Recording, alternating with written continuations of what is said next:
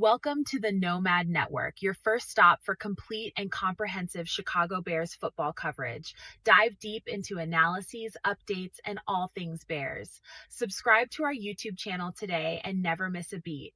Thank you in advance for your support. We promise to bring you the best because together we're unstoppable. Go Bears!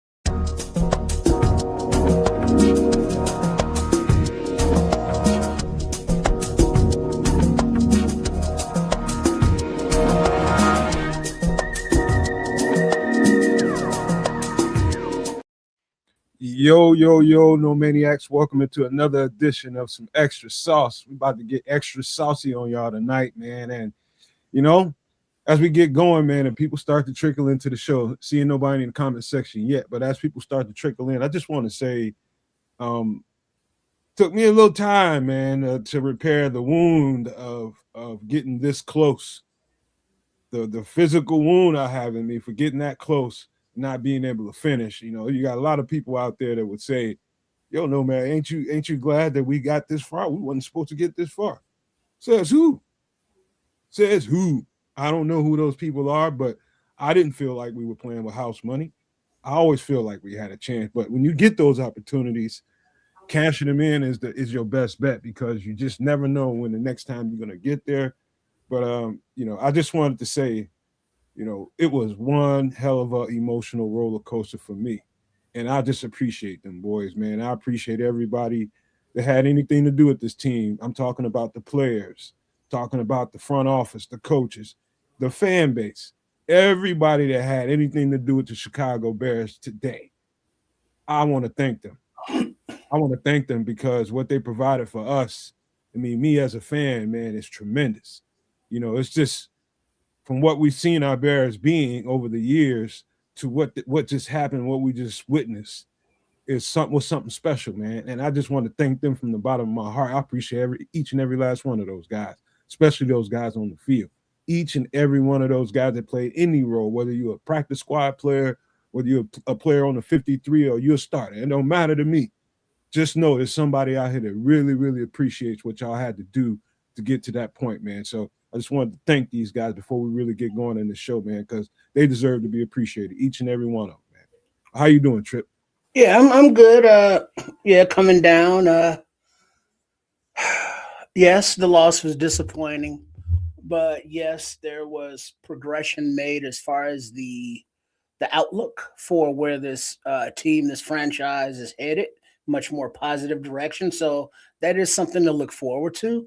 And as Ben Johnson referenced in his press conference, there is no building on this per se, because next season it's going to be, guess what? 0-0 is your record when you start. So you got to, you know what I'm saying? You get your good, better, best going all over again. But what they can build on is the culture, the attitude, the toughness, the intensity that Ben Johnson brought to this team with his coaching staff. And so that attitude, that mentality is already ingrained in the players that will be returning. So they can build on that. But, Nomad took it personal at the end of the game Sunday, or, especially in the post game when we were doing Nomad at night. But he was of the mind that we should be, giving the flowers to, showing the love and respect and the gratitude due to these players for what they do. It's like, sure, they get a lot of money and a lot of attention, a lot of fame, but they're putting their, blood, sweat, tears, ligaments, joints, soft tissues, bones, skulls, brains on the line to play this game. And that deserves appreciation. Gladiators, we salute you, because that's what they are. Put on that gear and strap it up. It's like, oh, get tough, walk it off, take a shot, get back out there. That costs. That has a cost that as fans we don't see, nor do we have to pay. So, yes, we salute those guys. But the thing that irritated Nomad was that in the chat, and we're like, all right, well, we need to replace this dude. This dude, yeah, he sucks. Yeah, this dude, this dude makes a lot of money, and we could use that money elsewhere. And Nomad's like, damn, y'all, they ain't even got the equipment off yet. You know what I'm saying? They didn't even get out the showers.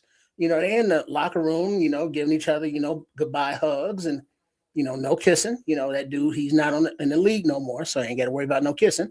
But, it's like, hey, hey, if I see you next year, we're going to do this. We're going to run it back. Knowing damn well they ain't coming back. They're going to, be, bagging groceries on another team or something. So this 2025 Bears team will never be the same because all of these 53 players that came and went next man up, the practice squad, the guys that came in late and contributed, yeah, all those are not going to be here. So the guys going forward, that's next year. But for the 2025 this past season, yeah, no doubt. Congratulations on being, a division champion of the North, taking that shit, FGB, after Lions and after Vikings, all that, this is our shit now. We're the captains. And then getting into the playoffs and representing well, because something else that this team did that we need to thank them for is beyond Bears fans, beyond football fans that have seen Caleb play this season, but the normies, just the casuals, are like, Caleb Williams, hey, these Bears, hey, well, look at this kid. So it's like, yeah, thank you for, developing into somebody who is putting the spotlight once again back on the Bears where it belongs. So yeah, give this iteration of the Bears, this season team, their flowers, their props. And going forward, there's plenty of time to discuss that. But before we can totally close the book or turn the page, as the case may be, close the book on this season, but turn the page on the franchise. You get the reference. But yeah, big ups to them and thank you. Hey, Trips, I appreciate you for because you just mentioned what happened at the end of the show. And it's true, man. I do get into a certain way when I hear stuff being said a certain way. And it ain't nothing to do with y'all. It's just me. It's just the player in me, man. That's just the player in me, knowing what they go through. Some of these dudes is on a rabbit's hair and, barely hanging on and, doing whatever they can do, giving it all, just to get a spot on the practice squad. If they get a chance to get on the 53, that's like groovy for them. Then you get to play in a game for happenstance. By happenstance, that's great. But the work that goes into it, man, it is something to behold, man. That's the hardest. It's the hardest, most fun thing I ever did in my life was playing football, getting prepared for a football season. And the hard work, I'm telling you, man, I think people should probably watch more training videos and, NFL players and shit. The things that they do to get their bodies together and get ready for that grind is something special, man, because it's a hell of a grind, man. Like, I remember the last time I played a physical game, like, I was just telling one of my teammates, I was just like, man, did you feel like you just got out of a car crash after the game? He's just like, man, I thought I was the only one. That's how your body feels, man. Everything, your toenails ache, bro. Your freaking toenails ache. And all you doing from that point to the next game is trying to get your body to feel at least a high percentage better than it feels at that moment. And so you ain't going to get to 100% by the time the end. We're going to still be hurting. Just imagine that for 18 games or however many games we played this year. And so, it is. Man, I'm glad y'all didn't take it personal, man, because it's just me being defensive when it comes to that, man. That's all it is to it, man. It's just, they just mean, what they do means a whole lot to me. That's all. But I appreciate that, man. By the way, Ked is somewhere in Canada. I believe it's their New Year. And he's somewhere being Leroy and Skillet from Fred Sanford, man, drinking his ass off being a wino somewhere. He said he might come through here at some point later on. We'll see what he does. But also, Bishop might be through here to fill in some blanks, man. But we got a hell of a show for you guys, man. we're gonna definitely get to that Bob Lazar story that we did not get to last week.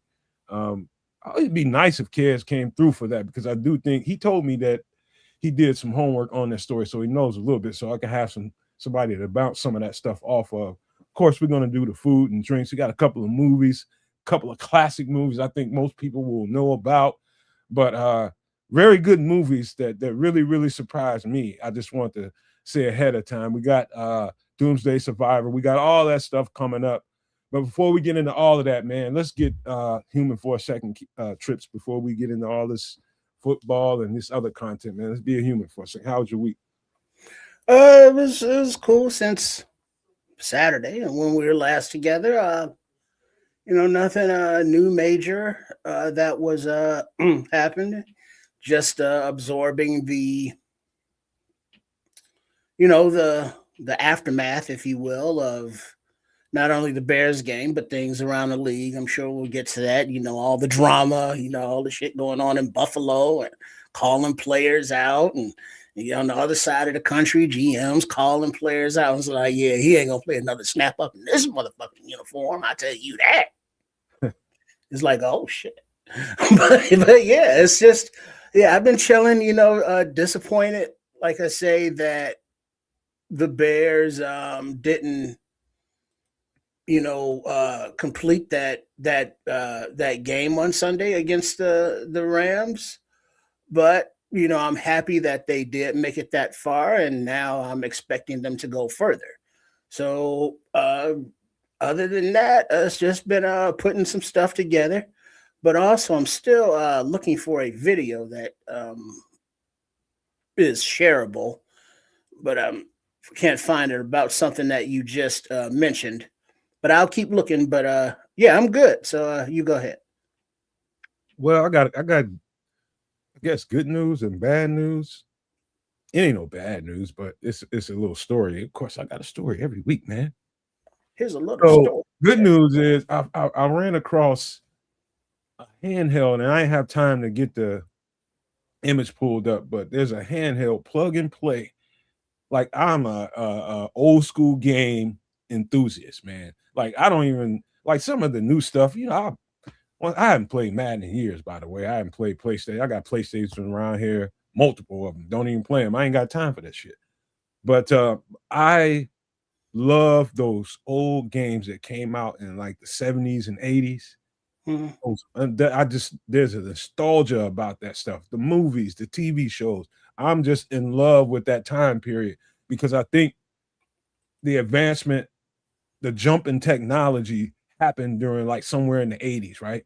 Somewhere in the early 80s, the jump in technology, the advancement in technology became like the old stuff really, really it's well with me. So anyway, long story short, I'm just scrolling through YouTube, starting to look at some of these football players a whole lot more. And I come across this ad, and they've got a handheld plug and play. Literally, all you need is a HDMI cord and this little unit in your hand, and you can play Galaga. You can play Miss Pac-Man. You can play Pac-Man. Those are the three that I know they have out right now. And so Galaga, I fell in love with that thing when I found out about that. I was probably 13 years old. Me and my friends couldn't get enough of it, because my one of my homeboys his dad had a bunch of games in his basement.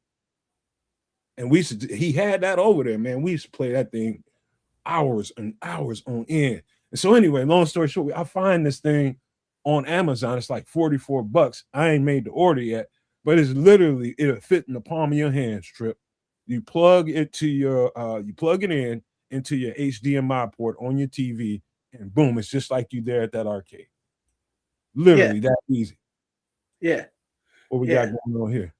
Oh, you were just talking about how you felt when, at the end of a season.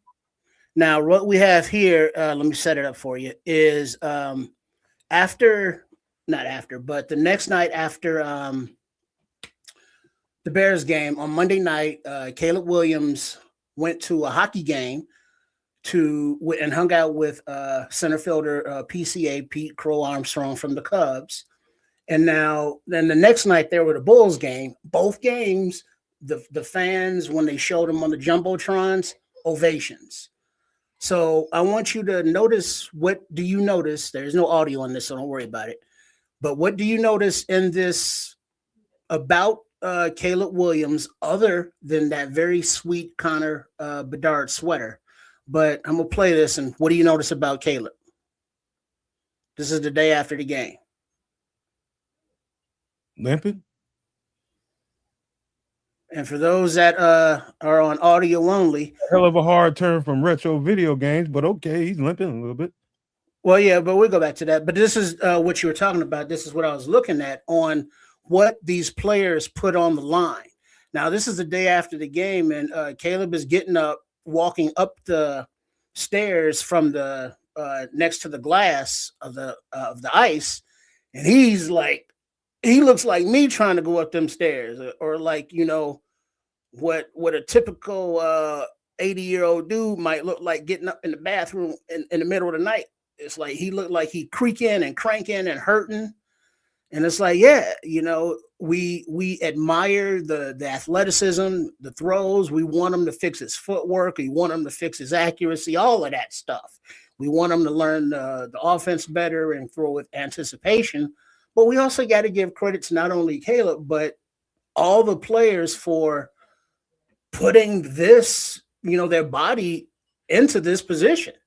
You know what I mean? He's way too young to be looking like that, walking up some stairs, you know, but guess what? He's a professional athlete, you know, quarterback, and that's what it looks like. You ain't lying about that. It's like that rigor mortis sits in after it take you about a couple hours after you finally. So usually for me, it was by the time I got back to the crib, the apartment, it was usually, that's when you get in the shower and you get out. Once you dry, you feel good when you get in the shower, that hot water hitting you. And then you get out, when you start drying off and pores close up, that's when it start hitting you. You be sore, and you're going to be sore for a few days. A few days, man. Your body feel like it's been through a damn literal war, bro. And, you know, like Caleb, I remember when he rolled his ankle up, he hurt his foot. You know, I don't know if you remember that, but that happened in, that last game. He hurt his foot and he got up hobbling. Yeah. So yeah, he got rolled up on him. What day was that? No, he stepped on. He kicked the foot, or he stepped on a foot, and he his ankle went awkward, and then he went down. Was that a day after the game? This video we watched, this was Monday night. Oh yeah, he's still feeling that shit. That's when it's the worst. The day after is the worst. And then those next couple of days, it starts to wane a little bit, but you're still feeling it. You know, I mean, dog, you gotta be almost crazy, Trips, but you really gotta love this shit, man. You really gotta love it. You gotta love everything about it. The stink in the locker room, you gotta love it because you're there so much and you're doing so much activities football-wise, whether it's practice, whether it's film room, whatever it is, you're eating there. All this stuff is going on. And if you don't have like a high tolerance for the game of football, you probably in the wrong line of work. And that goes true for a college player too, because it exists there too. Yeah. And also after like really confirmation on what the injury was, you know, granted, you're looking at Achilles tears from Deo, TJ with his fibula broken, and you know, all the injuries that guys are put on IR for.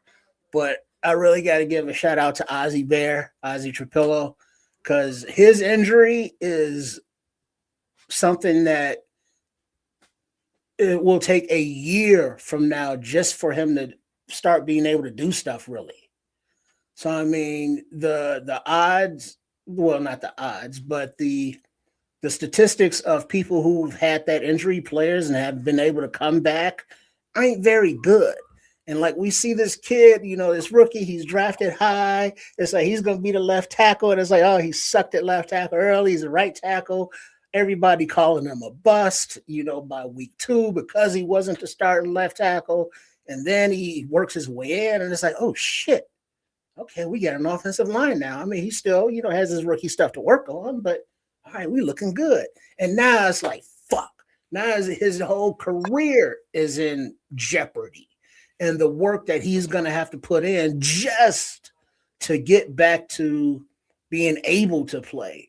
So the severity of injuries as well. That shit matters. So just a shout out to him.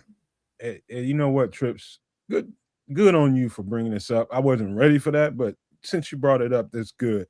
I wanted to tell you guys that what you just got through describing is the largest reason for me to get into podcasting. The reason why I want to let my voice be heard out here is because I felt like our fan base in particular didn't have enough people that can speak to the game in a certain way and give the kinds of perspectives about the game of football as you go through it as a player. Like it's a like the fandom can go so sideways so quick because fans think of football and the game this way. And what really goes on behind the scenes to get ready to play a football game, it's a lot. And so when you don't speak to that, when people don't hear that enough, I think they lose their perspective completely. And it's just gimme. What have you done lately? That kind of attitude.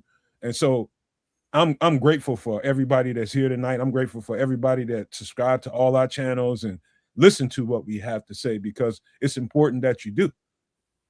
That those perspectives about what it takes to play this game, it's a crazy violent sport, man. Yeah. It's crazy violent, and you either love it or you don't. So it's not lip service when you hear coaches telling you.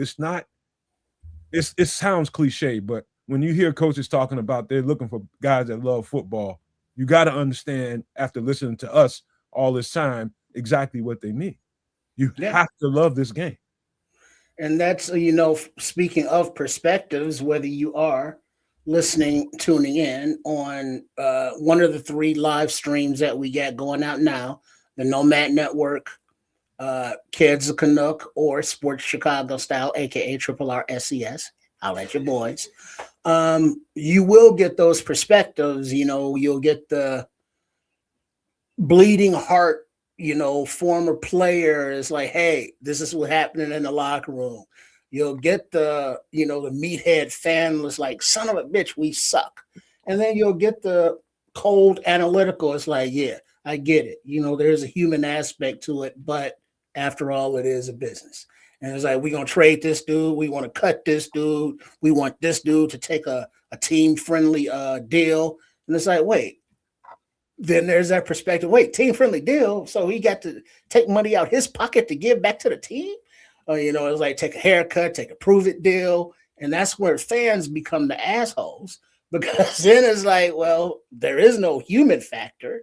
It's just the commodity of the players. And what can we get for them, and how can we flip them, and what can we get out of them? That's part of the brutalness of the sport as well. Not only the physical aspects, but the mental and the psychological and all of that. So, shout out to these dudes, and then you got, former players like, JJ, former players want to talk shit about fans. And it's like, well, that's why people be talking shit about you on the internet, all up in your DMs, talking about your greasy ass hands. For me, it's definitely not like a woman. I like to see you come, but I love to see you go. It's not that for me, man. I hate to see guys go, but it's the business. I just don't like the flippancy. I just don't like the I want to honor them instead of that's what I want to bring to the show. I want to honor what they bring to the table for us to enjoy, and the work sacrifice they have to go through to get to it. And so that's it, man. But and so now, with that said, back to where you were, the Galaga is like, that was my joint. That was back, the Missile Command days. Your Pac-Man, your Miss Pac-Man, that was his honey. And then they had the little bastard kids running around. And then Space Invaders, that whole era. My cousin got the pinball machine. It's like mint fresh. Like he can sell that thing for probably tens of thousands of dollars. It's so nice. He don't even want to let nobody mess with it. Well, here's the thing, you have to be of a certain age to remember pinball machines and pinball arcades. Oh, not no more trips. Now that's Well, like retro. no, I don't mean just pinball, not video. Just lines of pinball machines. It's like a genre, man. That's like Yeah. a people like people get ready and dressed up for like what do they call it when people dress up for Comic-Con and all that kind of stuff? Cosplay or Cosplay, yeah. yeah. That's the same environment that's going on with retro gaming. Same damn environment. Like you can anything you can think of that comes from your childhood, like machines like that, like people they own that shit, man. They are on it, on it, on it. And so anyway, finding that was like, I'm trying to get my girlfriend into it, man. She likes Miss Pac-Man, and she wouldn't let me buy it, but I'm gonna get it for her anyway. She don't know it. She's gonna be pissed off at me because she swears she don't want it. She likes playing the games on her iPad and shit. But she gonna be mad when that thing show up on the porch. I told you not to get that shit. I want to hear shit. A few hours later, you're gonna be like, "Hey, baby, I got to use the toilet. Can you come out of there for a little bit?" She's gonna be in there just grinding and losing track of time. Hey, you got to yeah. Some of that shit is so like wow. I'm gonna get it. I don't know if I'm gonna put it in my I got it in my car. I don't know if I'm gonna make the order this week, but we'll see. I have some other shit I want to get on. But the second story is about her again. Now here she comes. We just did the hot toddy last week. Here she comes walking in the door. Oh shit, I got something going on. I'm like, oh fuck. Hurry up and grab the mask and start sanitizing everything that she touched. She goes in there and I told her, look, go take all that shit off, throw it downstairs. You know, don't even worry about it. Go down there and get it later and put it in the wash, but throw it down there and get on a whole bunch of shit. She said, what you about to do? I said, I told her, what do you think I'm about to do? Because I've never made her a hot toddy. We not sick people around here. People don't get sick around this camp very often.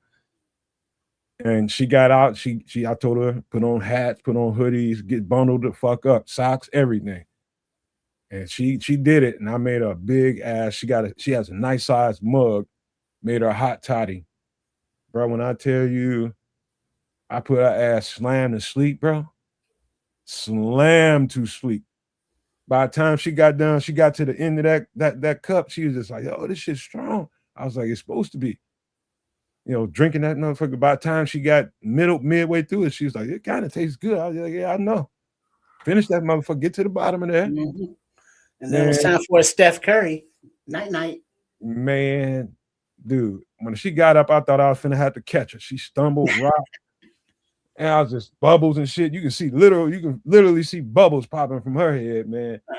But it's that kind of happy bubbles, not like I'm nauseous bubbles. Nah. Because the ingredients in the toddy are soothing to not only to the throat, but it opens up the nasal passages. It opens up the congestion in the chest, and it's settling to the stomach, so you don't want to throw it up. You know, so you feel all warm and it's hot, but you can't keep your eyes open. You want to smile. You do want to smile. You might be sick, but it's like, I'm so hot, I just want to go to sleep. And the next thing you know, it's morning. It's like, I'm hungry. Hey, Trips, I go down the hallway, go in the room to check on her.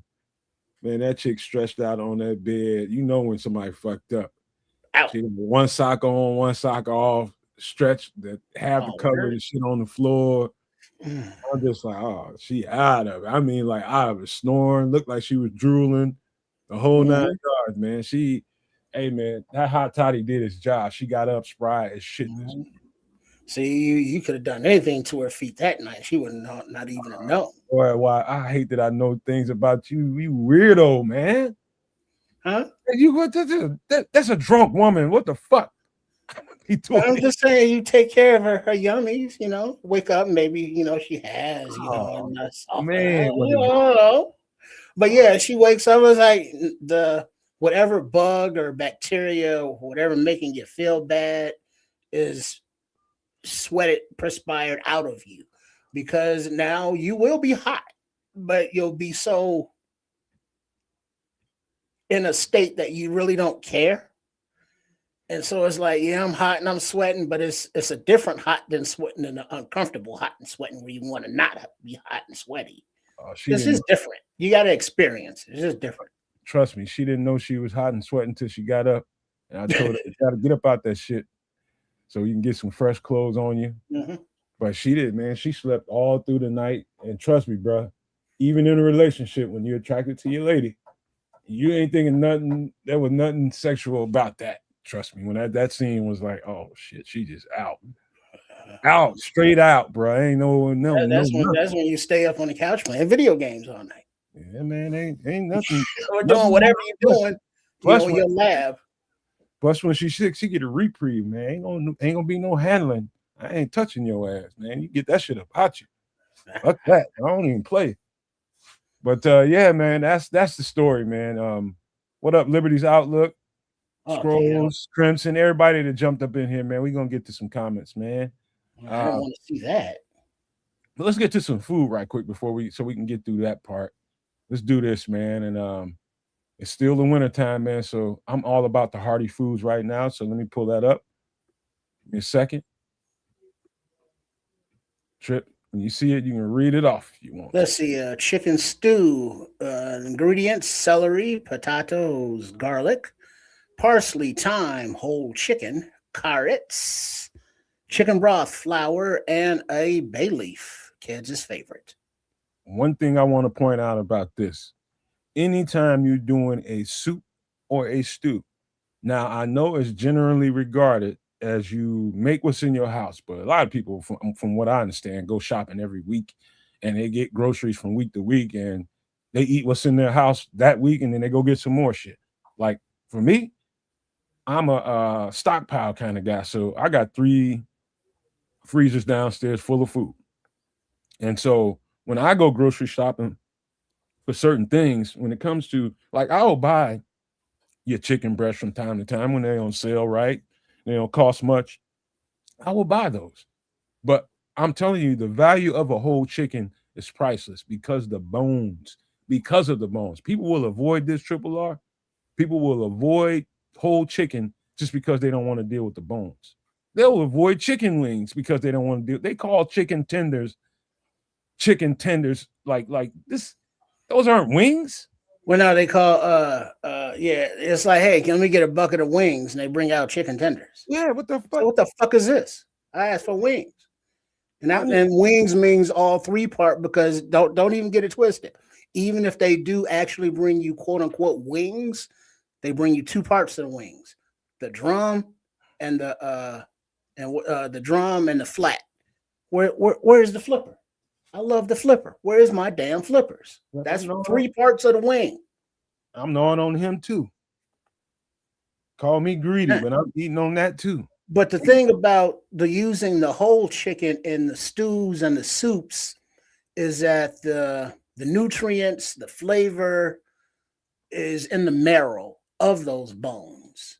And so the longer you let it simmer, the more that marrow and flavor is gonna infuse with the vegetables and the water and the broth, whatever you're using. Because even if you don't use broth, you can use water, but the marrow can flavor that water into a broth. The broth just adds another layer of flavor to it. So that's the importance of the chicken, but also utilize repurpose old chickens, such as, like, if you go someplace and get one of those rotisserie chickens, like from a supermarket, grocery store, and like you eat on it for a day or two, and it's like, well, what's left of that carcass is usually the center mass, the spine and all that. Throw that into the pot with the rest of these ingredients, and there's your chicken right there. You may not have all the meat from a whole chicken because you've already eaten a few pieces of it, but that's okay, because what's left on those bones is going to boil and simmer off, and so you get all of the meat off of there. You get all of the previous mentioned nutrients from the marrow, and it's just a lot of flavor, and there's body into it. And the chicken, the way it's made, is kind of stringy, so you can have pieces in there, but it will fall apart. So it's easy to go down. It's It's not irritating your system, and it's easy to digest. So you'll get some proteins, your vegetables in this one stew, in this one bowl. And normally it's a when you're sick kind of food, or winter kind of food. But I know people that is like, yo, I'll make some chicken soup and enjoy it. Maybe throw some noodles in there, or some pasta, or some spaghetti, or maybe even a few diced up potatoes when you That make it in there. that would be me. That There would you be go. me. I have no problem whatsoever making me a nice little pot of soup. These days, my girlfriend works afternoon, so most of the time I make dinner now, I'm eating it. You know what I mean? If there's some leftovers that she wants, she ain't that big of a soup person. But I'll eat the hell out of soup, man. Now, you talking about the bones, man. Dude, let me tell you something. I'm a true carnivore. I like the gristle off the chicken bones. I'll eat Delicious. that shit too. Crunch, And so, crunch. yep. I like all parts of it. When we first got together, she was just like, "Hold up, I'll stew down that chicken for a little bit till it's tender, take it out the thing, scoop up all them bones and all that meat and stuff, put it on the plate and start picking it, getting all the meat off of it, throw it back in the pot, let it keep cooking. And then what she got twisted was when I throw the bones back in there. She was like, why you? I'm just like, yeah, still parts on there. I'm gonna eat. You can avoid them, but trust me, I'll get to them. hmm Every last one of them. You hear me?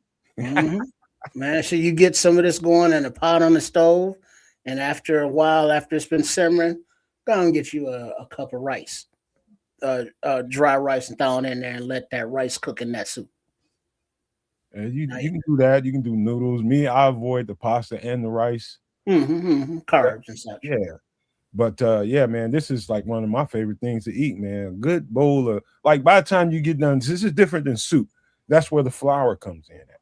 So you're Yeah, gonna this is a stew. yeah, you're gonna end up making kind of a roux out of it. And so Mm, or by the body. time you this is done, it won't have the complete consistency of a chicken pot pie on the inside because that roux is a little bit thicker, but it'll be close to it in that regard. It'll be kind of close to it. It needs to look like a gravy by the time you pull that spoon out of the pot. hmm It Yeah, needs to look like more gelatinous than liquid. yeah. And so that's what makes it stew. You know, the difference between chicken soup. There's a difference between beef soup. The difference between that and stew. Yeah, the stew is hearty. You're not getting all of the vegetables in the soup. The soup is basically broth. You know what I mean? Just boil, just open a box of chicken broth, warm that up. There's your soup. I mean, Yeah. so now in this you got broth and everything else. Take everything else except the broth, and there's the difference between soup and stew. To your body, I'll tell you the difference. The difference between this chicken soup and chicken stew that you see on the screen. That chicken soup, I'll eat a bowl of that and I'll be ready to eat a whole nother one in a couple of hours because it's just nothing. You know what I mean? It's gonna taste good, it's gonna fill you up if you drink the broth. And then about an hour and a half, 2 hours later, you're gonna probably want some more of that. The difference in this stew is you eat a nice hearty bowl of this. Trust me, you ain't gonna get a second. I'm telling you. Yeah, it's gonna stick to you a little bit longer. Stick to them ribs. Yep. And it's a good thing on just when the temperature is below zero, as it is in the Midwest or now and coming up. This is something that helps warm you from the inside. Man. So you consume it, and not only is now the ambient temperatures warm you from the outside as you're coming in from the cold, but the from the inside you just feel that warmth emanating from your belly. It's like very comforting. Yeah, it is. And as cold as it's been in Chicago this last week, and as cold as it's about to get, from what I understand, my girlfriend told me it's about to get real frigid come this weekend. Yeah, These are the types of recipes you really, really want to consider. If you don't make this kind of stuff, might be a good time starting. Because if you live in the Chicago area, bro, you sound like you're gonna need it. Just shout out to RJP, RJ Pliskin. is that Snake's cousin?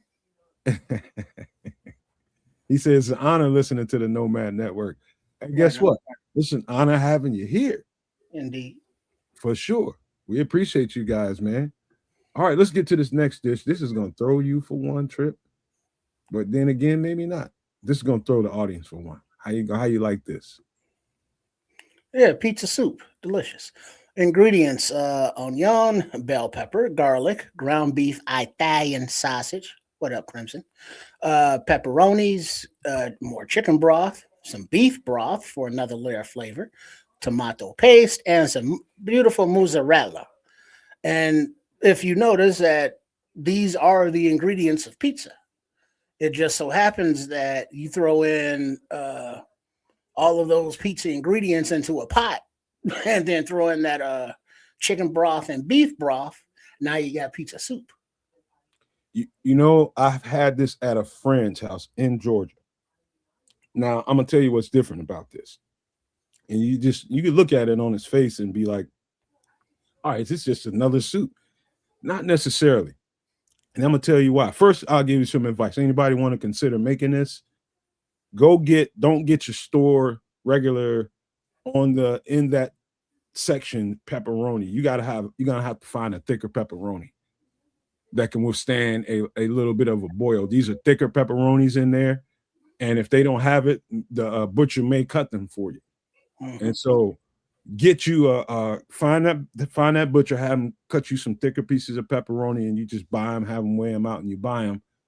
But that that pepperoni, that flavor profile made it different than any other soup that I've ever tasted because of the flavor profile in the pepperoni. Mhm. That was good. And that mozzarella on top, like the one that I had mozzarella, and there was some what's that other cheese? The Pecca Romano, no. What's the other one? provolone, No. The other one you sprinkle on top of a piece. parmesan. Parmesan. The one that I had some parmesan on top of that thing. And I'm telling you, bro, it had ground beef, it had the Italian sausage in there to give it some substance underneath there. Mm-hmm. Ooh boy. Mm-hmm. Ooh Yeah, boy. no, and the Pecca Romano is the Pecca Romano cheese is Parmesan and a Romano, so that's a mix, and so it is Parmesan, but it's like Parmesan plus. So if that's a combination, but yeah, the depth of the flavors with the three meats, because you got your ground beef, that's your hearty, you chewing that, but then the distinct flavor, the Italian sausage, it's like ooh, mm. And then the bitterness and the bite of the pepperoni, and if you do get those, only have access to the store bought ones and not a butcher shop to cut them a little bit thicker, just get 2 packs of the store bought ones and throw those in there. You Hey, know, yeah. now I was gonna say, man, you can imagine eating something like this, and like the flavor profile of an Italian sausage is strong enough with that fennel in there, and that flavor is extremely strong, and it's gonna. If you don't like Italian sausage, dog, you wouldn't like Chicago pizza, but I'm telling you, you would think that's gonna be the strongest flavor in there. I'm telling you right now, those pepperonis overwhelm the Italian sausage, and in a good way. In a good way. It's probably top 2, 3 soups I ever ate in my life. Hmm. Yeah, it's quite delicious because it tastes like pizza, Yeah. except you're eating it with a spoon. The And the so every spoonful is a different flavor combination and profile, just like every bite of pizza. My advice to anybody that wants to do this: buy tomato paste and build your own sauce. Don't buy that cheap, what do they call that stuff in the jar? I forget the name of it. You Come mean on, man. like the pre-made sauce or paste? Yeah, man, that I don't know that like Wait, some which of one are you talking about? like some of that like there's a brand that I think there's really good. What is it? Aunt, it ain't Aunt Millie, is it? No, there's something with a woman's name on it. Bishop, give me a thumbs up when you feel like you're ready, bro.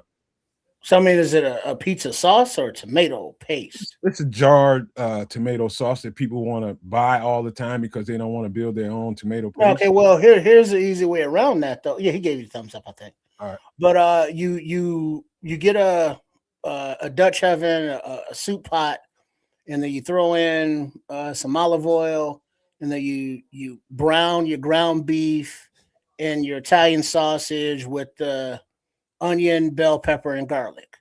And then so you let that brown in that pot. And then you build the sauce that Nomad's talking about with a tomato paste, and your seasonings. You know, since the fennel's already in the Italian sausage, you just add like maybe some basil, Italian seasonings, even, or the other one, oregano. By the way, Trip, real quick, if you're gonna do this, get sweet Italian. Yeah, sweet Italian. There's a difference. Great contrast to a kind of a tangy soup. Yeah. And then once you do that and then you mix that up, now you're building the sauce within the meats. And so you let those flavors cook in there a little bit, and then you go in with the broths, you know, and then deglaze the bottom of your pan, and then let them simmer and simmer and simmer, and then simmer a little bit more. And then maybe you throw in some tomato sauce if you would like that as well. So yeah, I mean, and then you can customize the ingredients just like you customize your pizza. So whatever meats you like on your pizza, that's not these, put those in your soup, and whatever toppings, prepare it the same way, but make sure you add the two broths to make it into a soup. And so you customize the pizza or whatever flavor you and your families desire.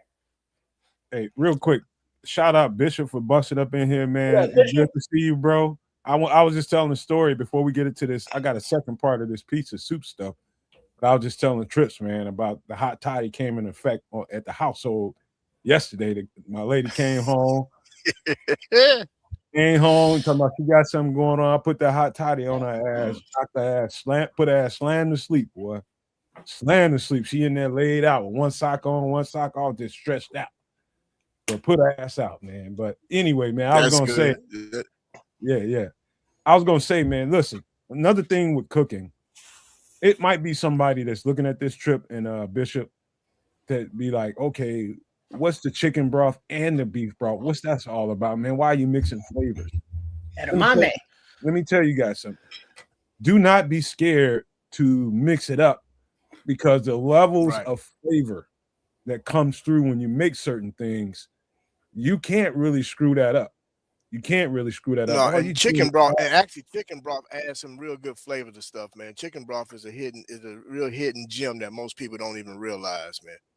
Yeah, he's like Liberty's Outlook saying, throw a couple splashes of nice Chardonnay or any kind of red cooking wine in there. Maybe even throw a little a splash of Worcestershire sauce in there. Hey, while I was in the back, I heard you mentioning something about one that comes like in a jar. I think you're talking about that. It's called Mazzetti's or Mazzetta's Artesian. That's what you're talking about, no man. I've seen so many of them, man. That sounds Mazzetta Artesian. Yeah, Mazzetta Artesian pizza sauce. It's in a jar. It comes in a jar. Yeah, I think that's what you were talking about. Like some of them, man. My girlfriend has bought them, and I ain't gonna waste nothing in my house, man. If it's there, you use it. So I'm just gonna always, if she brings something like that home, and I got to cook with it, I'm gonna do it my way. You know what I mean? I'm gonna add my own flair and shit. Like I've made pizza sauce and spaghetti sauce.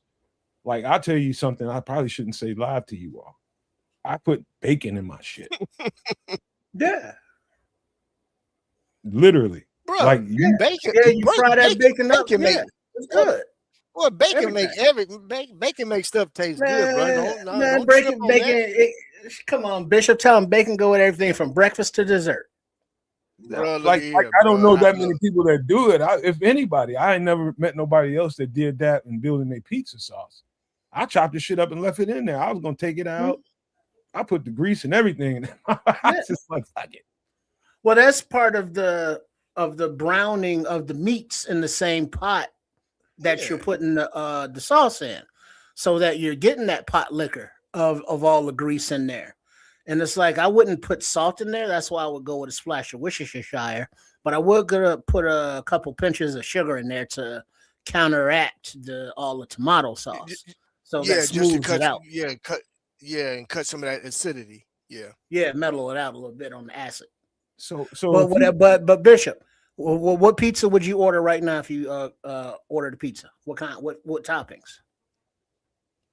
Oh, bro, I'm a real simple dude, bro. I'm strictly Italian sausage, man. Honestly, bro, I'm Italian sausage. Maybe if I'm in Chicago, I'll order Italian sausage, half of it with giardiniera peppers on it, and I get down like that, bro.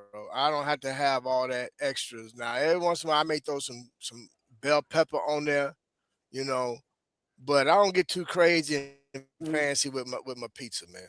All right. Well, that what you just mentioned. I'm a simple dude when it comes to my pizza. That can be a very simple soup then. Oh, absolutely.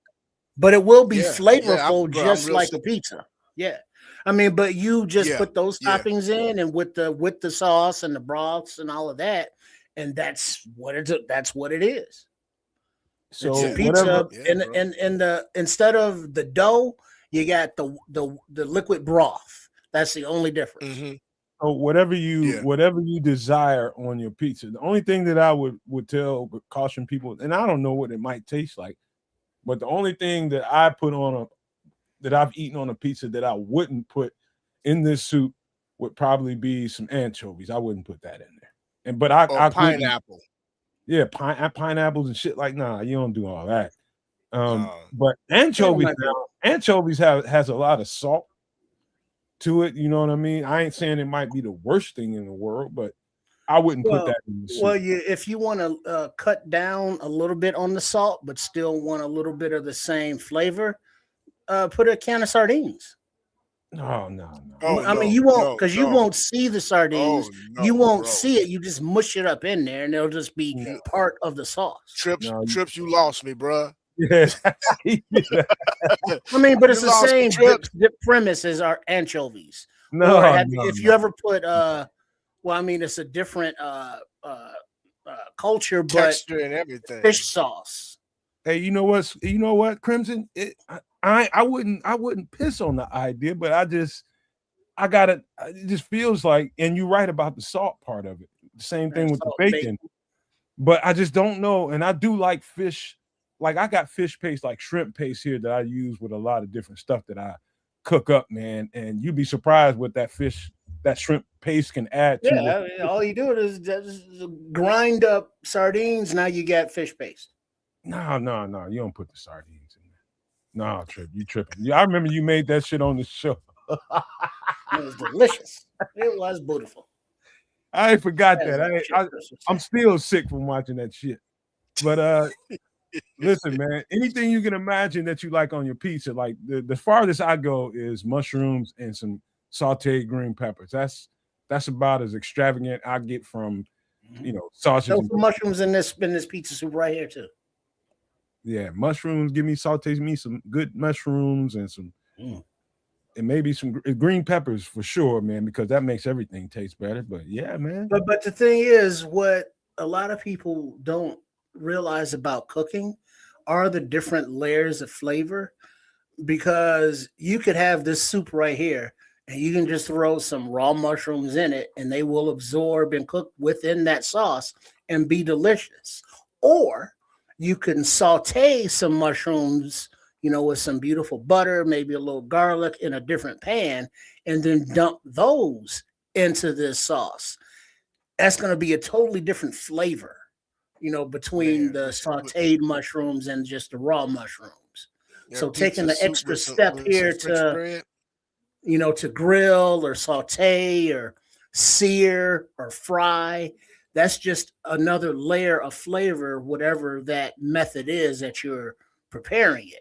And then you add that into this dish. And so everybody's bringing their own thing to the party to make a bigger party, as opposed to everybody just coming to make a party. So, hey, bro, I told my brother about this before he passed, man, and and I remember when I first got back here, he wanted to take me out for pizza, right? He was just glad that I'd moved back home, man. He just wanted to hang out with me, and he takes me out to this new pizza spot, man. They got this pizza called the Tough Guy. Tough Guy, huh? You know what I mean? This motherfucker, when I tell you, they everybody told me that motherfucker hot now. It's hot. I was like, man, ain't no pizza. I've tasted spicy pizza before, man. I ain't scared of this. He's like, you really want it? I was just like, fuck it, I'll try it. You buying? I'll try it. Man, them red pepper flakes took over. Yeah.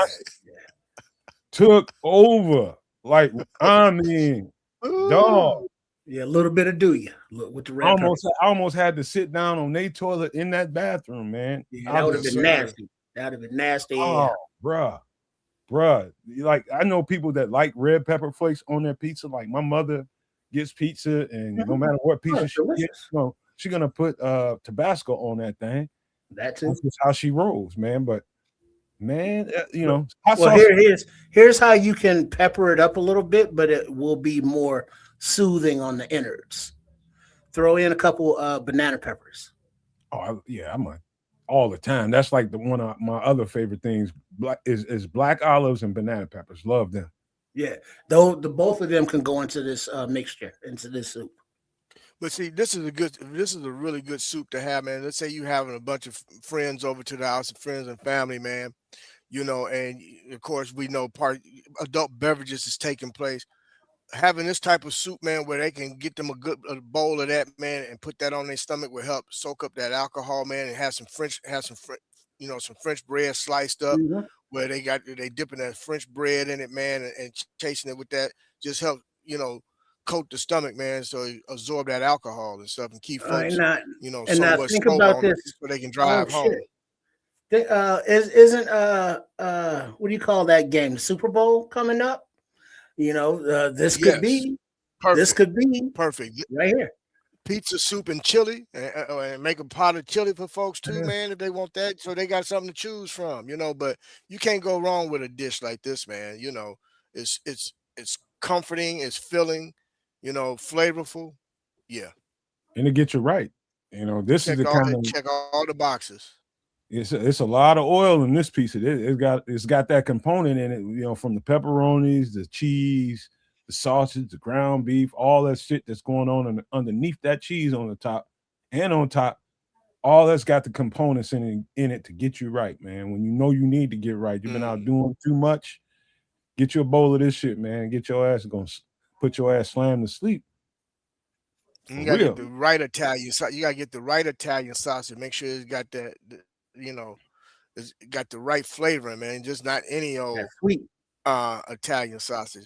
It's got to be the right Italian sausage, man. Crimson say if he fed this to his friends, you will have no more friends. Shit. They'd be at your house all the time after this. Because this is something that you look at and you kind of turn your nose up and it's like, what the fuck is that? But then you kind of smell and it's like, well, it smells like pizza. And then you're like, that tastes like just watery pizza, liquidy pizza. Like, okay, and it's like, go and have me some of that French bread. Yeah, I want some cheese on it. Shit. There's another ingredient in it that is very, very important to anything pizza, in my opinion, and that is the oregano. Make sure you got some of that going on. Yeah, because there's Little Nicky's pizza spot on Broadway in Chicago, just north of the fuck street was that? Morris? No, that wasn't Morris. That's not Morris. It's gonna mess with Wilson. Thank you, Wilson and Broadway. But you get the hot pizza out of the big pizza ovens, and on the counter they had a big shaker thing of Parmesan, a big shaker thing of Italian seasonings and a big shaker thing of oregano and a shaker thing of red peppers.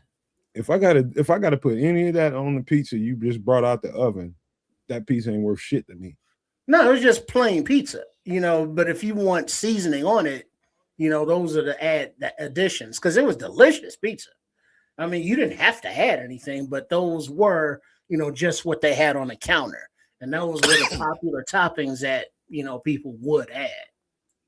But just that the pizza that they pull out the oven and put on that cheap ass paper plate, with the thin ass layer of foil on there, and then you eat it like you can't eat it because it's too hot at the time, and it's all crispy on the bottom, and cheese pulley is like, oh, please. It's like, yeah, come give me some of those red pepper flakes. Yeah, I want some Parmesan. Shit.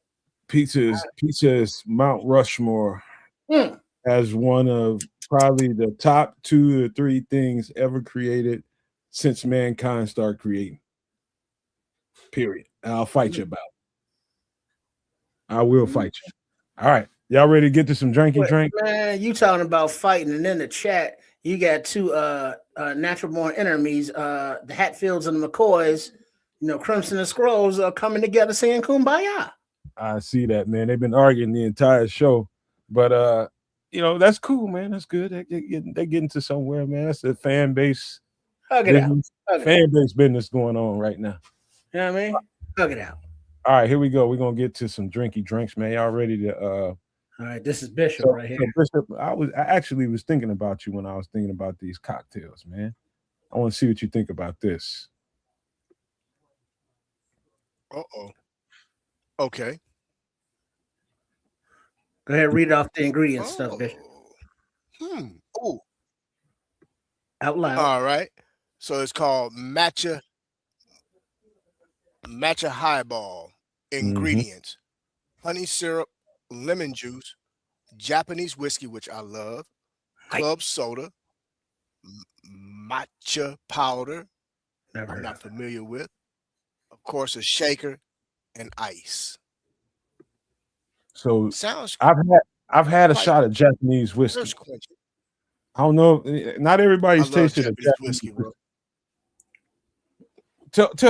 Describe Japanese whiskey in your terms. Yeah, what's that like? In your terms. It's very smooth, well balanced. It gives a bit of a twist to a bourbon. It's kind of you know how I gauge it between a bourbon and a scotch. It's right in the middle of that, man. I like it because it's really balanced, and it'll put you on your arse. I would tell you that, but I like it. It's real. You got to be careful with it though. I don't get into it real heavy, boy, because it'll grab you. But I like it, man. I got introduced to it by my god brother, man, who lives in Atlanta, when he used to work for Beam, and of course they have a line of Japanese whiskey that they distribute, and tastes very well. I like it. And there are some whiskeys that's kind of an acquired taste. This one here, it's all I can say is try it and let us know what you think. I like try it. it. You'll like it.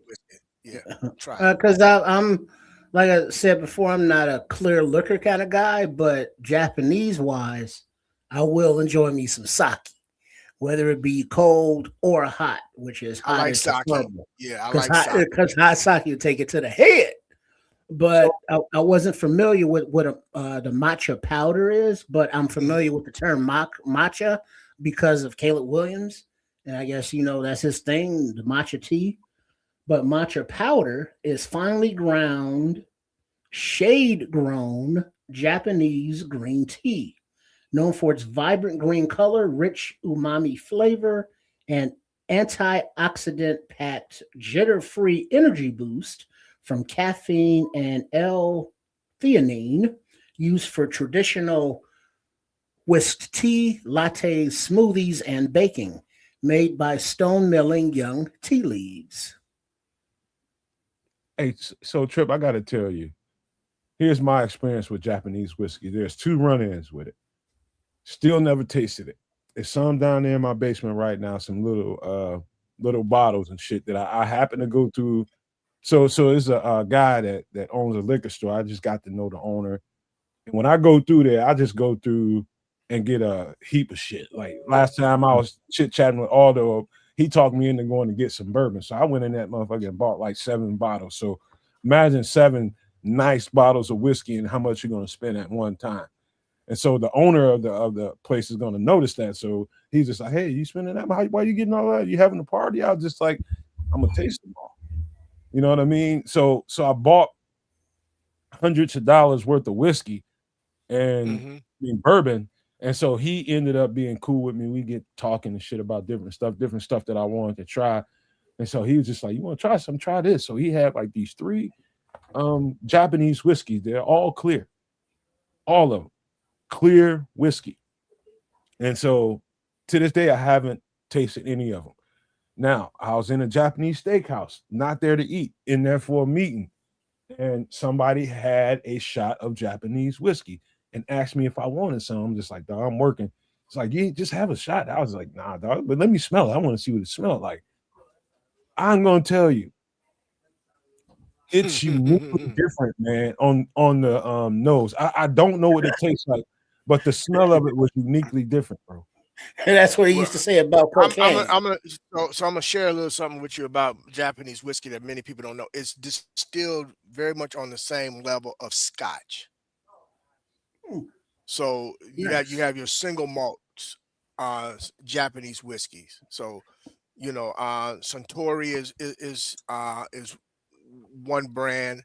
I hope I'm not botching up the name. I think it's Hibaki is another one.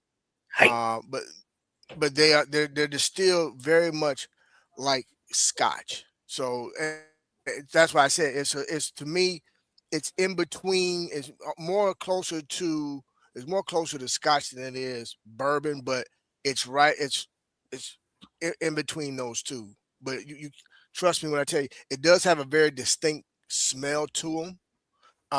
You have some clearer as well as some more closer to brown. So you know I advise anyone to just try the different ones to see which one fits your palate. Oh, but as in when you're trying any alcohols, taste testing, sampling, like us, Red Baron is saying here in chat, Japanese liquor is very smooth. Yeah, because sake smooth AF. It sneaks up on you. Next thing you know, you're tied up being questioned by the Yakuza or being tickled by, toes of geishas, whichever. But that's why I said what I said. Easy. Go easy. And put each one with water in, but every time you try something, drink water behind it. Dilute that, because it seems as though that this Japanese whiskey has, levels just like scotches and whiskeys and tequilas. So there's, the light, the medium, and the darks. So I would try this drink though. Yeah, I do. I drink it neat with a water chaser. Now, honey syrup. Not familiar with that one. Can you just use honey? Honey syrup. No. You ever had honey syrup? I've had honey, but not honey syrup. Yeah, you get different flavors of honey syrup too now. I don't really eat sweets, but I know I've tasted different stuff. Like in the South, man, people make this shit at their house, man, and will put it on they gonna cook for you. If you spend a night at somebody's at your girlfriend's daddy crib or mama crib, you get up, you eating breakfast, whether you want to or not in the South, bro. Yeah, shit. Oh, grits, bro, they probably by that time, man, they might have smoked a whole hog, bro, and they didn't pull the big pieces of ham like that, because some homemade biscuits, bro. Yes, sir. And the eggs are big and fluffy and steaming. The pancakes, bro. Yes, sir. Breakfast. What kind of jelly you want? Blueberry, grape, poison berry, because they made that. Breakfast is a religion in the South. But they don't do jelly. They do jams. jams. They don't do Jam. jelly. They Yes, do jams. Just stepped out of jelly right into the jam. man. They got like, bro. I met some Get you people some apple butter. in the Put on some country. put Yeah, on some and you know bread what on you're some drinking out toast. of? Old mason jar, I met a couple. I met one girl that Ooh. ice cold. daddy had hogs in the backyard, chicken. And all of them was delicious. Man, bro, they got homemade everything, man. They be making stuff from the land. Well, the South got some treats for you down there, man. So you gonna Yes, sir. taste some different kinds of syrups and honeys and shit down there. Yeah, but the thing that always, well, not the thing, but something I always remember about the South when I visited some relatives down there in Huntsville, Alabama, that their beds were so high off the floor. Just everybody, just normally their beds were just higher off the floor than I was typically used to. But they all had like pea pots under them. And it's like, wait, y'all pee in the same room? Y'all don't go to the bathroom? And it's like, no, they would just get up, piss in the pot, put the pot back under the bed, and dump in the morning. I was like, that's different. But I enjoy it. Oh no, It was sir. lovely. I ain't doing that. Well, I mean, hey, I when ain't in doing Rome, that. when in Rome. Hey, hey, what's it? Frankie Beverly and Mays got a song out, Southern Girl. Hey, they different down there, man. Yeah, yeah. And then the big fireplace going. Yeah, man. Like And back when there's a story you could actually, there Triple R. was a spring, a natural spring, to where you could literally scoop out water and still drink from. I don't know if today you can still do that, but back then you do. It was clean, it was fresh, it was cold, it was pure. Out in the country. There's a book that I read a long time ago. This is gonna sound a little bit like about a race story, but it ain't really, but it is. Like you talking about the high beds that were high off the ground. And I read a book a long time ago. It was written by a former slave, and he was talking about the more and more Europeans that came over here, the more and more rats they saw. The more and more rats they saw, like rats aren't indigenous to this continent. Came over on ships. Those came from Europe, my boy. The stowaways. Yeah, they came on those ships and they got off them ships with them and made it. And so that's the story behind that former slaves high beds. They kept them things up off the ground and used like repurposed steel and shit so they couldn't climb the posts. Okay. Yeah, because I mean and the pots, not the porta potties. Well, they were kind of portable and they were pots. So I guess the early porta potties, but they didn't have indoor plumbing. So it was either use the pot under the bed if you had to go number one. But if you had to go number two, you had to go to the goddamn outhouse. And you know what I mean? And where's the outhouse? Outside. And what's outside at night? Darkness. And all kind of stuff that make noise and shit. And what's in the outhouse in the dark? You don't know. Go ahead, sit down. Enjoy yourself. I got another drinky drink for y'all real quick before we get into this Bears conversation. See what y'all think about this. This is the Belmont. Ingredients: lemon juice, ginger syrup, Galanio, which is a mixer, lemon, peach liqueur, and shaken with ice. And that little garnish in the top is mint, by the way. Yeah, mint. Yeah, this looks sweet and bitter at the same time. This looks delicious to me. I don't know about this one. You got to think or why they would, because so Scotch is the drink. I don't know. Yeah, because there's no liquor in there. Scotch is the drink for this. My fault for not adding that. Scotch. Okay, all right, yeah, okay. There that's you go. Different. That's different. All right. Yeah, now I fucks with it. Yeah. Yeah, because if the peach liqueur was it, or like some kind of vodka or gin pass, but Scotch is like, oh shit, okay, all right. And now you are messing with Crimson because first you got a green drink, now you got a gold drink, FGB, damn it. Hey man, look, there's no good drinks that ain't green and gold, bro. Not no mixed drinks. You can think, man, you got to like some of this stuff, like like I've got to try some more, like ginger syrup. I've got to try that. I've got to try that. I just want to see what that flavor profile would do to a drink like this. Galliano is a mixer. I've had it in something. Don't remember exactly what it was, but I've seen it on the table. Somebody was making it shit, and it's a sweet taste. Um, Peach liqueur. I haven't. I take that back. I've had peach liqueur. I've had peach liqueur, and it's delicious. Scotch is a very, very sharp whiskey, in my opinion. I don't know what y'all think about that. A very what liquor? It's sharp. Well, it depends. I mean, it can be very mellow, very smooth. Like I think it's just levels. Like if you get just bottom shelf, it could be not as refined, more bitter, too sweet, or too pungent. Whatever the case may be. But if you move on up a little bit, Scotch can be just very smooth. Sip on it, raw, just straight up, clean, neat, rather. Like, what's the last Scotch you had? Last thing I had was Johnny Walker. Johnny Walker Black, and that was smooth AF. That was that.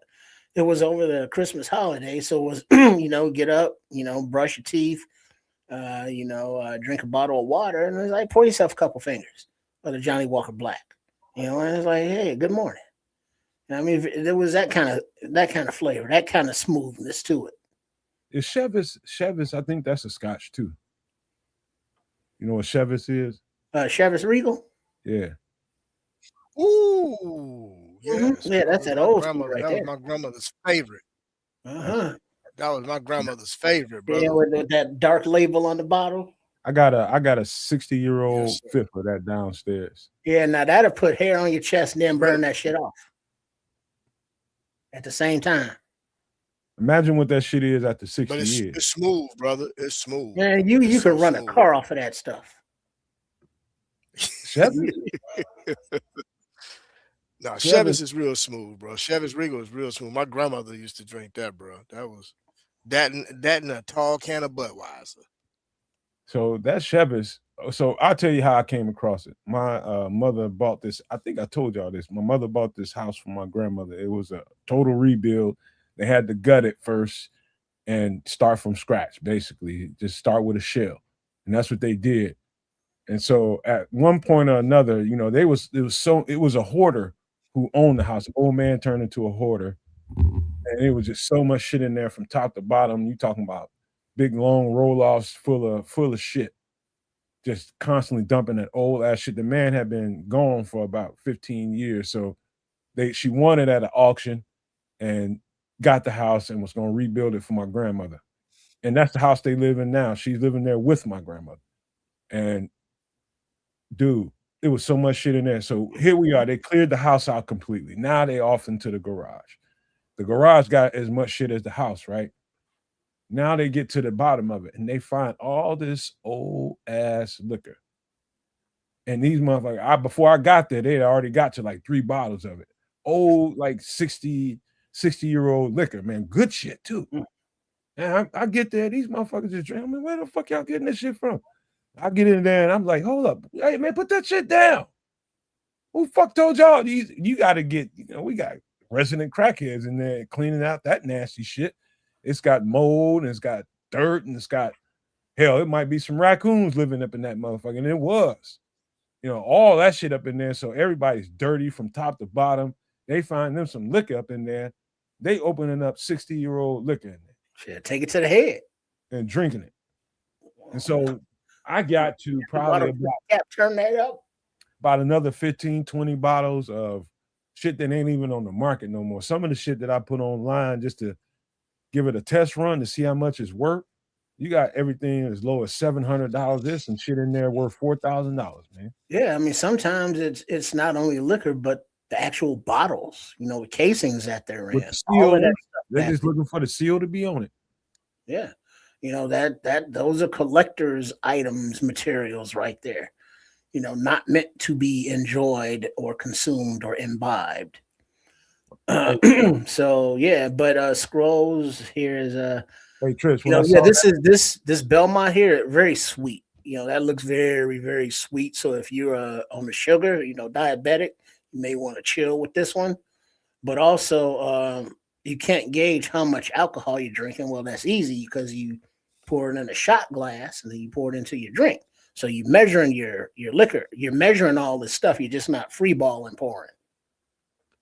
Trip, I got it. Before we get out of this conversation and into the Bears garage, I kept digging and digging hard. I was just like, it's a matter of time before I find a bottle of Ripple up in here. Something Fred Sanford used to drink.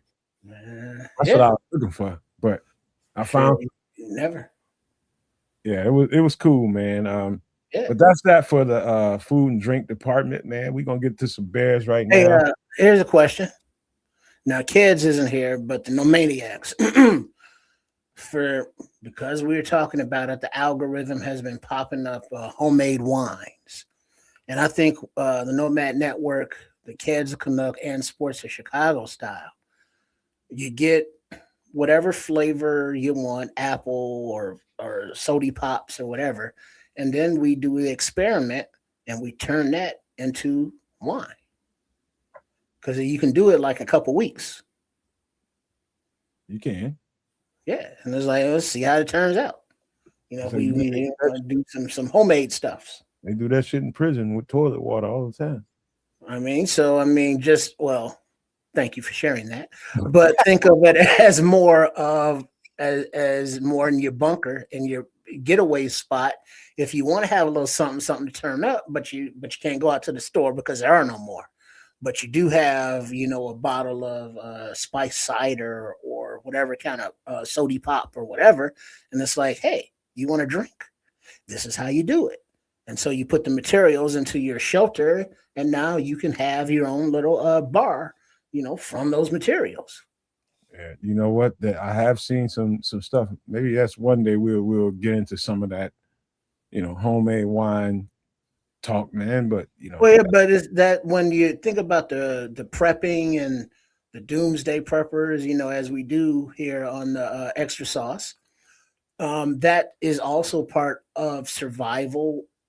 Once you're yeah.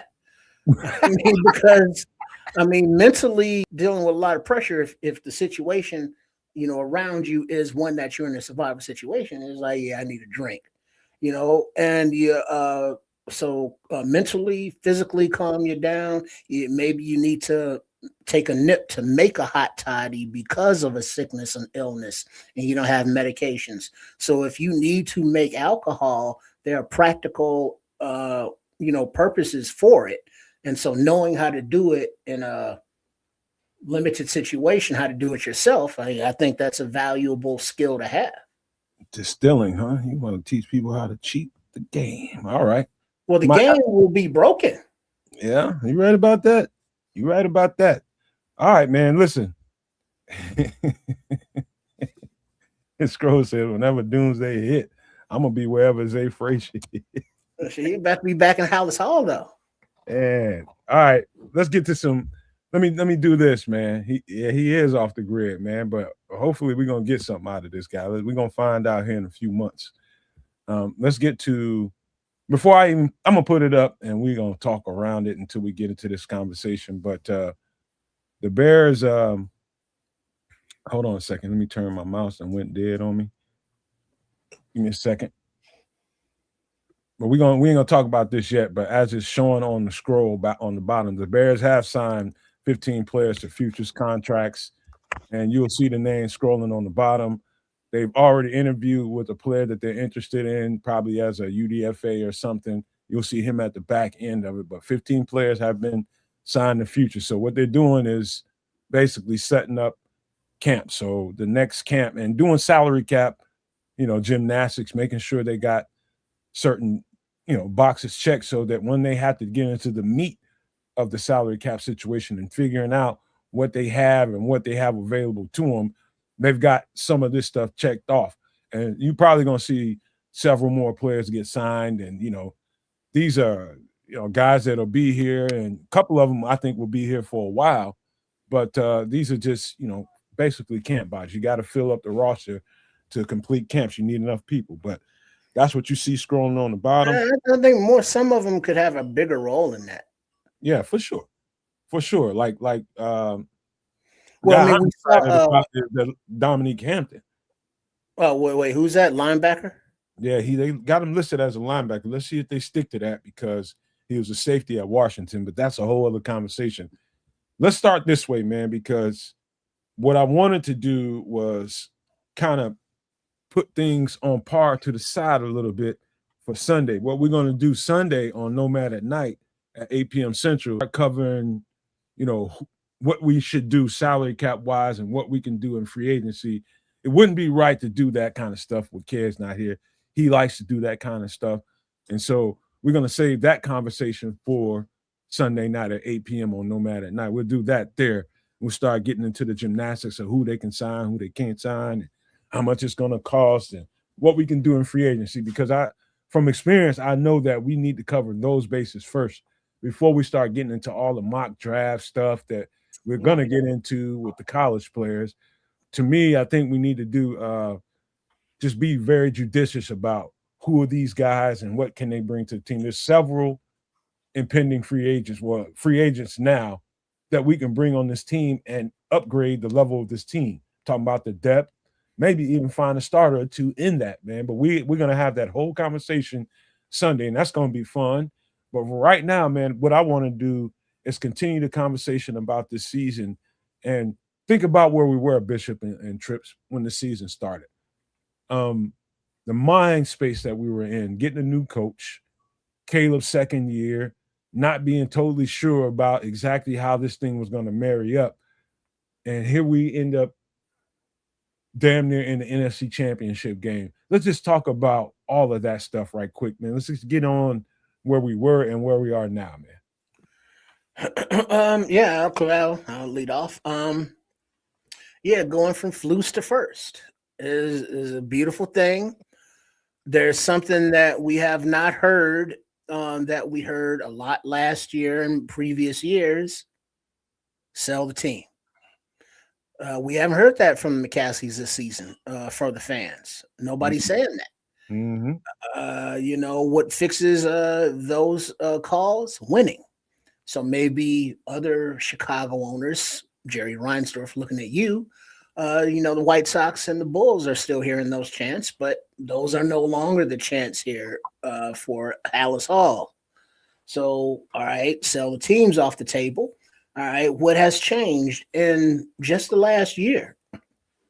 You have, Kevin Warren coming in, assuming that role, and he's doing his thing, and he's playing, the suburbs against the city. He's playing the state against another state. He's doing his thing. The fans want it yesterday, but they're talking about millions and billions of dollars. They're going to go at their own sweet pace. They spent the money to bring in the hot shot number one coaching prospect out there in Ben Johnson. He's in the fold. Ryan Poles gave up the opportunity to get the Hall, and he took Caleb Williams, and now you see the hierarchy is all formed there, and so now Caleb Williams goes to other venues to watch the Blackhawks, watch the Bulls.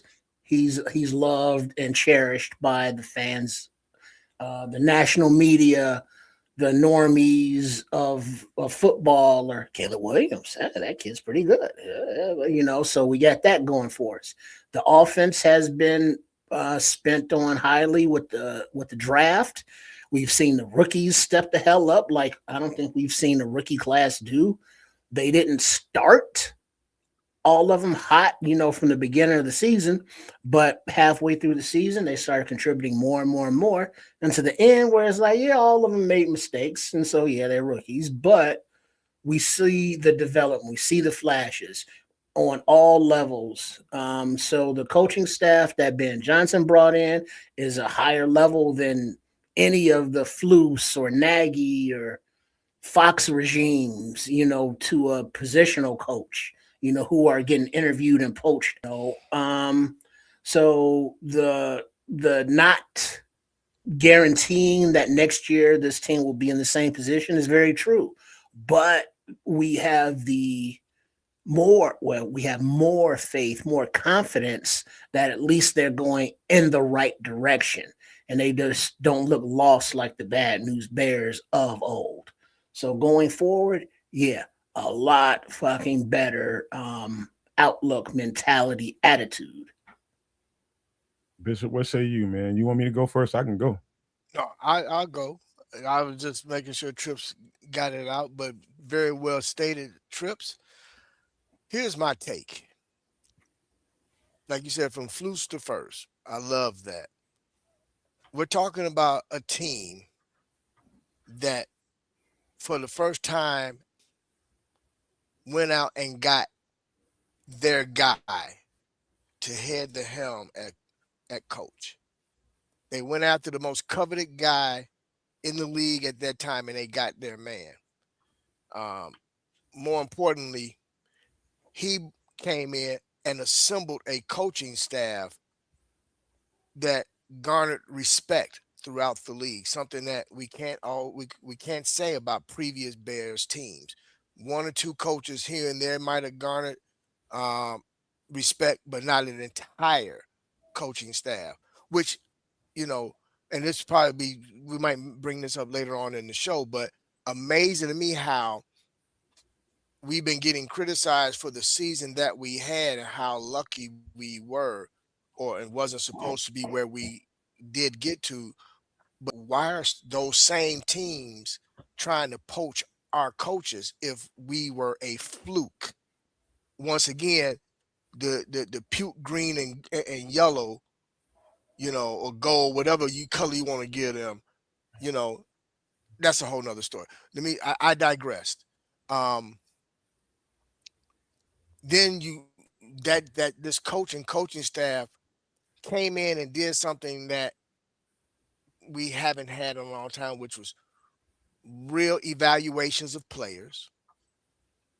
Along with that evaluation of players, true test of the players' character and guts and work ethic throughout OTAs and throughout mini camp, OTAs, and training camp.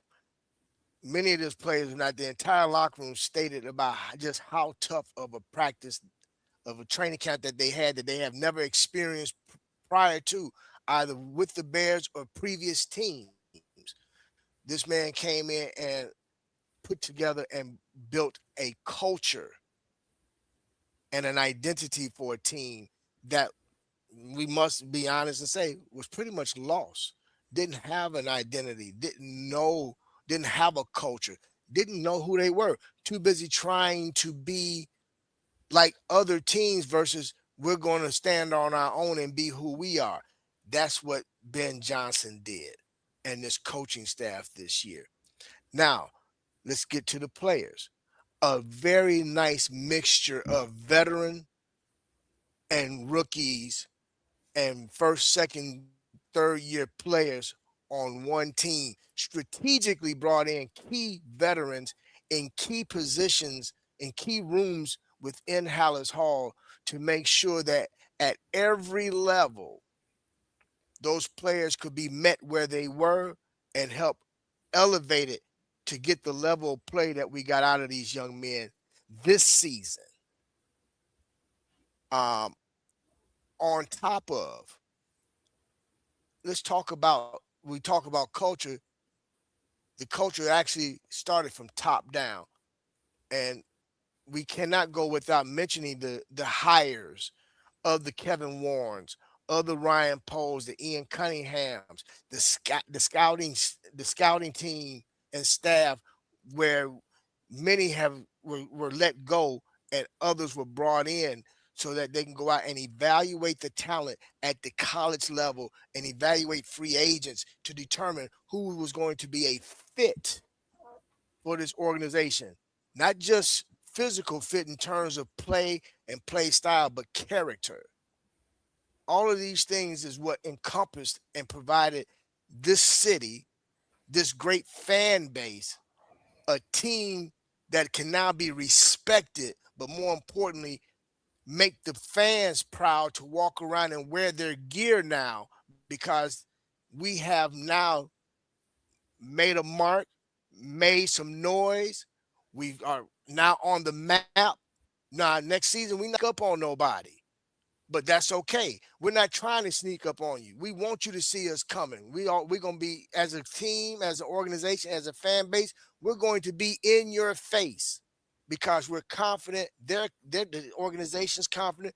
The players are confident with who they are as an organization and as a team. And each one of those players may not have had the seasons that they wanted to have, but it wasn't about stats this year. It was about wins. These guys, most of these guys on this team hadn't won anything until this year. But again, that also is a testament of the leadership of the veterans that was brought into the organization to help get these guys to buy into what it is that we now know of as a true Bears culture. And you got to give all the credit to Ben Johnson, that man who many question coach. If he what type of head coach is he going to be? We know him as an offensive mind, but can he turn Caleb around? Can him and Caleb get along? And in the first few games, including preseason, many, especially in the media, didn't think that was going to be a good marriage. But in most marriages, you gotta fill each other out. You gotta understand and communicate what it is that each one is looking to get out of the relationship in order for the relationship to, one, come together, grow, and thrive. And they did that. You hear it in every one of the pressers with Caleb. In the locker room when he gave Ben Johnson the game ball. These are things that most please, fans, understand, I'm not beating anyone up, but these are things that most fans overlook because many have not played at that level, if played the sport at all, but they're If fans. ever. Yeah, that too. This thing that came together this season was magical, but now we have something to build on. We have a true foundation, not made of sand, but made of real concrete. And it's thick. And he's just going to continue to build and build and build. What I like most about our front office is the two guys, the general manager and assistant general manager, came from winning cultures. Did it take some time? Yeah. Were there some misses in some, in previous drafts with certain players, even with certain trades? Were there some misses? Yeah. But let's be clear. Every team have misses. It was just our fan base and the media covering our team that magnified it and made it seem like nobody knew what the hell they were doing. Well, looks like they knew what the hell they was doing. Right. So let's call it what it is. It was a really, really great season. I'm super proud of what this team achieved. I personally don't feel that they overachieved because I went out in the beginning of this season upon the hire of Ben Johnson. Once I saw the coaching staff that he had assembled, and after they came out of training camp, I said, this team's going to go 10-7. I said that. They exceeded my expectations just regarding to that. So I know now that this team is going to be a team to be reckoned with. They have the North. I don't see them giving the North back. Kudos to the team up north for retaining their coach so we can keep that rivalry going. Football needs that. And let's be clear, the NFL is not the NFL when the Chicago Bears are not a winning football team. And now that the talk of the national media now, and so many retractors trying to cover up they're in the litter box trying to cover up their shit because of all the garbage that they was talking about early on. He painted his nails. He's this, he's that. All of a sudden now, he's a bad man. He's got some really great traits. Y'all wasn't saying that shit back in August. Well, would you say, Bishop, So even the keep that. Justin sexuals have come around? Yeah, bro. Keep all that. Keep that energy where y'all had that energy. We don't need no bad. It's all good over here. We straight. Trust and believe that. But I'm gonna end it with this. Congratulations to the 2025 Chicago Bears. I'm super excited, super proud of you guys. I cannot wait to see how the roster is assembled. Hopefully, we can retain the guys that need to be retained, those that were consistent, those that showed up, those that played through injury and through pain. You know, might not have liked how they might have exited the locker room at the end of the season, but was the most consistent out of the group. Didn't might not have had the numbers that he had, he or others had, previous seasons. But guess what? Was a major contributor and the reason why this team won the games they fashion that they won, and we cannot overlook that. So with that, I'm gonna pass it to Nomad, but salute to the Chicago Bears. I'm proud to be a Bears fan, and let's go, baby. Bear the fuck down. Bear And down. Let's go. and you know what, fellas? I don't know that I could top that, and I'm not gonna try it. And what I'm gonna say is I'm gonna kind of refurbish everything that you guys have said in my own way. And I'm gonna start at the top and we're gonna work our way down. And I think coming into the season, there's a lot of people after Ryan Poles. There's a lot of people. Bro, they wanted the man gone. They wanted him gone. And you know what happened? And you got to give that man his flowers too, man, because Power pros compels you. withstanding that level of scrutiny and that level of smoke, you got to give him his flowers, man. You got to stand tall and face the fire, and that's what he did. You had a lot of people complaining about this. You got that, this pick, that pick. Ain't no Matt where I haven't heard anybody be like, "Hey man, Ryan Poles traded that 4th-round pick for all pro left guard." Mm-hmm. No, none of that. I ain't heard that at all. Just like, hey, he gave Deo this much money. What the fuck was that about? But Right. it's like, I get it. We complain when it's bad and it's warranted, fine.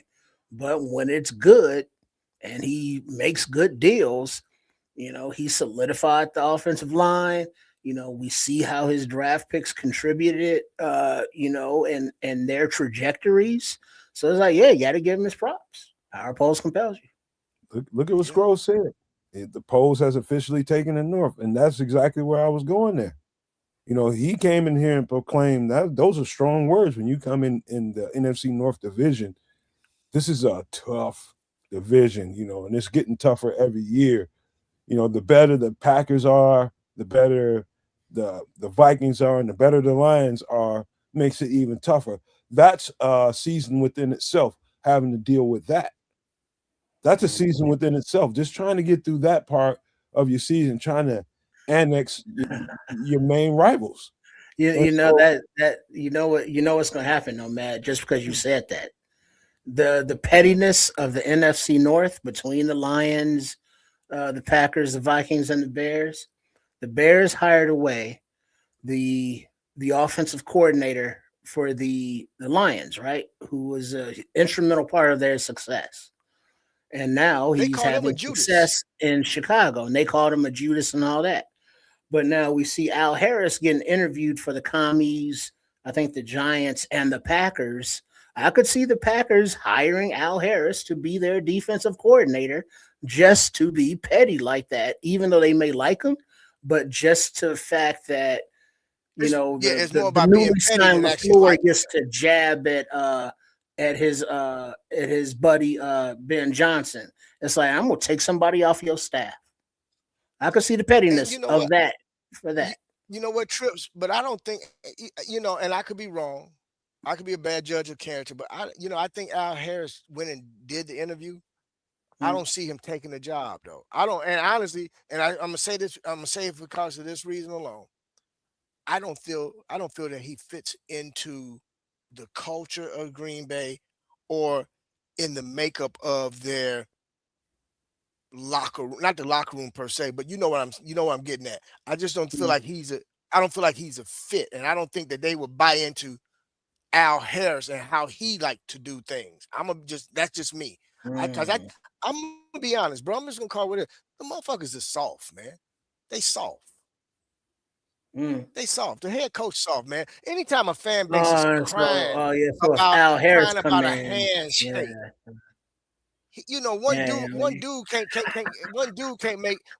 can't make a bunch of guys tough. They got it, bro. You Well, know, they ain't that's the got it. next, They just talk a lot of shit. I'm that's the sorry, next no thing man. I We sorry. We done hijacked your soliloquy, no, brother. man. Go That's what ahead, being a my host is bad. all about, man. You got to give up the mic and let people talk, man. That's what it's about. But to fill in where I was going was giving Ryan Poles his flowers, man. That was a hefty lift right there. That was a hefty lift because you proclaimed to come in here and take the North. I don't know that the North was as ferocious as it was when he got here, but it got more ferocious as in the. Go ahead, Bishop.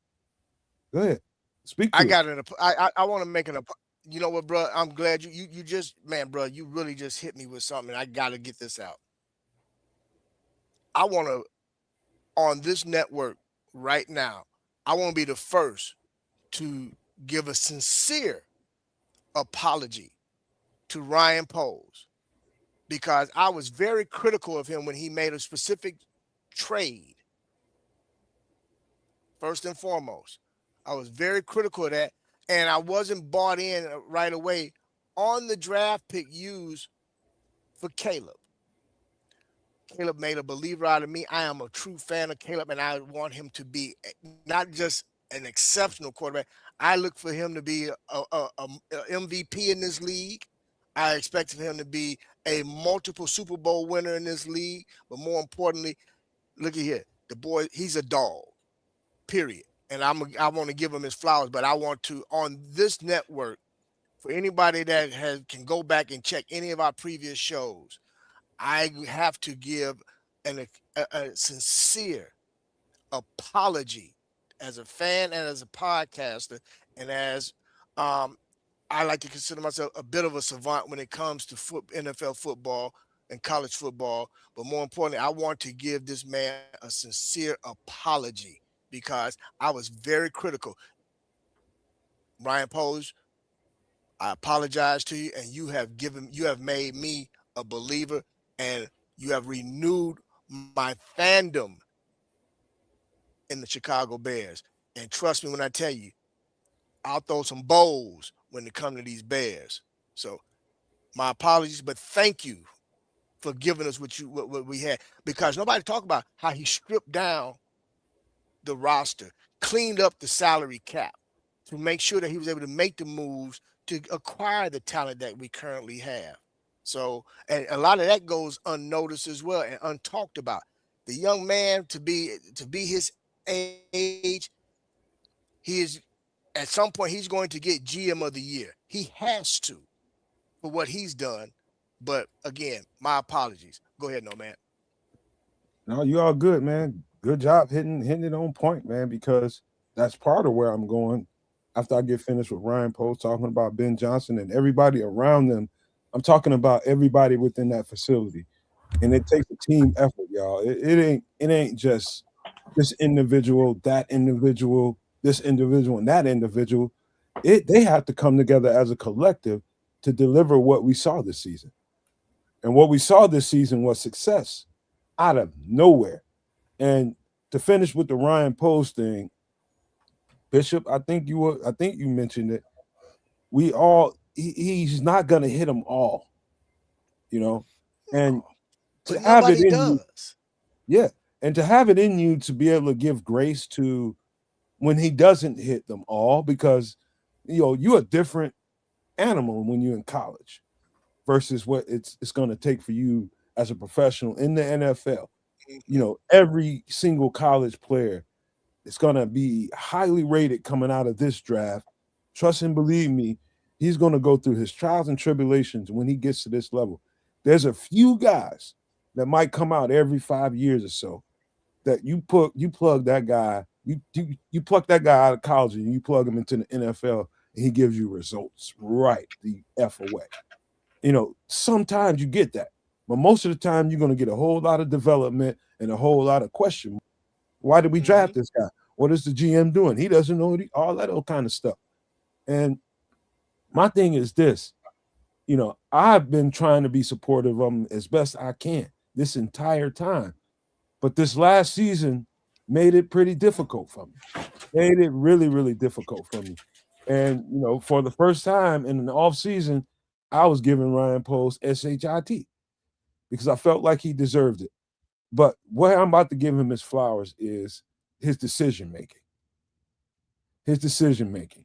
And I'm gonna get down to this Ben Johnson conversation real quick and say that, first of all, that was the right choice. Because I had my questions about Ben Johnson. I didn't see that guy as a leader of men. I did not. Oh, I'm just being totally honest with y'all. And you can look at, like you said, you can look at old shows and you can pull stuff up and see. I wasn't sold on him. He wasn't the top guy that I wanted to see to come to Chicago. But what he has done in this process is show me that what you need is to understand the assignment first. Understand the assignment.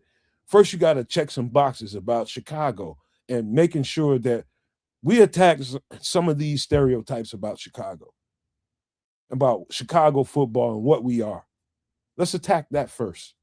We're going to show people that if you come in here with the right mindset, we get the right accumulation of people, football players, you can change that overnight. And that was his energy coming inside the building. When people asked him, do you think we can win now? He didn't flinch. Yeah, we can win now. And to the credit of Ryan Poles, the guy came here. I'm talking about Ben Johnson. He came here. He inherited a pretty decent roster. All they had to do was add to it, add some key pieces. And what I say, one of the things about understanding the assignment is knowing that you got to get it right in the trenches if you want to be competitive.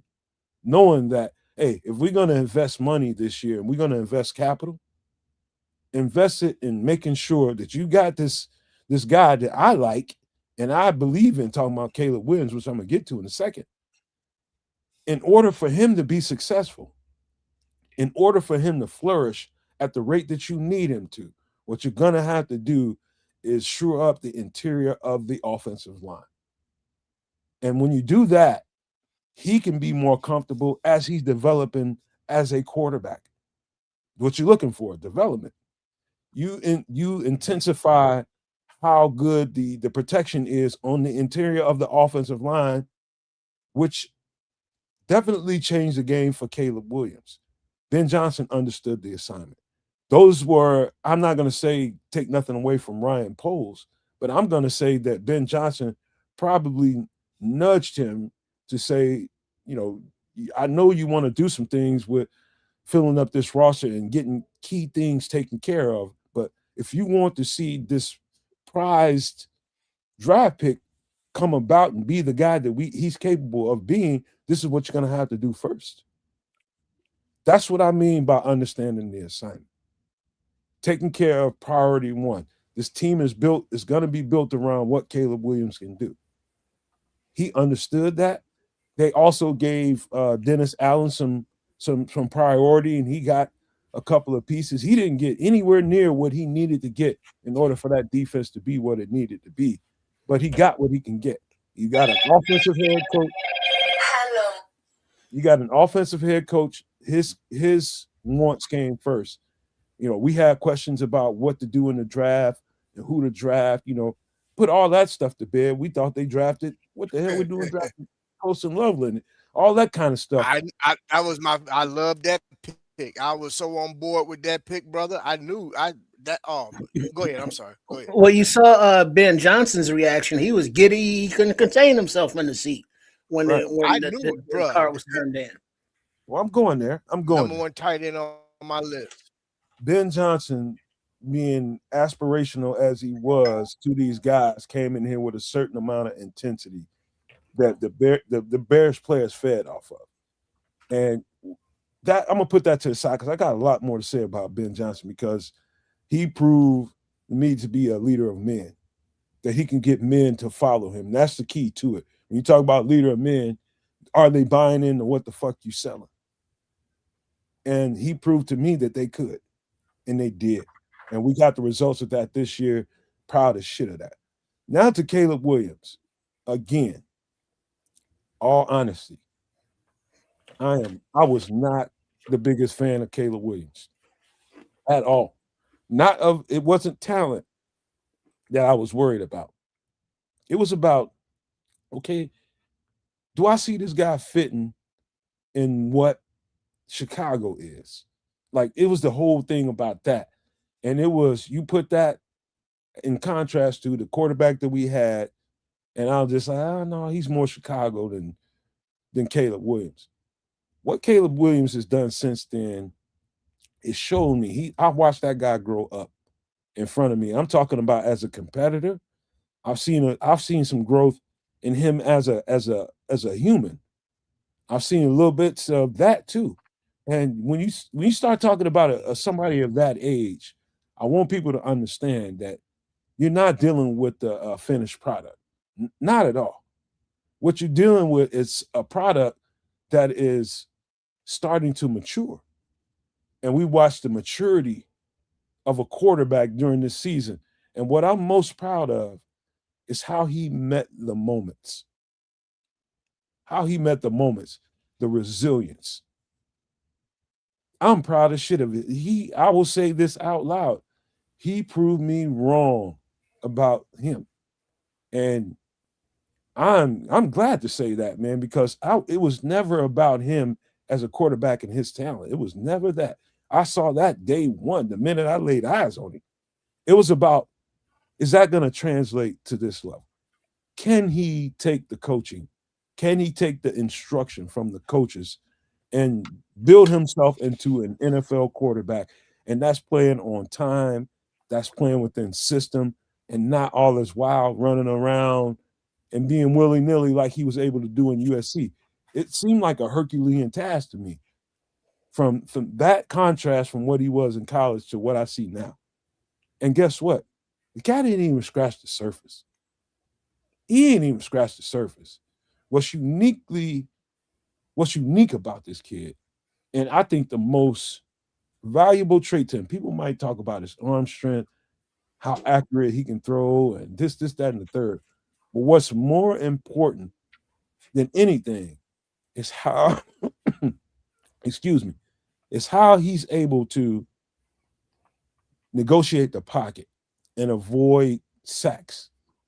Those are the things that keep drives going. So when you got that crucial 3rd and 7, 3rd and 8, and he's back there in shotgun, nobody's back there to protect him, it's pocket presence. How he can avoid that first guy coming at him, he can avoid that second guy at him. Give himself a little bit more time, flush out one side or the other, or step up into the pocket and create something else. That is a unique talent that everybody's not gifted with. We have an absolute treat. That was one of the features I knew about him at USC. I was just like, okay, if he learned to play on time and learn how to play in some structure, if some coach can get that out of him, this motherfucker's gonna be something else.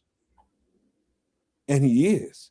Now, that being said, what I hope is that, a lot of times quarterbacks that will come in their first, second year, have some success or not. And then in that third year, they tend to hit a wall. And I don't think that's going to happen with Caleb. I think he's got something extra going on with him. Seeing that with CJ Stroud right now. You know what I mean? He's going through some things. But that guy has proved to me that he's been worth every bit of all the accolades been given to him, and he can rise to another level. Hopefully that continues, man. But I'm supremely proud of that kid, man, because I'm watching him grow up and I'm watching him become the more and more snaps he takes in the NFL in pressure games and high situation games, the better he is. And that's just You know what? if he can calm down. Not to cut you, I apologize. that. I think you want to add this to, since you're speaking on it, and this kind of is in your wheelhouse, man. Something that I think nobody has given Caleb um the respect for, more importantly, and what he endured last season and this season. And the reason I say this is in your wheelhouse is based off of your current of your profession. but his mental fortitude, brother. It His take mental fortitude, his makeup, the things that he endured, the things that he had to go through to get to the level, to be able to play at the level, you know, the challenges that he had that was placed upon him from Ben Johnson, you know, to pull the absolute best out of him. And there's so much more room. His ceiling is so high, but it all starts with his mental fortitude, man. And I'd like for you to speak toward that because you understand that level of as far from a psychological aspect. And I think maybe you can speak on that some in terms of what he had to endure to get to the level of being able to fight through what he had to fight through, you know, and these comeback wins and things of that nature. So I just kind of wanted to throw that in. I'm gonna let you speak on it more, but I wanted to throw that in just to give a little extra layer to what you're laying down. I'm actually glad you brought that up, and I'm almost eh, I'm just gonna say it how it is in my mind. Like most people, most human beings, your average human being you're gonna run across is when you call these quote unquote pressurized moments. You either have the ability to focus or you don't. You know, some people really react to the pressurized moments. They have a literal visceral reaction to the pressurized moments and they don't act in the way they normally should. Like me, and this is why I was a little hesitant to speak to this because it's something I relate to in a deep way. And it's, you know, a side comment. I mean, the side conversation is my work that I've done professionally, but I'm talking about me as a human being and the moments I've been in as an athlete. Like, and I'll just talk about basketball. Like, I can remember times, you know, all my life playing basketball when we are in tight games. You know how you go to the huddle and it's a couple seconds left on the clock and somebody has to take a shot and you look around your huddle and the person that the ball might be going to is looking a little skittish, right? He's in there looking like, oh shit, the ball coming to me. And I'm looking in the huddle like, oh hell no, man, no, don't get him the ball.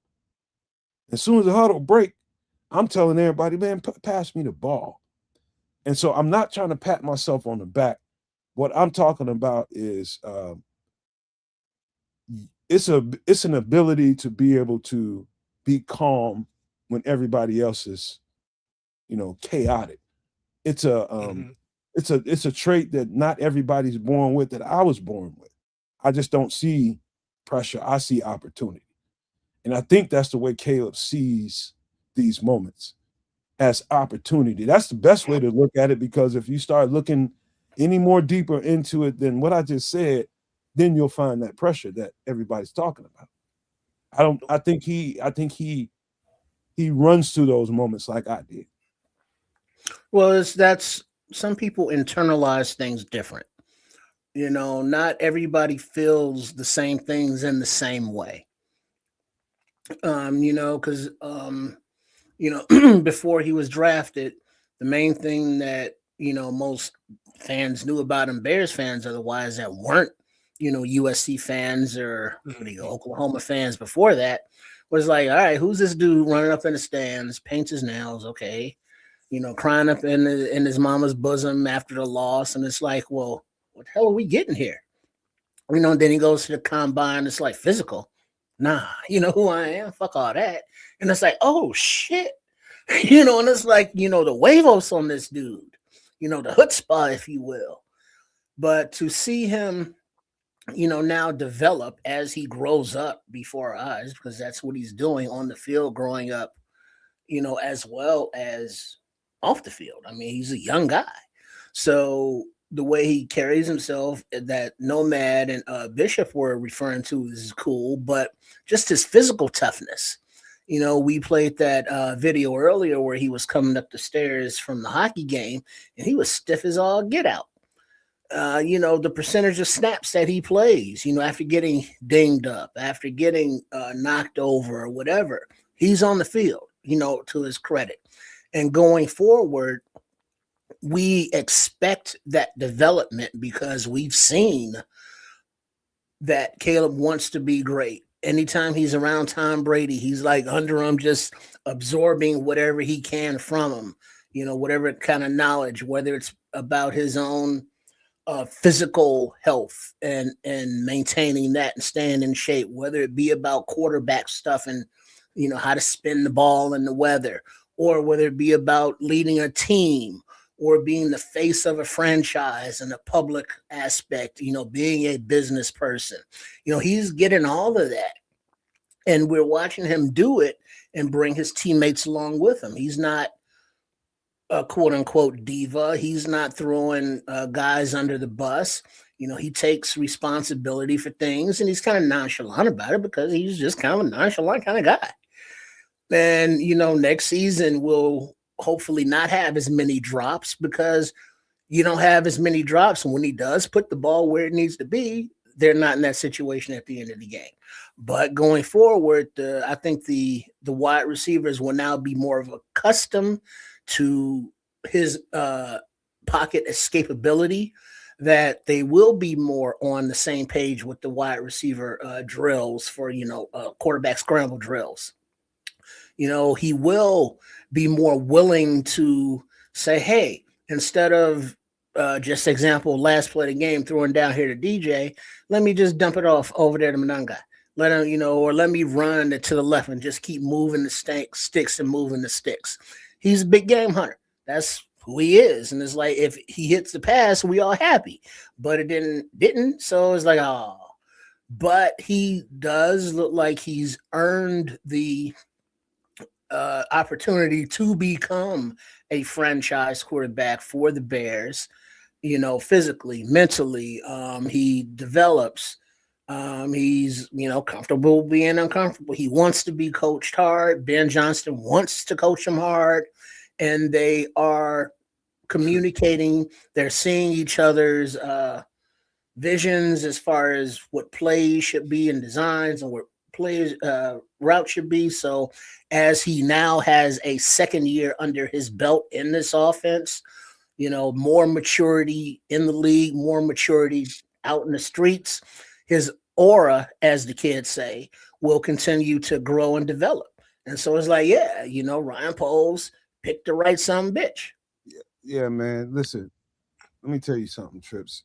And I don't know if I spoke to that properly, but I'm just telling you, man, like normal human beings, and fuck that, man. I'm gonna tell you, I'm dope shit, man. I'm a bad boy when it came to competition and athleticism and doing these things, but it's less to do with the physical nature of the game, and it's more to do with what Bishop was talking about. It has more to do with the mentality and what's in you, what's in your DNA, what's in your spirit, what can you do, because the mind comes before the body.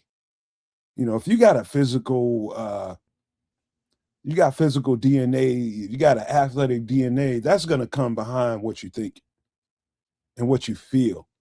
And then the body reacts to that. He's unique in that way. And I can speak to that specifically because of me and the things I've been able to do, because the strength of the mind and having the fortitude to have belief in yourself.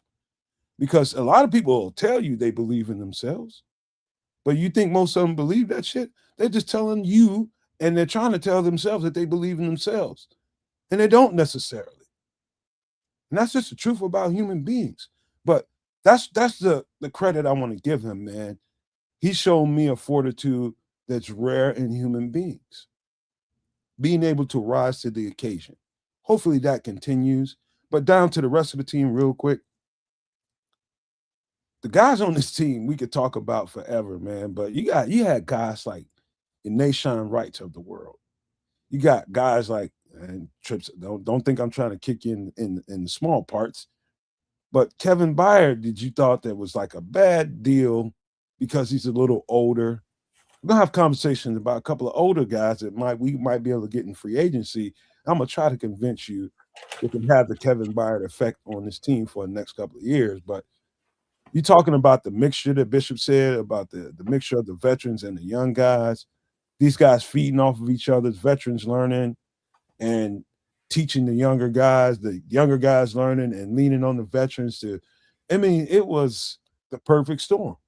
It was, man. And the guy particularly that you should give particular props to is Nashawn Wright. What resilience? What?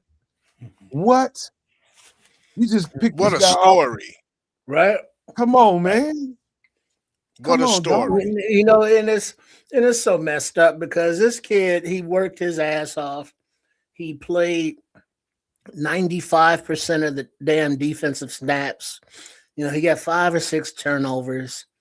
And Bears fans is like, well, he should do that for another year as a prove it year. It's like, hell no.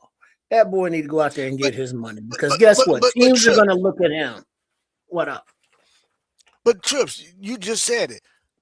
The fans said, we're talking about individuals who have not, bruh, they've never played at this level. What do you fucking know?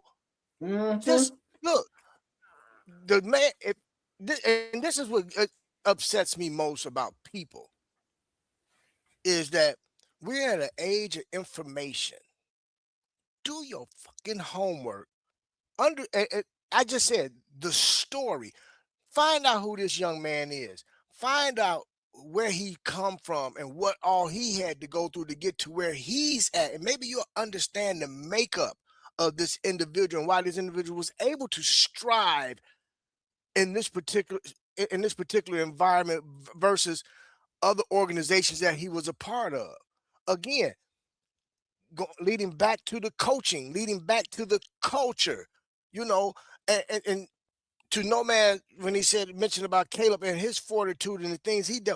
Think about it. This was a guy that nobody thought could play under center. He's probably his play action and him playing under center. He looked better under center this year than he did in the damn shotgun. Man, how many times at the end of the season did he learn? Hold on, Bishop, real quick. How many did we see at the end of the season versus the beginning of the season? Him drawing the defense offsides for a free play and him looking to capitalize on that free play. Go ahead. Yeah, bro. I mean, how he changed up plays himself, man. It was in the shotgun and changed up plays and went under center. You know, it's just we as fans or individuals as fans and human beings have got to stop the judgment, man. We're so fucking quick to judge somebody without knowing the story. Learn the fucking story, man. I want to say this to you all, and you guys can give me a judgment about what you think happened there. But you're talking about Nashawn Wright, who, quite frankly, they signed him pretty quick, somewhere before I would say after mini camp, going into veterans training camp or something like that, something of that nature, right? They pick him up, and everybody probably brush that to the side as just like misdemeanor stuff, right? What he was able to do, because I remember that camp and us doing shows, Trip and Bishop, and I remember speaking like, man, every time I turn around, the reporters are talking about Nashawn Wright. I'm not there to watch the shit. And so they're telling us like Nashawn Wright made a play. He made a few plays, and Nashawn Wright. Next thing you know, this shit carries into training camp. Now in the training camp, you know, you got to give Al Harris a lot of credit right here. And I don't know that it had to be a heavy lift from Al Harris to convince, you know, Ben Johnson and Dennis Allen that this guy can start for us. He can carry us this year. You know, but I think they saw what same thing Al Harris saw. And like, oh, he's out here balling. Like we can play with this guy, man. And so you're talking about guys being given an opportunity and making the most out of that opportunity. Man, Nashawn Wright, I got so much respect for that guy. I got nothing but respect. I ain't finna try to sit here and pick apart what he did wrong, what he could be better in. The fact that he knew that he was NFL starting level cornerback caliber and played like it. When everybody else was, oh, he's a scrap heap player, he's a practice squad guy, because that's where he came from. Shut all they MFing mouths. And he's gonna get paid. Might not be by the Bears, but he's gonna get paid and he's gonna deserve it, man. You know, he's got every cornerback has their flaws. I don't give a shit who you are. I had my flaws. My attitude was probably my flaw, but you know, this guy, man, you talking about one guy that I want to really, really give flowers to, man. Nashawn Wright was Nashawn White. We talking, I wouldn't even say overperform, but stepped up into the moment. Man, you got to get that cat his crown, man. Put that crown on that boy head, man. Stop playing. Yeah, definitely. To the left, baby. Or cock it to the right, whichever. But you look at how he has developed, how he contributed. Now, sure, he got lost in coverage. He has his warts, but then he has his pearls. And those pearls are going to get him paid. But the business side of me, you know, put on that hat, you know, the armchair GM, if you will.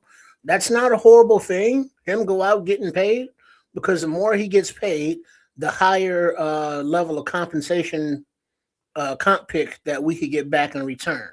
Because what Bears fans haven't had the experience of really is enjoying those comp picks, because our teams have been so shitty that no players have really gone and upgraded their salaries like that. So now that we have actual talent, and some of that talent will be leaving for greener pastures and greener paychecks, you know, so there will be compensation draft-wise for the Bears if that happens. So, you know, Nashawn Wright or, you know, Kwani B or whoever, the more they can get paid on the open market, the better it is for them, their family, and us going forward with the draft status. So a little hidden gem in there, you know, going, you know, just for Easter egg kind of thing. Yeah. I just wanted to point him out, and I wanted this conversation to be a very general one for this reason. Nashawn Wright deserved to be pulled out of that fray and given his crown like he deserves, man. But the entire team, man, you know, you had a coaching change. You had some guys that came back, been here a year or two. You got some guys that's been here, a couple of guys have been here. Jalen and Cole Kmet's been here for a long time and seen a whole lot of shit. And you know, key ended up being key guys, and the Bears knew that they had to be key guys in changing this thing around. And so what the Bears did was, more than anything, was change the mindset. Change the mind, Bishop. Change the mind, the body does what? Follow. It follows. It follows, bro. Free your mind, ass will follow. That's what we just witnessed, man. And so you talking about, you know, scar tissue. You talking about scabs and wearing all that off and starting anew, man. It's like, shout out to Cole Kmet, Jalen Johnson, and for being here all this time and witnessing the stuff that they witnessed and disappointment. You know, you got guys like, I mean, just so many. Yo, man, this team, I ain't seen that level of fight from a team that ain't supposed to be shit in a long time. Wait, hold on. If we giving flowers, let me give some flowers. Somebody who I've been shit on. Well, hold on, let me rephrase it. Who I've shit on many times, but he stepped up. He's kept working hard. In the name of Dominique Robinson. I know. I was waiting on you. Mm-hmm. So, you know, granted, he's still like DN4. You know what I mean? if we can upgrade, cool. But he has worked hard and improved his body. You know, he's gotten a lot stronger. He's gotten a lot better against the run. And he's, you know, usually getting some kind of pressure on the quarterback. And he's played special teams. So he's a kid that's been hustling out there. He's an athlete who's learning the craft on the go. and he's showing up as a kid that is like, hey, okay, you can Quick play in question. this league. Quick I don't question. know if you'll be a starter, but you can play in this league. Quick question for you, Trips, and this is a psychological thing. What do you think he proved more to the fan base and people like you, or he proved more to himself? Well, I think in order for him to put himself into this position, he always knew that he had it inside of him. Just like we're talking about attitudes and mentalities. It's like, I'm gonna be fucking great. It's just, what position am I gonna be great in? Okay, in the name of Don Rob, he was a quarterback or a wide receiver, a tight end or some shit. Then he All of was like those. all of All of those, and then he those. was at the end. All of But those, but bro. something that you notice, no matter how many times he changed positions, he still got to the NFL. He was raw, but he got above and beyond so many of his, college contemporaries who were higher picks, let's say, because he wasn't even a damn pick. So he has worked his ass off. No, he was a pick now. He was a Was he? pick. Was he seventh round? Yeah. No, he was Seven- like 6th round, some shit like that. I thought it was a I'm not UDFA, mistaken, but okay, he was a late round pick. fifth round, fifth or sixth round. Yeah. Yeah, something like that. Fifth or sixth? No. Yeah, Yeah. 5 or Yeah. 6. He's right. He's right. Yes, he was, bro. Oh, Yeah, shit. but But But it, he's worked his ass off. He's come a long way, and I'm sure he's gonna earn another contract in this league. If it's with the Bears, a 1 or 2 year depth kind of guy, special teams kind of guy. But he's gonna sign on someplace. I'm gonna say this about Dom Rob, man, really quick. Dom Rob did something, man, that we don't see often in the NFL. Dom Rob, one is an athletic freak, first and foremost. Again, yes, he played quarterback, high school, wide receiver, then tight end, and then converted to a defensive end slash tackle in college to be drafted into the NFL. And then went through coaching hell as a first through third year player here in Chicago underneath Flus and that regime. But during all that time, he did something that nobody's giving this young man credit for. He continued to work hard at his craft. He went out and sought the mentorship and worked with other defensive ends in this league to start adding to his tool belt to the point where he gained the utmost trust in his defensive coordinator and Dennis Allen to be put into certain situations at key moments in the game to be on that defensive line to give Martez Sweat a break on snaps, and he took those snaps and not only took the snaps but gave positive results on those snaps, whether it was pressure on the quarterback, whether it was stopping the run, or more importantly, getting sacks. He got him some sacks this year as part of his stats. So, yes, will he get paid? I believe he's going to remain with the Chicago Bears. They're going to sign him to another contract. Now, he's not going to get superstar money, but he's going to get the money due to him based off of the production and the level of work that he put into his craft to get and earn that contract. But more importantly, I say he's going to stay here because he did earn the trust of Dennis Allen, and he fits what Dennis Allen wants to do with that defense and that defensive line. let me tell you guys something, man, and I'm gonna move the ball a little bit after I say this. Let me tell you something about coaching.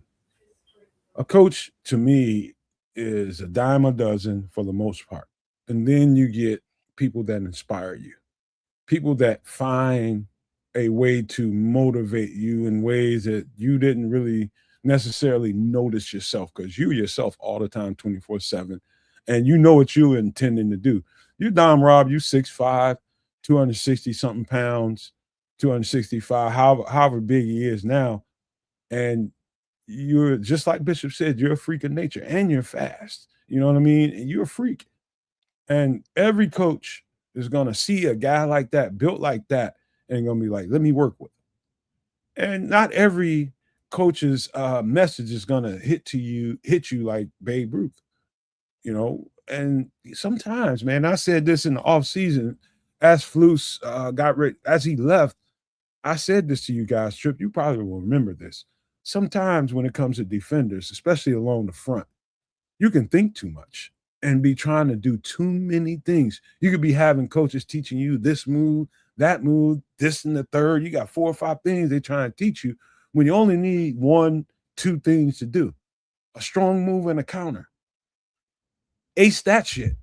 Get that shit down pat. And then you're moving. But just whatever you do, do it fast. That's one of the things that Dennis Allen, I know he harped on. Listening to his mic'd up. Once we got him, I just started listening to more and more of his stuff and how he coaches these different position groups. And that in particular, he's just like, don't worry about no moves. Just do it fast and err on being fast. Get the fuck off the ball, get there fast, and figure out everything else after there. Don't overrun it. Don't overrun the play, but just get off that ball fast and make an impact on that line. And that kind of message simplifies what you have to do and what this coach is looking for. He just simplified and made it easy for you now. Now all I got to do is just worry about my speed and my impact on this offensive line. I may not get to the ball, but get off this line and get this dude back. You know, just push the pocket back a little bit. That kind of thing. You might not end up with that sack, but what you do on that play is you affected the quarterback in a certain way because his eyes. Mm-hmm. You know what I mean? It's these things like that. That's why I say all the time to you guys, Trips and Bishop, pay no never mind to what the stat total ends up being in the game. Watch the film and see how that player had an impact on the game. So Dominique Robinson was one of those guys, pleasant surprise. Early first half of the season, Noah Sewell, same guy. I think he hit a wall somewhere during the season, probably about midway, somewhere late to probably last quarter of the season. He hit a wall, and you can see it. It was just like Jaquan Brisker, another guy. Slow start. And I can attribute that to what I know to be the truth. And that is new information, new details, new checks at the line of scrimmage, new audible, and how you need to respond to those audibles. All of that information makes you play a little bit slower. You can tell as the season went on, Triple R and Bishop, he got better the later that season went. And it came to its climax in the end. Once we got into the playoffs, you saw a very fast Jaquan Brisker. You saw a very impactful Jaquan Brisker because you know what? He wasn't thinking anymore. He knew the calls, he knew the design of the concept, and he knew the checks. And that allows you to play faster. And so shout out to him for getting through the season without the injuries and the concussions. And that was one of the biggest things we were worried about. I don't know what's going to be his fate, but I know one thing. I was proud of that cat. I was really proud of that. I'm gonna tell you this. I gotta jump in on that one, man. When it comes to Kwani, man, me personally, I think Kwani earned himself another run here, and I say that because he put a no. Look again. He's a homegrown man. What are you gonna replace him with? Let's just keep it real. We can talk about. We can look at it dollars and cents. There's going to be some restructuring going on within some contracts in this team to free up more money, to have more money under the cap. But Kwani Brisker, man, played. He had to cover for a lot of guys because again, we had a defense that we did not have. Our entire defense never played together until the playoffs. He had to cover for guys that weren't there. And when you're used to having a guy like a Kyler Gordon by your side and that guy is not there and you're really having to play his position and yours, you know, I give all the credit to Brisker, man, you know, along with having to adjust his game some to make sure that he could play a full 17-game season without barring any injury, especially concussion. So that took some learning to do within himself and making some adjustments and changes to his game. Man, with his head up. Yeah. you know, but still playing at the level with the level of intensity that he's accustomed to playing with. Because he said, I only know how to play one way. You know, I feel that I want to see him back with the Bears. I really do. I think that I really think that him being part of this defense is he's part of the engine. He's part of that. He's part of that vibration or that frequency that me and Nomad like to talk about off air. He's part of that frequency in that locker room and on that field, man.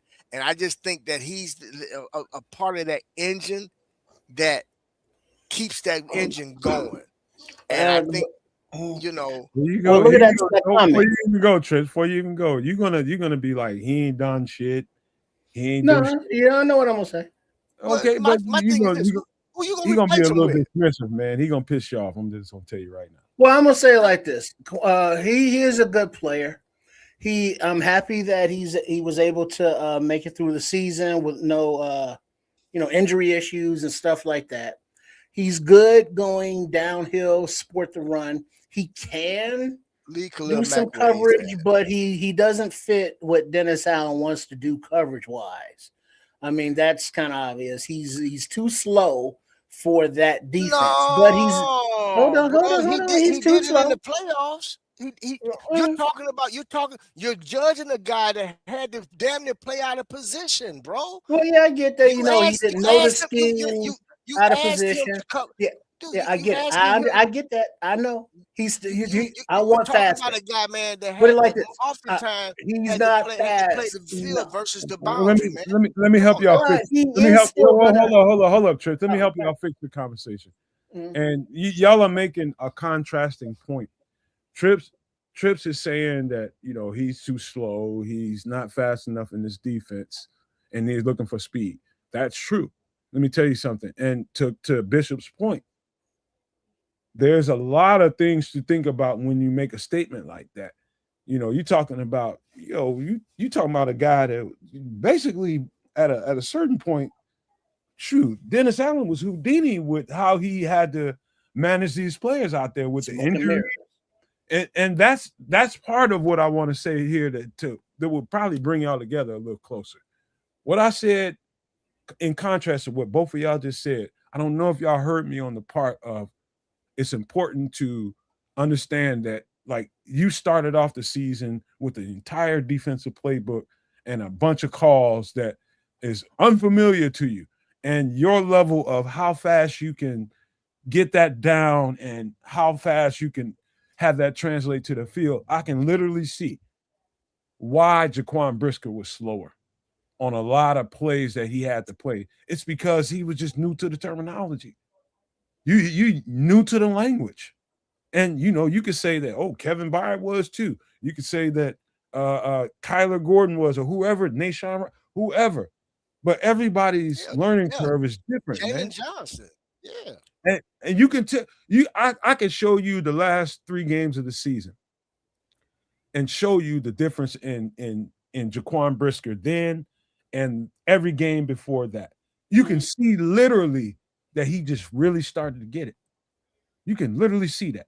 And so that's the lack of speed that you're talking about. It's just not understanding fast enough.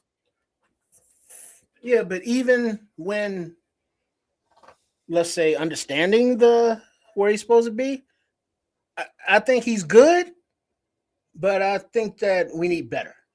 How about that? I mean, he's good enough that he's going to go out there. If he doesn't get paid by the Bears, he's going to sign someplace. I mean, he's that good, but it comes to hope he don't stay in the division.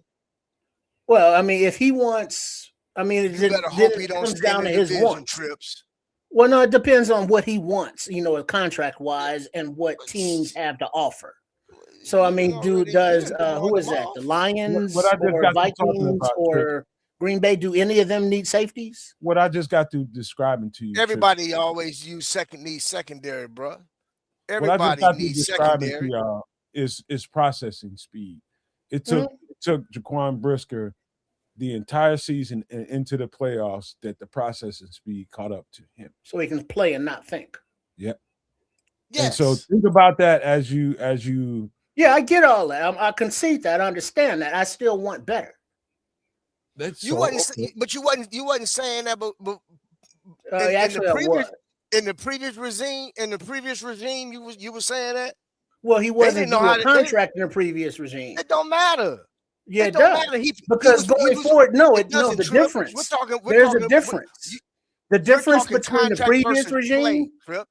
Let's talk was about play. he was coming Damn the off injury. contract. Let's talk about play. Yeah, play. And his play is okay. I want better. I'm All not right, bro. saying he's bad. What you I'm gonna saying replace him that with, we can Trips? do better. Okay? Where you gonna find it at, bro? Where Exactly. you gonna find it at? Where you Well, gonna if find it at? okay, No. Answer the question. Where you gonna I'm find it trying at, to bro? shut the fuck up for a second. Thank Where you. you gonna find it at? You gonna find it in free agency or you gonna find it in the draft? You know why? Because if you're gonna pay him $15 million as a free agent, let's look at Name me a I safety. wouldn't have kids for this, but we should look at the free agent market. Who's available? Are there any players better than him available in the free agent market? And if so, why wouldn't you at least think about getting that? I mean, do you think that he is upgradable? Are there players that are better? Let me say this. If there's a safety better than Jaquan Brisker as a free agent, why would the team that he's a free agent with won't re-sign him? Maybe they can't afford him. Okay, well then if they can't afford him, what makes you think we're going to afford him and we got other holes to fill? Well, if the safety that they want that they can't pay wants 14 million and Jaquan wants 14 million, and Poe says, well, we like that safety better, we're going to give that safety 14 million. Homegrown, I get, but guess what? We'll take that comp pick and keep it moving. There are some, who's that? White, what's his name? White Ghost? That's not White Ghost, but 53, White 53 is saying the draft. I mean, a third round rookie in the draft, he won't have. Right. But it's easy to say, it's like, all right, we should pay this kid. What does he want? 3-4 year deal now? It's like, hold on. So you're gonna take a second round or a first round pick to go get a safety? Hold on, fellas. Let me help this out, man, because really what it is virtue. It's like both of y'all see the game and you see it the way you see it. And I'm trying to bring a bridge here, man, because Triple R, you like you are, man. You I love you for being you. But sometimes you're a little flippant when it comes to this, man, because you just think it's always an easier way to do something, and it ain't. Sometimes but doing the same knowledge of the system should be spoken to. Number one, you think you're gonna find a better safety, a strong safety in free agency? We got an entire offseason to talk about that. And I'll make some points that you may or may not like, but there's that. And then you got the draft. You still talking about bringing a guy in that has to do the same thing that Jaquan Brisker just did. Learn all the new terminology and figure out how to play fast. It ain't no plug and play situation. He's got to learn. And so if you want to replace Jaquan Brisker, I'm saying you draft the safety, but I think in order to really replace him, you're going to have to find a veteran safety in order to fill that gap, because there's no telling when that rookie safety is going to get to where he needs to get to. Well, because you are, hold on. But for the draft and Jaquan Brisker, maybe think about that part of it too. Yeah, cool. Yeah, I will. But just for future reference, for everybody tuning in now, when we get to the free agency, when we get to the draft, make sure you are tuned into the Nomad Network, Kids Canuck and Sports Chicago Style, aka Triple RSCS. I don't know why. I don't make the rules. I'm just letting you know. But with Nomad's expertise and knowledge of the game, you will and we will have various activities to break it down. And first is free agency. It's like, all right, who's available, who's a scheme fit for Dennis Allen and or Ben Johnson, offense, defense, how much they cost, all of that stuff. We'll play games. We'll mock up free agency scenarios on, well, sign this guy, let this guy go, all that fun stuff. But also remember, when we get to the draft, and we will do that live draft call, so tune in then. It's coming up in April. I know this is the end of February, but that shit is going to be here fast.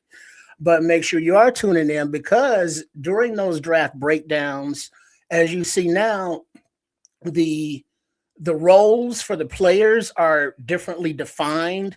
You get, instead of like strong safety, it'll say like nickel safety, or corner nickel, or edge, or end. Nomad will break all that down for you, so we know which players fit the schemes. And then Nomad, when he gets into his draft bag, which he does, he's still thinking about the season now. I'm winding down from it. But once he starts looking at these players, he's gonna be like, "Oh shit, there's a dog over there. Oh shit, there's another dog over there." So he'll compile his scheme fits, and then break those scheme fits down to who's the dogs out of those fits. And then we'll pick and choose of who the replacements can be. And that's after free agency. So we got a lot of off-season content to get to. So make sure you are hanging in there with us, and we can have these lively debates. And guess what? It don't mean shit, because we ain't doing none of it. That's all on polls. But we can enjoy the banter. We can enjoy each other's company, and we can have a good time talking about these Bears who's turning all the way up as we go forward. Go ahead, No Man. But before You know, Nomad go, let me throw out here really quick, since we was talking about safeties, and there are 7 coveted safeties in free agency, and we have 2 of them. One is Kevin Byard, the other one is Jaquan Brisker. But here's the other 5 coveted safeties that could potentially be available in free agency. The first one is Kyle Duggar with the Patriots. The other one is Jalen Thompson with the Cardinals, Andre Cisco with the Jets, Jimmy Ward with the Texans, and then Jalen Hawkins with the Patriots. Those are the 7 most coveted free agents in terms of safeties. Now, each one of those teams could very well sign their own Retainer. to to be honest retain with them. you, the guy that sticks out on there that fits what we do perfectly is Kyle Duggar, if they want to go there. Kyle Duggar. And these are the options they've gone through. I'll be honest with you. I don't know that they've, and Kids is Bears Capo. Kids is somewhere in Canada getting drunk as shit. Turn up. Hey. I think it's their new year right now, and he's just out there partying, having a good time. But I think that's it's not like I didn't have my criticisms of what Jaquan was doing, but I understand better being a defensive back, I guess, than most people, because I understand the retention that's involved, man. That's the only reason I'm speaking like I am too, man. It's not that it's not like I'm just a big Jaquan Brisker fan, but I understand what comes along with playing that position and what adjustments you have to make in order to play that position, especially when you don't have certain guys that you are accustomed to playing with, that you can count on them being where they're supposed to be. But like you said, the main thing is the verbiage, and that's a lot, man. That was a lot for that young man to be able to fight through, on top of coming off the type of injury he had with the type of concussion that he literally had to not just build up his mind, but he had to rebuild his body too. So he overcame a lot, to one, and let's keep it a buck. He got hurt a couple times this season and played through it. Yeah. Wasn't no head injury, but he refused to stand on that sideline, man. He Yeah, knew so that he's a this was good a player. contract, yeah, That's it. and he also knew that the team needed him, Okay, because we so was already deficient I'm, I'm gonna defensively. I'm gonna give you a quick example of how quick it can get twisted in the mind of anybody that's playing out there on the field, because it's enough verbiage going on. First of all, the linebackers are communicating with the defensive line based on the formation they see. They see them come set up, and they know it's going to be somebody's going to go in motion, and that call is going to change. You might have to shift left, you might have to shift right, and then that's going to happen. Then he's going to turn back, or the safety might come in the back of him. So that's Kevin Byard probably. Hey, what we got?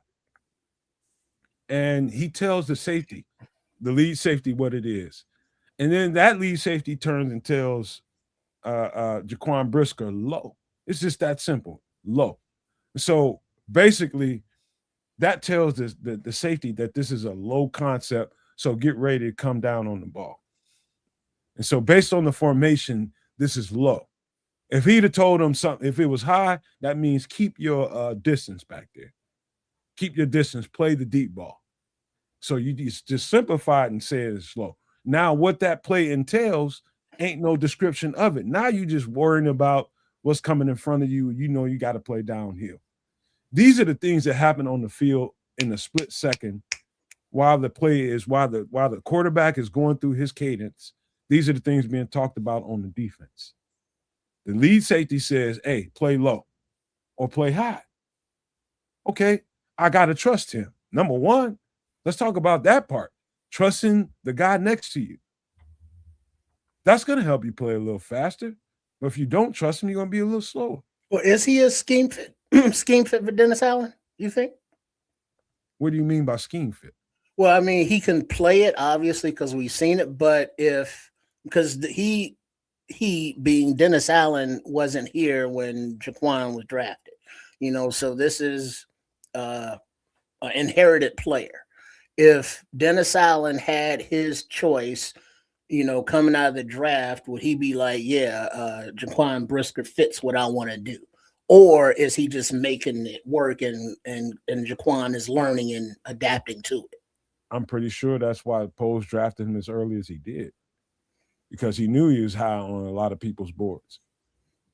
That's why you draft a guy high, and everybody was like, why the fuck would you draft Jaquan Brisker here?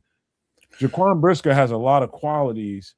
Well, but this was under Flus, though, at the time. Like Robert, I can't see it, but no, it's the one above there, Honey Badger. Like the Honey Badger prototype. Is Jaquan Brisker that Honey Badger prototype, because that's the scheme fit prototype for Dennis Allen? Is he that kind of fit? Here's what you're looking for, Trips. If you wanted me to give you a default or a fault of Jaquan Brisker that makes him not so suitable for Dennis Allen, it would be his long speed and coverage. Line of scrimmage, he's perfect. Playing downhill, he's perfect. He's exactly what Dennis Allen would want. Can you cover this tight end down the field? Can you cover this slot receiver if you have to end up on him, if shit gets fucked up and you end up as a safety having to cover a slot receiver, which is not really something you don't want. You don't want a safety on a slot receiver ever. You don't want a linebacker on a slot receiver ever. You want a corner on that guy. Now, is he that guy? I would say, based on everything that I've seen, no, he has his flaws. So if that's what you're looking for, then that's right. Because now I would say Jaquan would fit your basic, what we used to call strong safety, a box safety, where Byard's the free safety. Bojack was the free safety. He wasn't a box guy. He was back there kind of guy. It seems as though that Dennis Allen wants those hybrids that can be either or and both. I'm pretty sure I was trying to tell y'all that before when he got here. You got to be dynamic to play in his defense, because you're going to find yourself in a lot of one-on-one situations. Again, Well, Trips, that's my concern.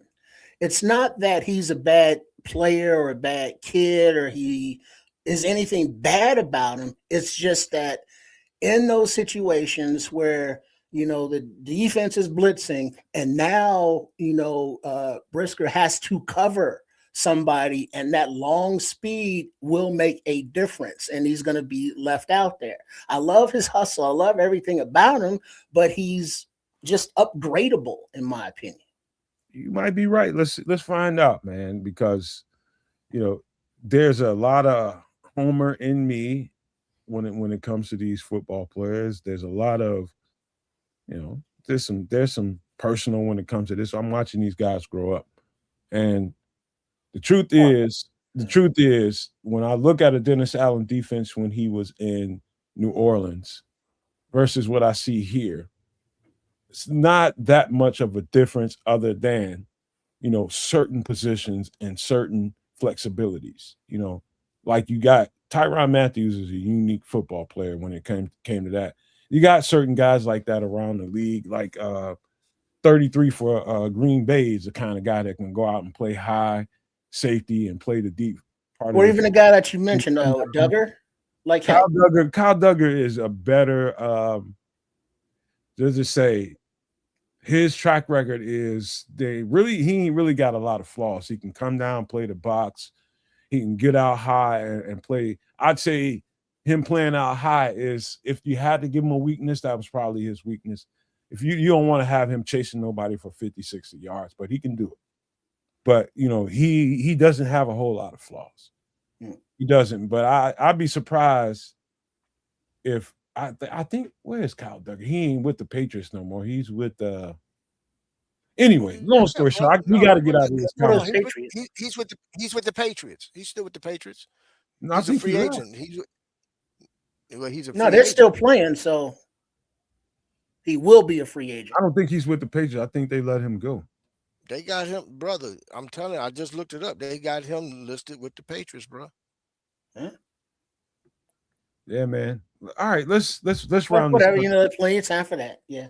Because we got plenty of shit to talk about, and we need to get to it, man. Last thoughts about, and let's be judicious about this, man, because we got a lot of other content, man. The Bears is always going to bring out the passions in y'all. It brings out the passions in me.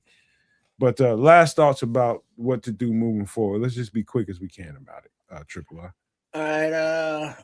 I would definitely retain DeMarco Jackson. A shout out to Dollar Bill, Big Billings on his hustle all season. Need to see Big Dex do some practicing and drills over the summer of how to get off the line on the snap. Player wise, hope the decisions aren't going to be easy, because as fans, we have to remember that it's not all about what we want or what our organization wants. It's the players have agency in this as well. As Kevin Byard stated, I would love to be back with the Bears, and because I like what they're doing here, but I also got to think about my family. And I'm, thinking, meaning like, hey, if another team offered me, more cheddar, he's going to take that cheddar. And it's like, all right, don't be mad at him, all right, cool. All right, do your thing. So, I mean, there are those decisions that are not all on Ryan Poles. The players are going to say yes or no as well. So we look forward to this off season. Make sure you all are hanging with us, because we broke down this 2025 team from last preseason, last summer. We were there with you when everybody was drafted and or traded for and or signed, not in that order, obviously, but we're going to be with you for this offseason as well. So, and once again, a closing shout out to the 2025 Bears team.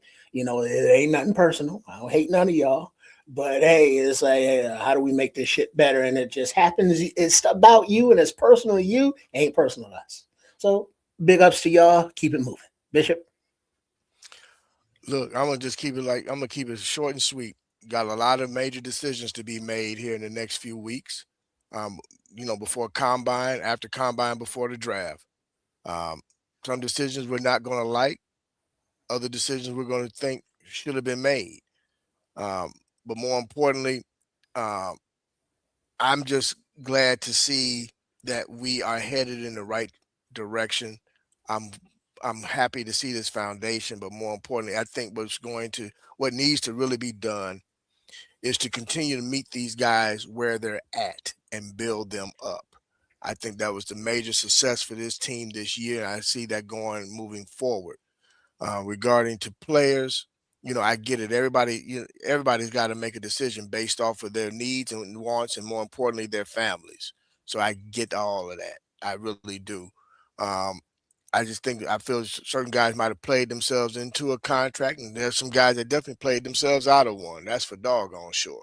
With the additions of certain guys that came, whether mid-season or whenever, I really appreciate what they gave the team when they came about, and they may be retained, they may not. But if not, they at least had a great stage to showcase their talent as to why they should remain in the NFL and pick up a contract someplace else.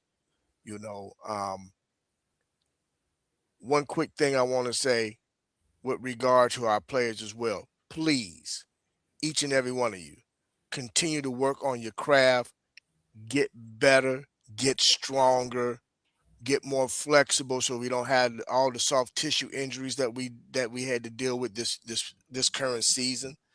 Um, but I think with that being said, defensively, um, we need to get a little younger in certain in key areas. We're gonna have to trim some fat, um, contract wise, to do some restructuring, but we're not Resign too far Darnell away. Wright. Oh, absolutely. Um, That should be number one on the off-season to-do list. All right, I'm pretty sure it what's up, is. man? You know, but I think, man, um, Pose, Ian Cunningham, if he remains with the team, if he doesn't pick up a GM job, I really believe that they're going to make the right decisions. They have thus far. You know, they haven't proven us wrong. You know, so we're headed in the right direction. I just really hope that everybody can get their bodies healthy. For those guys that just had surgeries, um, a speedy recovery, but a full recovery for each one of you guys as well. You know, and don't come back until you're ready. You know, that way you know that you can perform at the highest level. But Amen. hey, man, this team is ready, and I'm just glad to have witnessed what took place this season. So thank you again. You know, amazing. And to our chat out there, no, you know what? We haven't even. Hey, no maniacs. What's going on?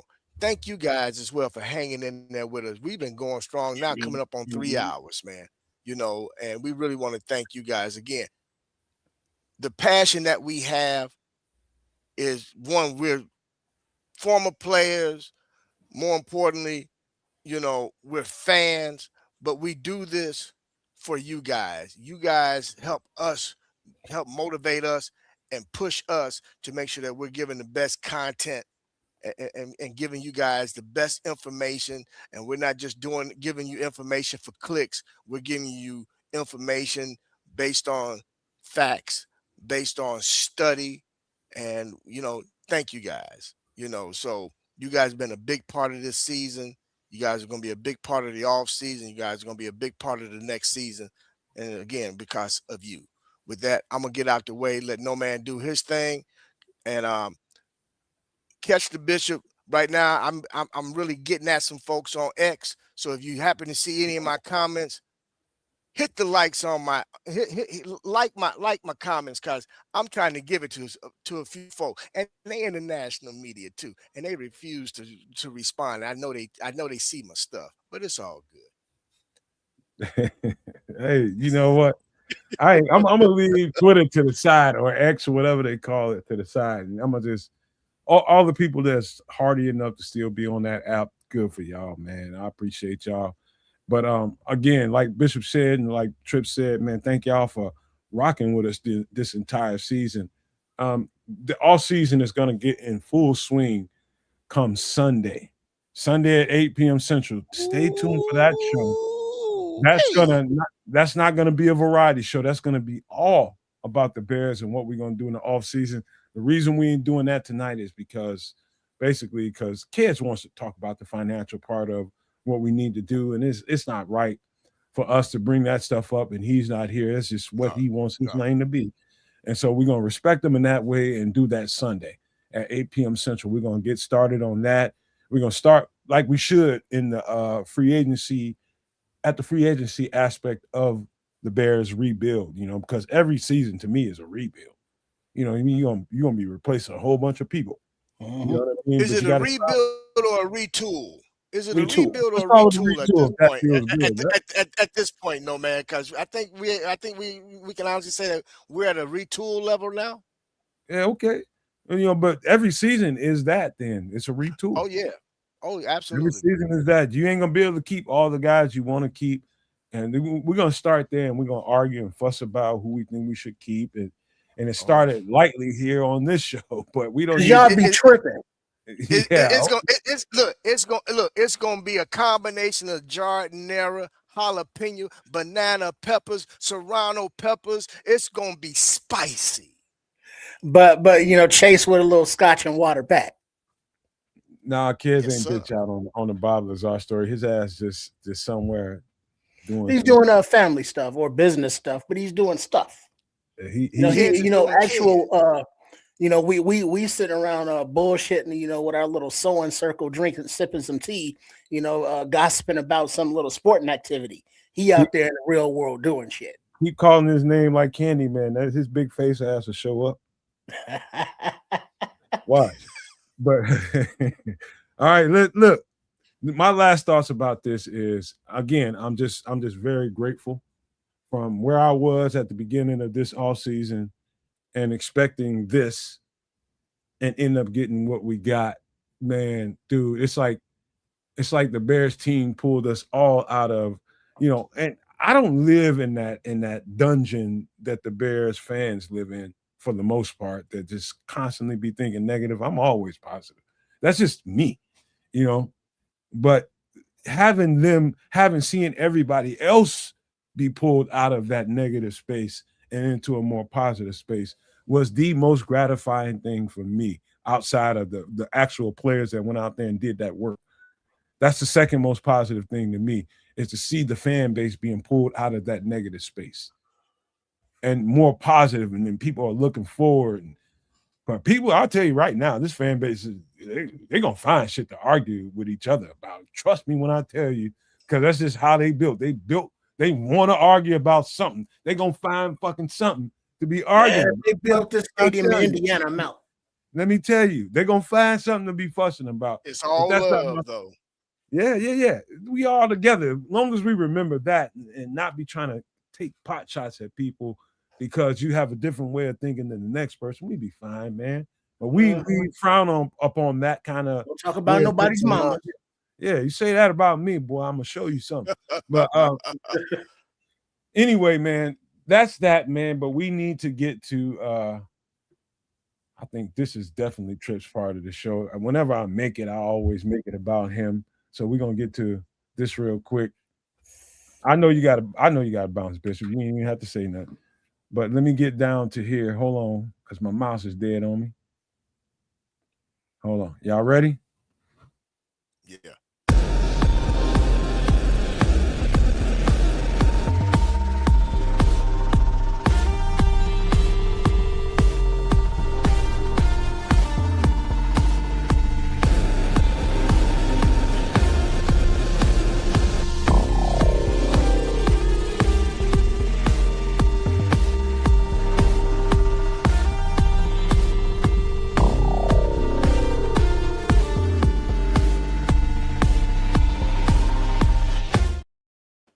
Hey, so before you get started, Triple I, let me just say this. This segment of the show this week is going to be all about food preservation and what you can do given circumstances on being able to maintain your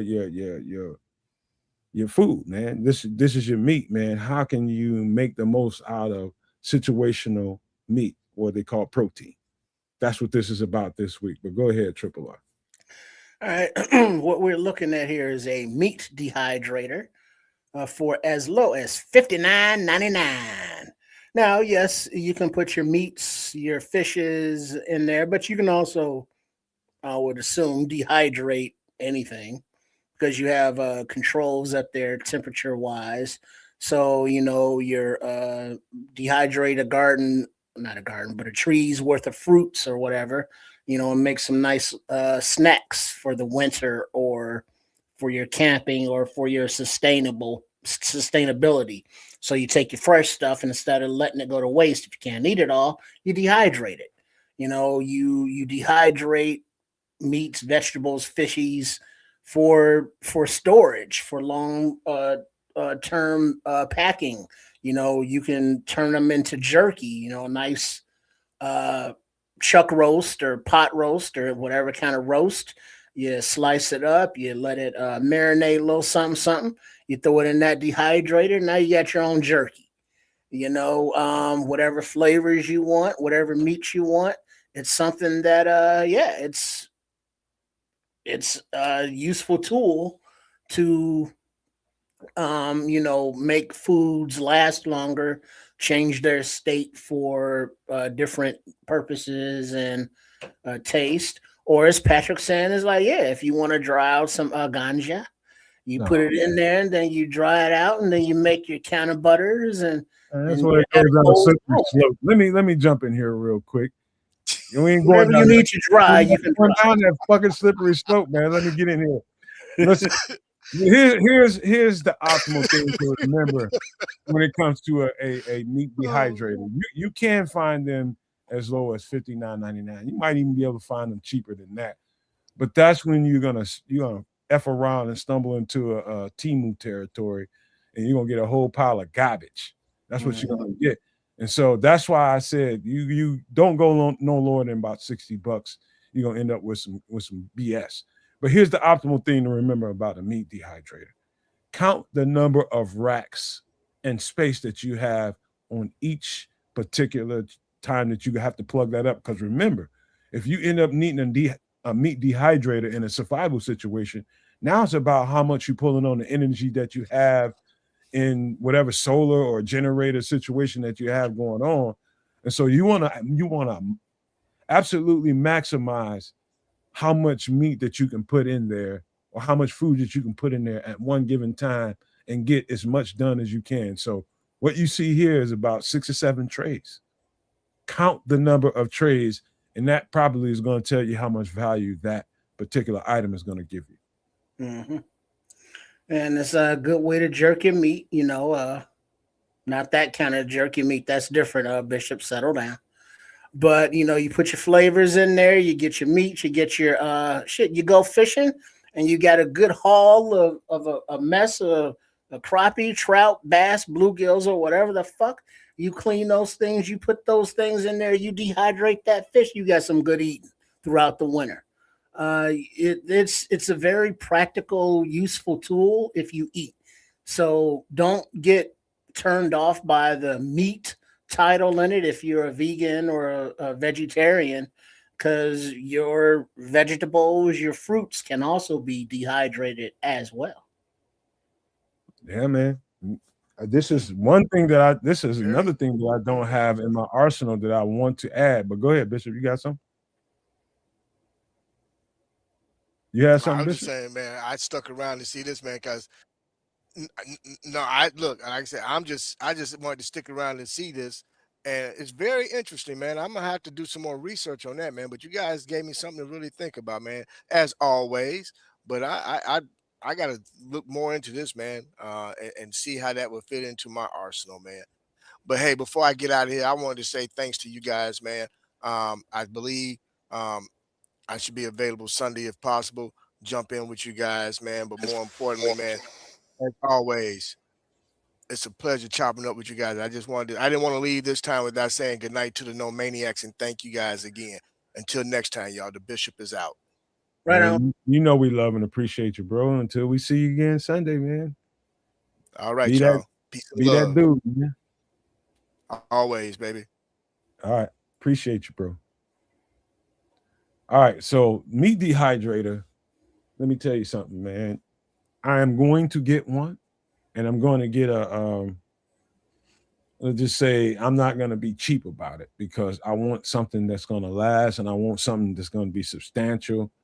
Because imagine if you had to procure a deer, triple R, and you only got a certain amount of time before those deer parts are going to, or even a hog, a big hog or something like that, wild hog, a boar or something like that. You get something with a lot of flesh on it, and you can only eat so much in one sitting before that thing starts to go the other direction. Now you want something. That's why I say that if you're going to purchase one of these, make sure you get something that really, really counts. They've got even bigger ones than this one. For storage, freezers are good, but they're not as practical. You can dehydrate whatever you're dehydrating and eat it dehydrated, or you can add water or broth or whatever to the dehydrated vegetables, and now you rehydrate them into soups and stews. So it makes it portable for if you are, let's just say, a non prepper doomsday scenario, and just get one for your house. And now you just dehydrate stuff and you have snacks throughout the week. Those little banana chips. You know how they make those little banana chips? They dehydrate them. And I love those fucking things because they're so sweet and they're just little pieces of bananas and they're delicious. But you can make those with this thing. Peel an orange, you get the orange pieces, dehydrate them. Now you get little pieces of just orange pieces that are delicious. So I mean, you can do any kind of things around them just for regular everyday enjoyment, but for your long-term things, like dehydrate anything that you have excess of, fruits, vegetables, fishes, meats, and store it for eternity. You have get a cooler that you just have in the bottom of a closet or in your garage, dehydrate a bunch of stuff and, throw it in that cooler, put stuff on top of the cooler because you're not going in it, but in an emergency situation, it's like, oh shit, let's go to that cooler because we got food, we got sustenance, we got things that will keep us alive. We got enough food that if we have to bug out from this location, we have dehydrated enough stuff that we can pack and take with us, to travel to a safer location. So it's a very good, useful tool to have, in your kitchen if you have the resources and means to get it, and see the vision on how it could be useful and purposeful and beneficial for your safety going forward. Minister Rick, I'm finally getting it right, Minister Rick. I got it this week. He says, is $179.99 a good price point? You know what, Minister Rick? I think that's a good question because, you know what, man, this is going to lead me into a different conversation, but I'm going to be really quick about it. I'm starting to see a whole lot of people, with their home life situations, living from, hand to foot, hand to mouth, and using credit cards to take care of their daily, weekly, monthly expenses, using credit cards to do groceries and things like that. And so I know 179, 180 bucks for a lot of people is daunting. But I'm talking about we're probably looking at a society that's a whole other conversation. Trips, don't even go down that road because I know you're tempted. Well, no, but there are a few comments that we can address. Put them up on the screen there because I can't read them from there. Not if you get one, not the price point. Stop it, Red Baron, you cheap so-and-so.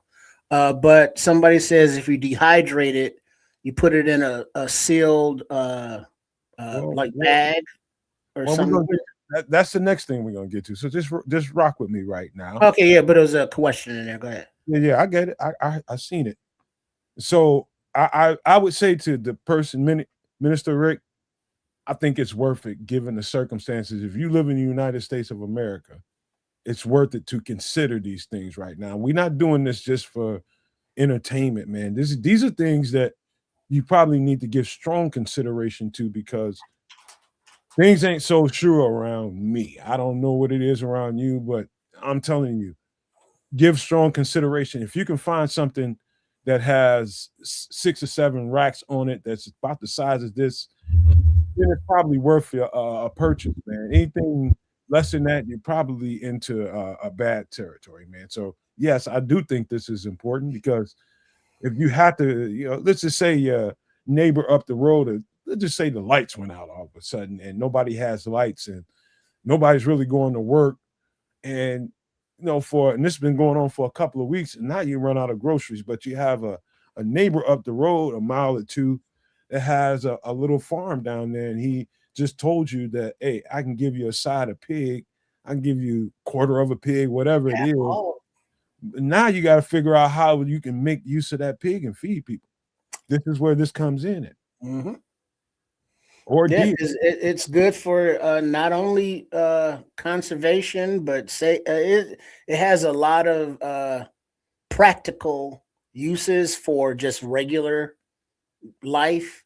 Not only now when countries are on the precipice, the razor's edge of falling the fuck off the side of a cliff, to where now it's like, oh yeah, we need to butcher some animals quickly, and we won't have the means to freeze them, and like you say, we can't eat it all, so you dehydrate this stuff, and you keep it moving. But also, before we move on from the dehydrator, it's always good to know the amount of wattage, amount of energy it needs to push it, and for how long. So if you are calculating your electricity usage, you're metering it because you're attaching it to solar panels or some renewable source. You want to know exactly what it takes to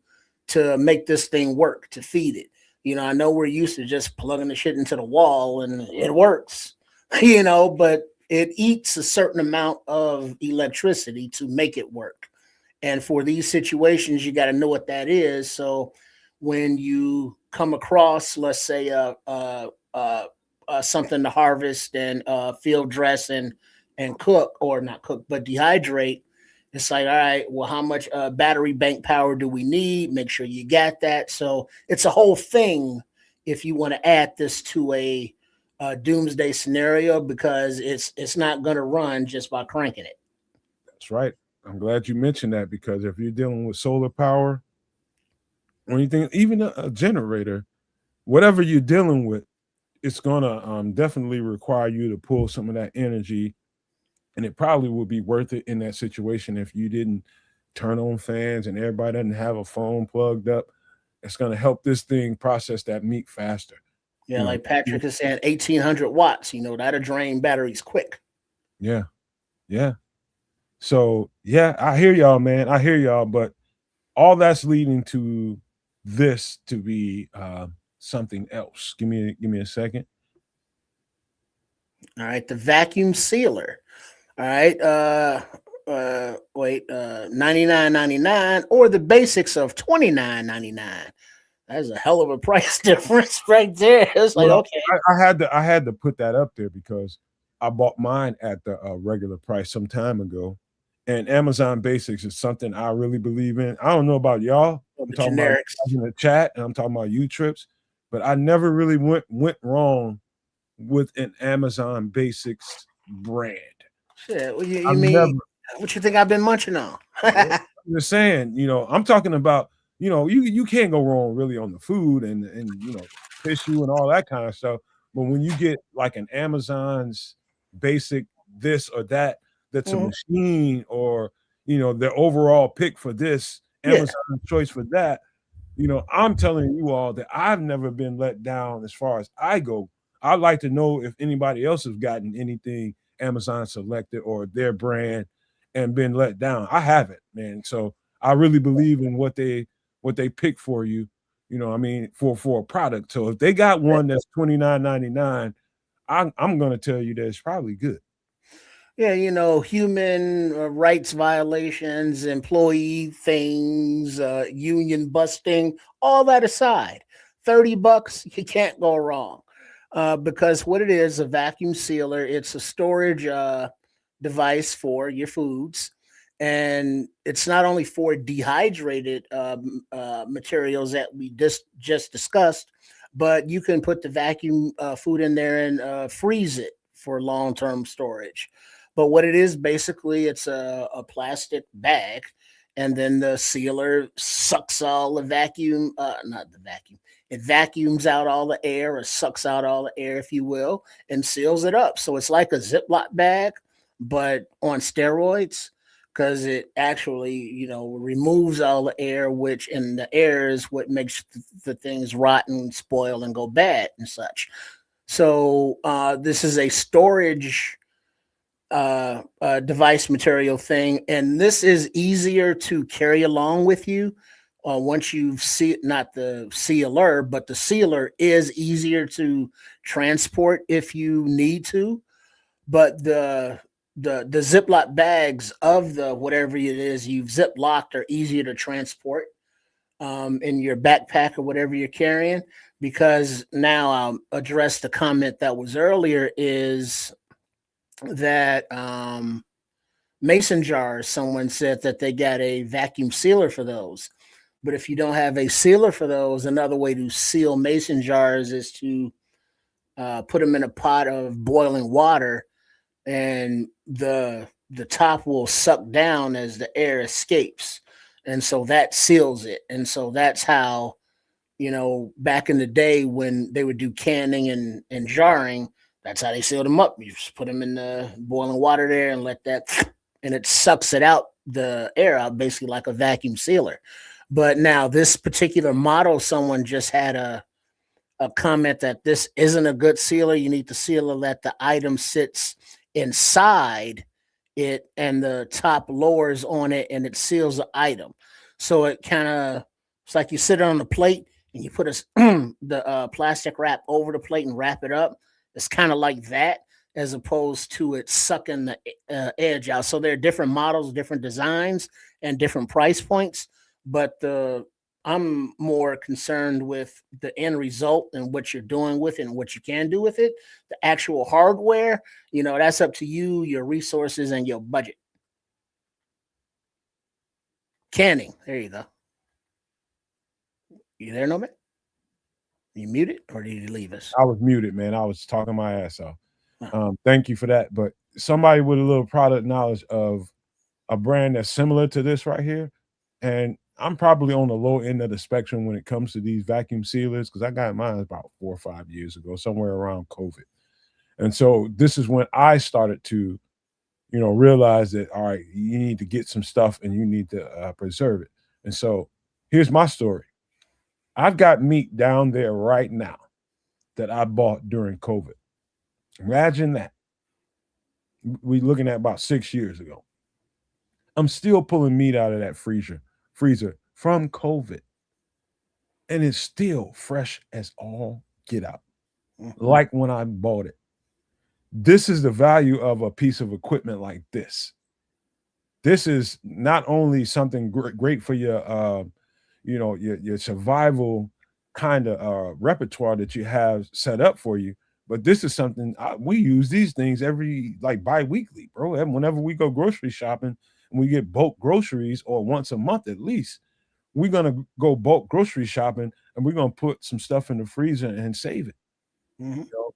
That is that's priceless, bro. When you can put something in the freezer that's been down there that long, and if you seal those things right, it will not collect the freezer burn and the ice that can accumulate on meats and different things that you put in the freezer. All the botulism and E. coli. Yeah. Man, dude, these things are, when you start talking about a dehydrator, a meat dehydrator, and a vacuum sealer at the same time, what you just did is serious preservation of food.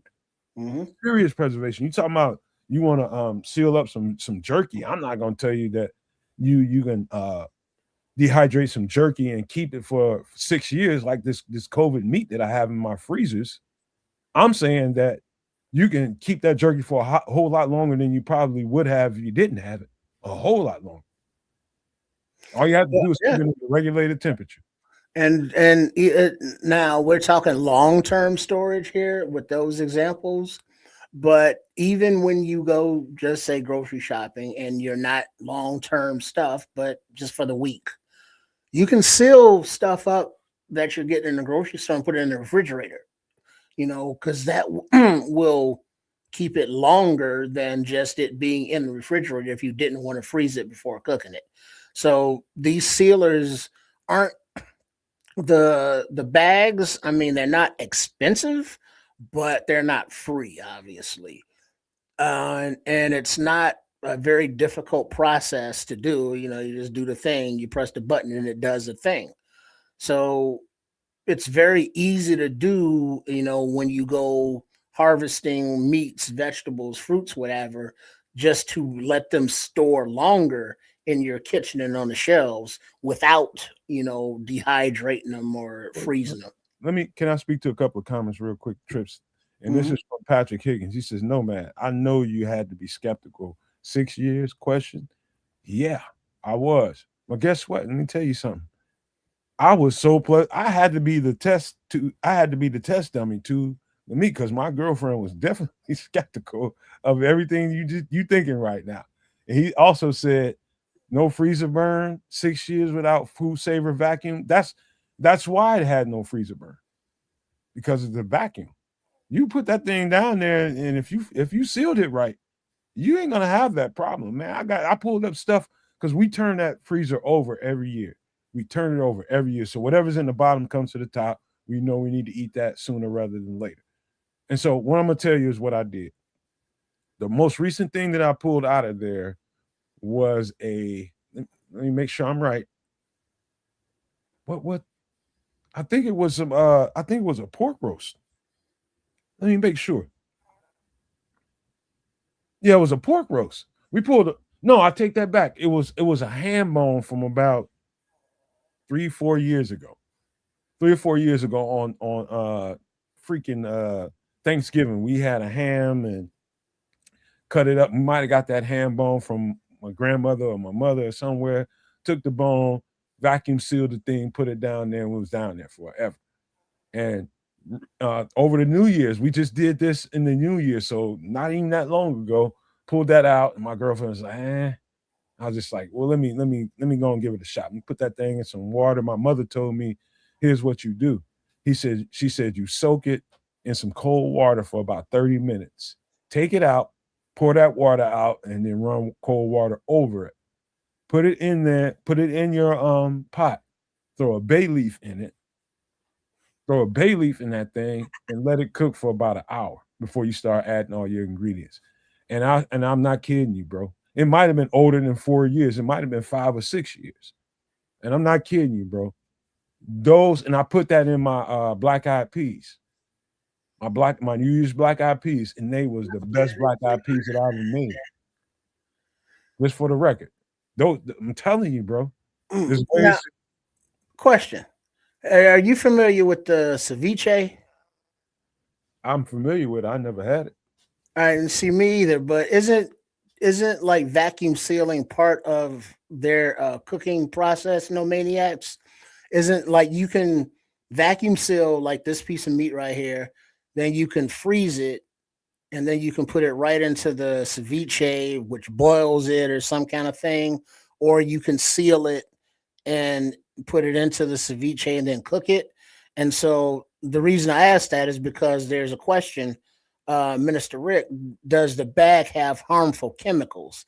And I think I said all that to say that I don't think so, because I think it's made for it's food grade.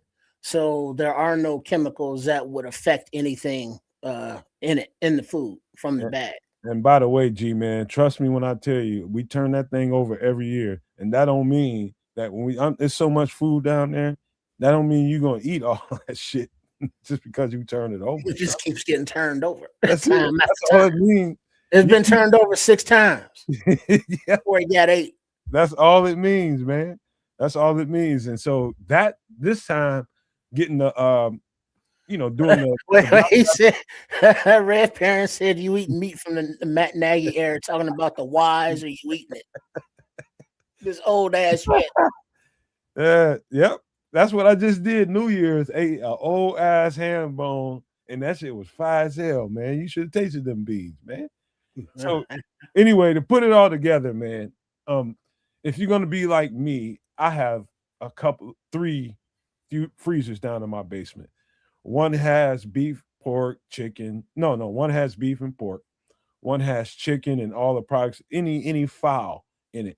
And the other one has vegetables because we garden every year. And so one of them is strictly for greens, carrots, and all the other stuff that we grow and you want to save that can be vacuum sealed as well. Different vegetables, depending on how you want to process that, you make sure that it's drip dry. You can vacuum seal your carrots, you can vacuum seal your yams, your zucchini, squash, all that stuff can be vacuumed. So it's all piled up in my basement, and we eating it as much as we can. But that's how you save, and that's how you get prepared for a rainy day. You just learn and you figure out how to, man. I ate that meat knowing that something bad could happen. Something bad. I got 911 already dialed. I Yeah. just gotta hit send. I knew it, but I'm telling you, it turned out perfectly. I followed my mother's instructions. Black people, we come from some hardy times, man. We know how to make something work, and we ain't really big on wasting shit, bro. I'm just gonna be honest. Yeah, that's why we eat from the pig, from the rooter to the tutor. Make it delicious. Man, I was eating COVID meat, bro. I was eating COVID meat. Sus Verde. What up, King? King Buka. All right, that's it for this part of the show, man. Any last thoughts about the last two things we talked about, the dehydrator and the vacuum sealer, man? Go forward if you want to, Trip. Yeah, they can go hand in hand and work together, or you can use them and get them independently. They each have their own uses, but they are practical for any kind of situation scenario going forward. They are practical to save your harvest, waste not, want not. They are, easily operatable. Countertop devices. Keep them in your garage or your shed. You bring them out when you want to use them. Then you put them away. They're just good, handy gadgets, gizmos to have that serve a purpose. That are not that expensive, but you will get your money's worth from the food savings. Because just think about how much money you waste on food that goes bad. How much time and effort you waste if you're gardening and your harvest, you don't get to consume it all because it rots, it goes bad. So if you are somebody not only who thinks about having a bug out location or prepping or having a bunker or any kind of thing like that, if you just have a basement, it's good. Just put some food away. You just never know if it's not a doomsday scenario. Just some shit goes down and there's a blizzard or, a weather emergency and you can't get to the grocery store, or worse than that, the food can't get to the grocery store. Instead of going hungry, you can fall back on your reserves. So whether it be canning, whether it be dehydrating, whether it be sealing, get one or the other or all three and just have something where you are at, so you have some sustenance, and then have something in the travel bags in your bug out kit that will, like your jerkies and stuff, that will give you protein, that will give you a sugar boost with the dehydrated fruits that you can travel with and be able to move and carry it with you without taking up a lot of space. Amen to that, man. I can go on all day about this kind of stuff, but guess what? My girlfriend just texted me and she's on her way home, but that means we need to move on to another conversation. Let me move this off the screen real quick and get to something else we need to talk about. And that is this. Give me a second. Boils water twice as fast, portable, can run on solar. Yeah. That's an induction burner. And right on. Give me a second.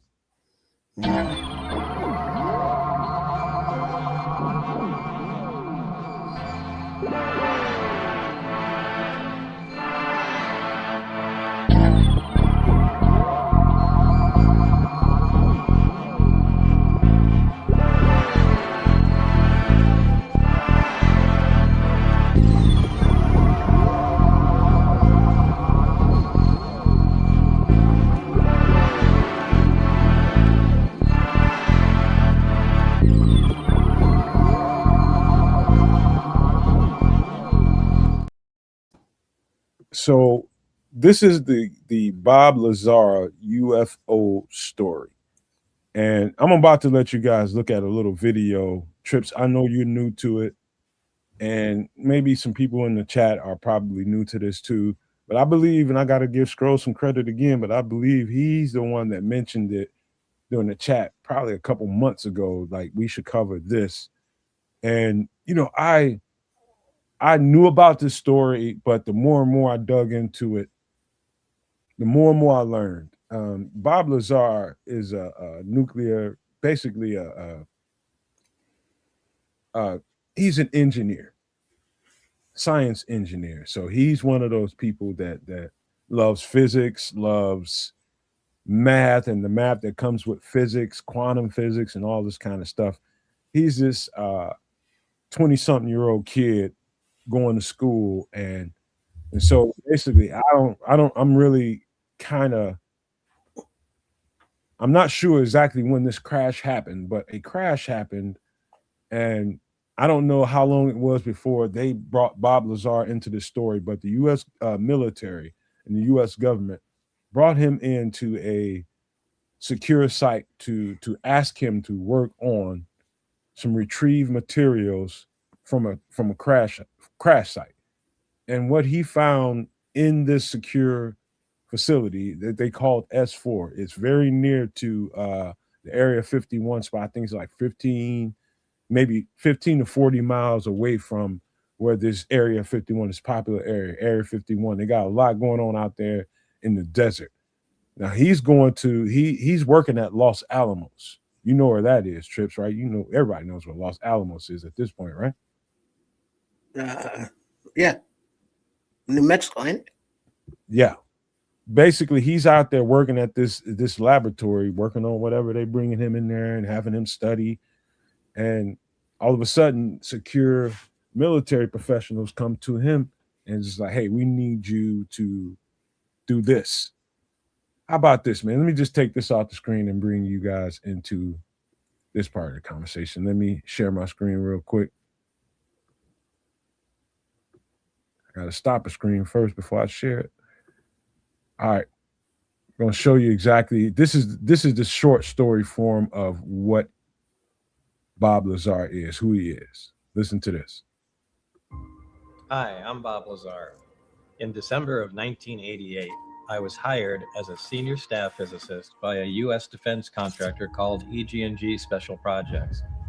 I was told that I would be working on an advanced propulsion system out in a remote area of the Nevada test site, known as Area 51. Wanting to protect myself, I decided to go public and reveal the secrets of S4. Well, there's actually 9 flying saucers, flying discs that are out there of extraterrestrial origin. He is not your typical straight-laced science guy. If you wanted to hire a guy who could think out of the box and help solve problems, Bob was probably the best person in the country at the time. He was perfect for it. People are catching on that what Bob said is true. Physical evidence now exists which proves that there is life elsewhere, and at least one form of that life has been here. It was exactly like disarming a bomb every single day.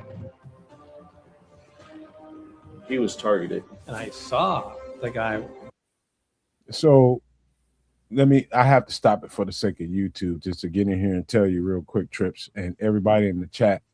Basically, they brought him in because of the technology that they had, and they were asking him to reverse engineer the materials that they had. And basically what he was talking about, and I'll discuss this a little bit further, is a device that the so-called flying device had was almost, I guess you can compare it to what a nuclear generator or something inside of a nuclear BOMB would look like. There's a certain amount of that needs to go. So he finds this device, they give him this device, and they're trying to get him to reverse engineer to see exactly what this thing is and what it's capable of doing. And that's the all right, let me and I can imagine that's a little harrowing, because as he's deconstructing this thing, piece by piece, you never know what's underneath it, and it may go boom or whatever. So it's like you don't know what this thing is, and as you're taking it apart, it's like, all right, I'm gonna take this piece off. I hope it don't do nothing when I take it off. So it exposes the next piece I can take off, and then we can figure out what all this shit is.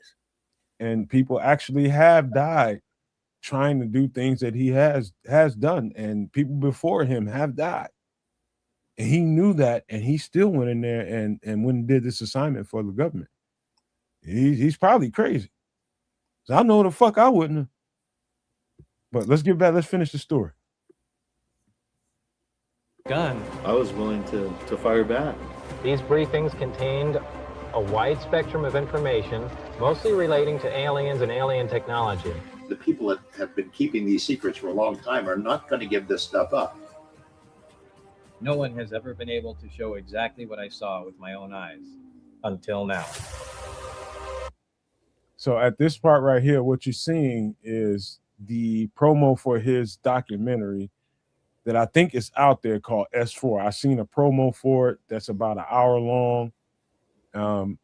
And it's really good, man. I'm talking about how the documentary was made. If it's that long, they're talking about how they designed everything that Bob Lazar described. And what you're seeing in the middle of your screen right now is the reverse engineered version of what he told these people he saw. And so they use 3D imaging, graphic, all the graphic stuff that comes with that. And they made everything that he said that he saw. And I'm gonna show you guys the design and how it looked on the inside of this craft.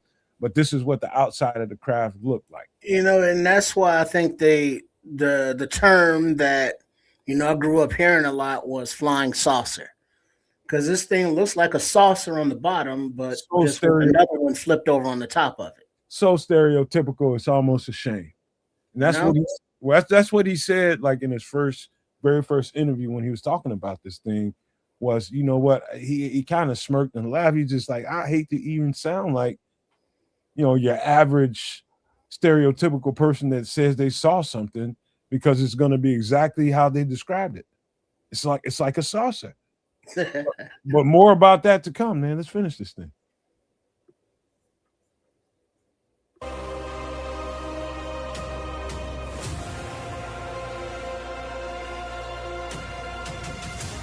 The information we're getting now is going to come to an end. The slightest wrong move could release a tremendous amount of energy. To start up the reactor, of course, we need some element 115. But he had a piece of it, and I don't care whether people believe it or not. Actually went up in the air like this. Be here and suddenly be here. We don't know where they came from. This is my husband, Bob. He didn't believe in flying saucers. OSAP becomes ATEP. ATEP gets on the front page of the New York Times. It leads to congressional hearings. It leads to Dave Grush. One last thing, Trips, before we finish this thing. I am the biggest, and it might sound like I'm the biggest proponent of I believe in UFO. No, that's not really me. What I am is a real skeptic, and I'm always looking for reasons to be skeptical about anybody. So what I do is use good discernment and determine whether I see an individual that might be speaking truth or not. And I go from there. If I don't think that person has an ounce of credibility to him, of course I'm not going to do it on the show. But if I see someone and the story that he tells, so I'll tell you on the other side of this, I just had to give a break in this. I think it's very credible. I'll just say that. Let's finish this. All the stuff that's unfolding right now traces back to Bob Lazar. All right, that's the end of it. A question. Have you ever seen an alien nomad or trips? I don't know. Who asked that? Quato. Get your ass to Mars, fella. I probably have and didn't even know it. You probably that's why I say I don't know. because aliens not gonna be walking around looking like ET, talking about phone at home in the general public. So if they're camouflaged or they look like us or or it's like they special glasses or lenses or whatever the fuck, I don't know. So I don't put it past them because obviously every time we see alien stuff, it's always the technology so much advanced than what we have any place on Earth. And so they may look like us because we are from their DNA, or they camouflage themselves to look like us, or they use telepathy and get in like soft possession of bodies, or they have pods like on Invasion of the Body Snatchers that they just put their essences into and move amongst the humans. All of this is very science fiction-y, but it's also very possible. Who the fuck knows? Whether it be from outer space, whether it be from a different dimension, whether it be through stargates or black holes, or I don't know. Do I believe that aliens exist? Fuck yeah. I mean, I don't have to have seen things to know that it's like, yeah, this little marble that we're on, third rock from the sun, if you will, there's so much more out there. And there's a lot of stuff that we've seen here, like this, for example, or, the rumors, the stories, the Area 51s. And it's like, there's a whole lot of conspiracy theories, a lot of smoke around beings from another dimension, realm, galaxy, give it a name. Yeah, I mean, sure, I don't discount it. Am I concerned about it? Not really. Do I believe it's possible? Yeah. Does it make me do anything different? Not at all. All right. Let me, if you don't mind, man, I'm gonna read you guys some notes from this story. Of course, this is Bob Lazar. So in 1988, 1989, he worked on a propulsion system of extraterrestrial vehicles, U.S. government. He's a physicist, degree in physics and electronic technology. He's got a degree in that. This clearance that he was involved in was above top security clearance. So this is the kind of stuff that presidents don't know. It's a need to know thing. So it's above the government. If I'll repeat that, it's above top security clearance. So what that means is basically it breaks down to, if we don't need to tell the president, we don't tell the president. That's just how the CIA operates. Another note. Of course, I just told you he worked at the Los Alamos labs. The craft Lazar studied is 16 feet tall, and 50 feet in diameter, approximately. 16 feet high, 50 feet wide.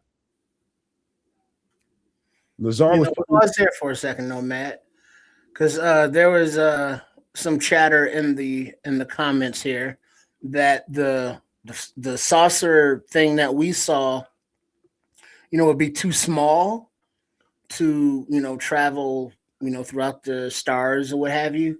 But I don't think so, because if you look at the space vehicles, quote unquote, that we have here on this planet, which are very lumbering, very rudimentary, but some of them are just big enough to hold three astronauts up in there. And not the biggest, but maybe one of the biggest ones, like the space shuttle, and that's a little bit smaller than, like, I guess, a plane or whatever.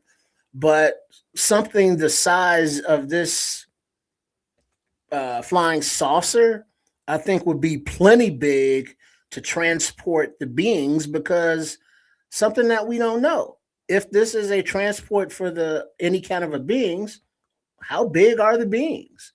Well, it may not be human size, maybe they're smaller, so they don't need as big of a ship. We don't know. Well, let me finish these notes, man, because I got a few left to talk about, man, because it's going to get to some of what you're talking about. And where I was at is, so they get him And this is after he finds out this thing is 16 feet tall and approximately 50 feet in diameter, right? The Lazar is put into a secure location with in base S4. Remember that name, S4. That's the name of the base inside this location that is not that far from Area 51. This is a place that's built inside of a mountain, cut out inside of a mountain, and it's huge. So it's called S4. And given about 3 different projects, it was Project Galileo, and I'm talking about he was given classified documents, information. So they put these packets in front of him about this, basically to describe to him what they're doing there. And it's called Project Galileo, and it's about gravity propulsion, which he was involved in. That's the project he's in. It's about Project Sidekick, that this thing was about working on some beam weapon of some kind. This is in 1988, 1989. Project Looking Glass, something I've been talking to kids about that is old as shit, but still going on today. Project Looking Glass was about the physics of seeing back in time and forward into the future. Project Looking Glass was about seeing back in time and looking forward into the future. And so in this information that he found out in this classified documents, that he was sat in the table and given like 30 minutes, 40 minutes to read through multiple documents. And they're giving it to him in short form. They're not giving him the entire information. They're just trying to get him up to speed trips to what's going on in the facilities that he's working in. And so this is what he says. He says the beings captured were 3 to 4 feet tall, round, almond-shaped eyes with a slight nose and a slight mouth. Beings proved to the officers and scientists that they had been traveling here for a long time, proved it by showing them photos that they were here at least 10,000 years ago.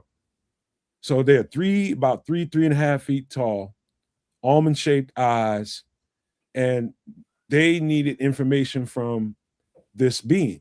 And the being showed them that they had been here back and forth for a long time and showed them pictures, basically gave them proof that this is how you know that we've been here a long time, and showing them things from 10,000 years ago on a photo. That's all in the documentary, his original documentary that he did with his friends in 1988 and 1989, in that time span. And so how he ended up, so he was only there for less than a year involved in this project. So, because what happened was he ran into some girlfriend problems, and his girlfriend broke up with him, and it messed with him. And they, based on how he was appearing at work, they felt like he was too emotional, and they had to basically annex him from this project. So decommission him from this project that they brought him in to work on, because they thought he was too emotional. We can't trust a guy like that. Let's get him out of here. And his response to it was immediately afterwards, after thinking about it, he felt unsafe. And he thought that the best way to keep himself safe under the circumstances was to go public. And if he goes public and something happens to him, this is his best insurance. And so he made that documentary with his friends and told exactly, in vivid detail, exactly what they were doing inside that program at the S4 facility. And I'm telling you, it's deep. You're looking at probably, it looks like you're looking at an old Atari video, Trips. That's what the video looks like. That's the documentary. He just goes through point by point everything that was going on, the work that he did, and what it looked like when they asked him to come inside and look at this vehicle. What he found was 9 particular vehicles. And he says this place was so big that he only could see 3 to 4 vehicles. And he described those vehicles, but only given access to 1. But there were a total of 9 vehicles in this place, in this big hangar or whatever you want to call it. But he was only given access to the 1. And this is kind of what he described in his drawing. Let me show you. This is his original drawing right here. of what he described, what it looked like on the outside versus what it looked like on the inside. Now, if you look really, really close, it has 3 levels to it, right? You see the very top where you see it like a little needle looking black thing sticking out. That was something that kind of poked out from the middle. It wasn't like that's where, beings were sitting up there at the top of this thing and looking on the outside. No, that's not it. They were sitting in the middle in 3 chairs with at the bottom, right beneath them were the energy conductors. There were 3 energy conductors, one right in the middle, and they all sat around the middle conductor. This is his original drawing with his signature right there at the bottom right. Let me show you what it looked like on the inside of this thing after they reconstructed it. This is what it looked like, the material, everything in it. And you see the thing poking up the middle. Mm-hmm. That's the energy conductor and the 3 chairs sitting around it. It's like some Star Trek on deck chairs. I don't see no seatbelts. How do they stay in there and not fall out? But look at the size of that. All right, so if they sit down like that, maybe they have legs. There are no particular armrests, but they have some kind of form to them. We don't know how big they are, size wise, but the description of the almond eyes and the little round heads, this is something that happened there in that area with those vessels, but we've also seen those same shaped drawings with the big eyes and stuff and the hieroglyphics in various caves around the planet. But this does not match the description of the giant people or I'm not seeing one of these little flying saucers building a pyramid or a system with that. So different aliens, different dimensions, I don't know. But this one right here with the saucers and the gravity and all this stuff, dude said he saw it. The government keeping secrets. We would all agree that happens. Here's a better, yeah. Here's a better view of it in 3D as they redid what Bob Lazar described. This is it in 3D. This is a 3D replica of everything you just saw. You see the same thing here, kind of trips with the big stovepipe in the middle and the conductor right at the bottom of it, and you see the 3 chairs sitting around it. The 2 items that you see on the left and right, there's a story to that too. Remember, these are 3-foot beings. These are 3-foot beings, and there's a whole bunch more to this story. But what's more interesting is, this ain't as interesting, but this is the final product. This is the outside replica of it. Yeah, it looks like a saucer with windows out on the top. They got a 3-man crew, and so if they had 9 vehicles, 9, 8, what is that? 9 times 3 is 27. So that could be up to a 27 alien fleet person crew for the fleet, the 9-ship fleet. Who knows? But yeah, this is the design and how it's propelled, how it's powered, all that technology's all up in there. And hey, I don't doubt it. And I definitely don't doubt that it would be kept secret if it was, there. Okay. Let me give you the most interesting thing that came out of this. This is through the documents that he was able to read from all those different projects, Galileo, and all of those projects that were there, Looking Glass and all of them. These are the notes that really stuck out to me after watching everything. He says from these notes, and I quote, "These beings said that man can be manipulated, have their brains manipulated from a remote place." I'm going to repeat that. He says these beings said that men could have their brains manipulated from a remote place. Take note of that. Yeah. Here's another one. This is the last one. He says, and that man was a product of externally corrected evolution. Man is genetically altered, has been genetically altered 65 times since creation. 65 times. And referred to these beings refers to humans as containers. Let me read that last part again. He says that man, based on these beings and what they told, man has been a product of externally corrected evolution. Man has been genetically altered 65 times. And they refer to humans as containers. Yeah, so that would lead to the premise of the invasion, the body stature type thing, the telepathy, telescopic, the things where they control you with the mind, telepathic, telepathic beings who can, assume the physical form, or just control the mind enough that the meat puppet of human is just doing their bidding. So either way, either or, hey, they don't speak with their mouths, their tongue. It's more of a mind thing, Sure, let's go with it. Yeah, so I think that's the most disturbing part of it to me, is the last part of what I said. The fact that humans have been genetically altered 65 times since humans became humans.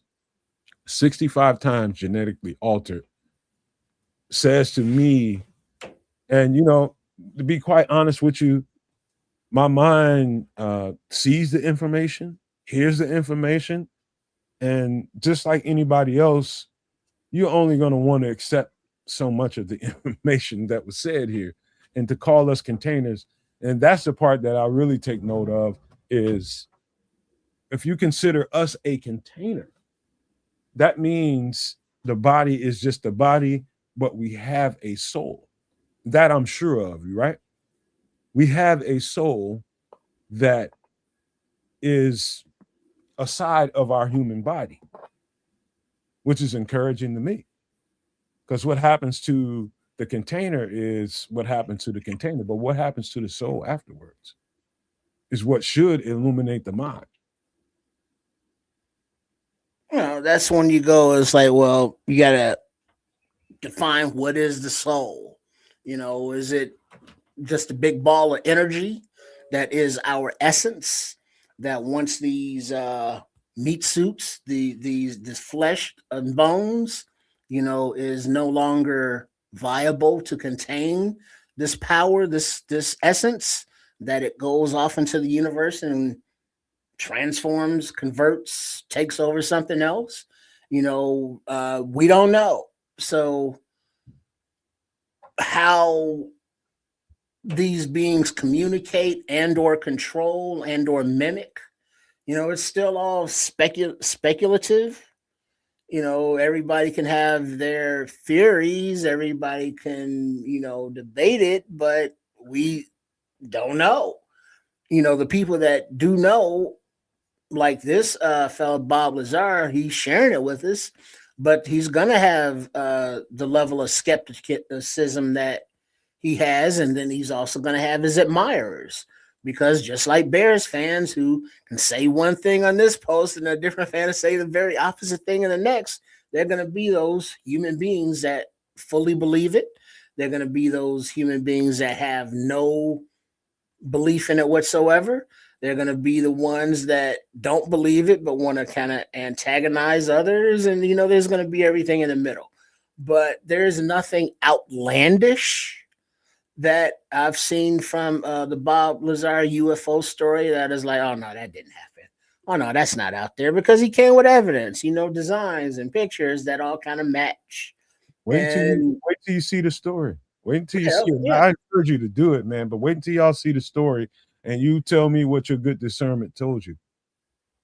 And so this is probably up in the top.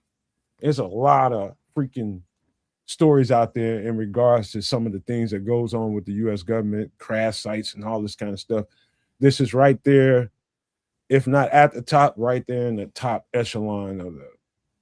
This is so credible, man. It almost spooked me a little bit, and I ain't easy to be spooked.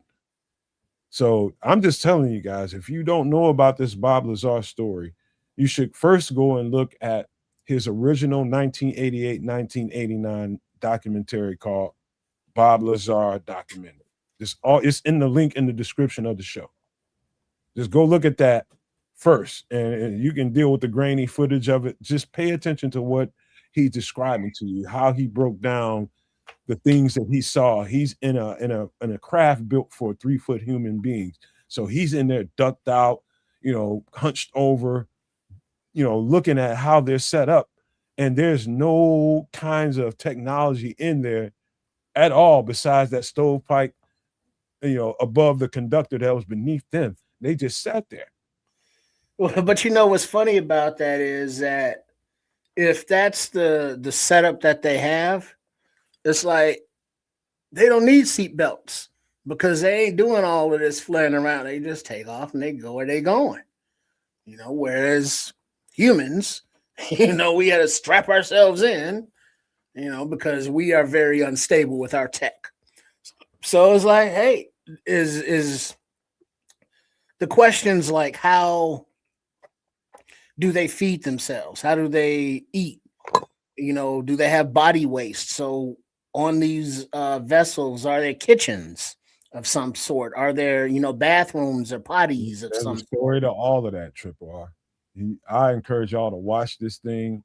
My last little thoughts about this before we got to get to the other stuff is, I'm not a closed-minded individual. I'm not the same closed-minded individual that I was several years ago. I'm very open-minded, and I'm what you call a learned individual. I'm learning now, putting on top of the things that I've learned to this point in my life. And once you take the blinders off and you see the world as it is, not as you hoped it would be, the closer you are to finding out who self is, who you are. You know what I mean? The closer you get to the truth, the better you will be if it shit don't blow your mind and put you in an insane asylum. Hopefully that doesn't happen to anybody, but this is a dynamic story. So all the stuff you're talking about, Trips, at the end, talking about do they eat, how do they eat, do they have waste, and what do they do with it? All of that's described in these conversations. All you gotta do is read it or watch it. I mean, just watch it, man. I'm telling you. If you'll tell me, you come back and you tell me if you go and watch it, tell me if this is credible to you or not. Just watch the original documentary that he made first. And then anything else that you see beyond that, that's up to you. But just watch that first and come back and let me know if you thought it was credible. And I'll challenge anybody that thought it wasn't. And so that's the Bob Lazar story in a nutshell, but there's much more to it that I did not cover. I gave you the bullet points, and that's that. Maybe it's necessary that we come back to the story at some point, but I'll look into it and see. But holy shit, what a bombshell story. Yeah. Be interested to hear what Keds has to say about it since he did look into it. Yeah. Too bad he ain't here, man. But right. It's just weird, because Keds Canuck out doing his Keds Canuck business.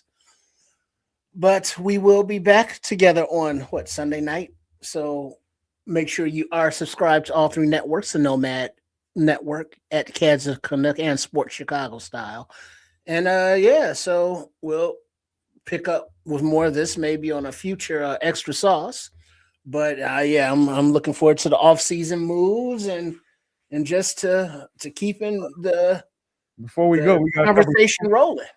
We got a couple of movies we got to get to before we get out of here. We'll get in there and get out. All right. Hold on, just give me some time. Let me get this off the screen. We'll get to a couple of movies. This is just stretching it out. This is kind of some universal stuff right here. Most people should have seen this, but what a dynamic story. And let me get to it. Give me a second, y'all. Yeah, Sunday night, Nomad at Night, 8 p.m. Central Time.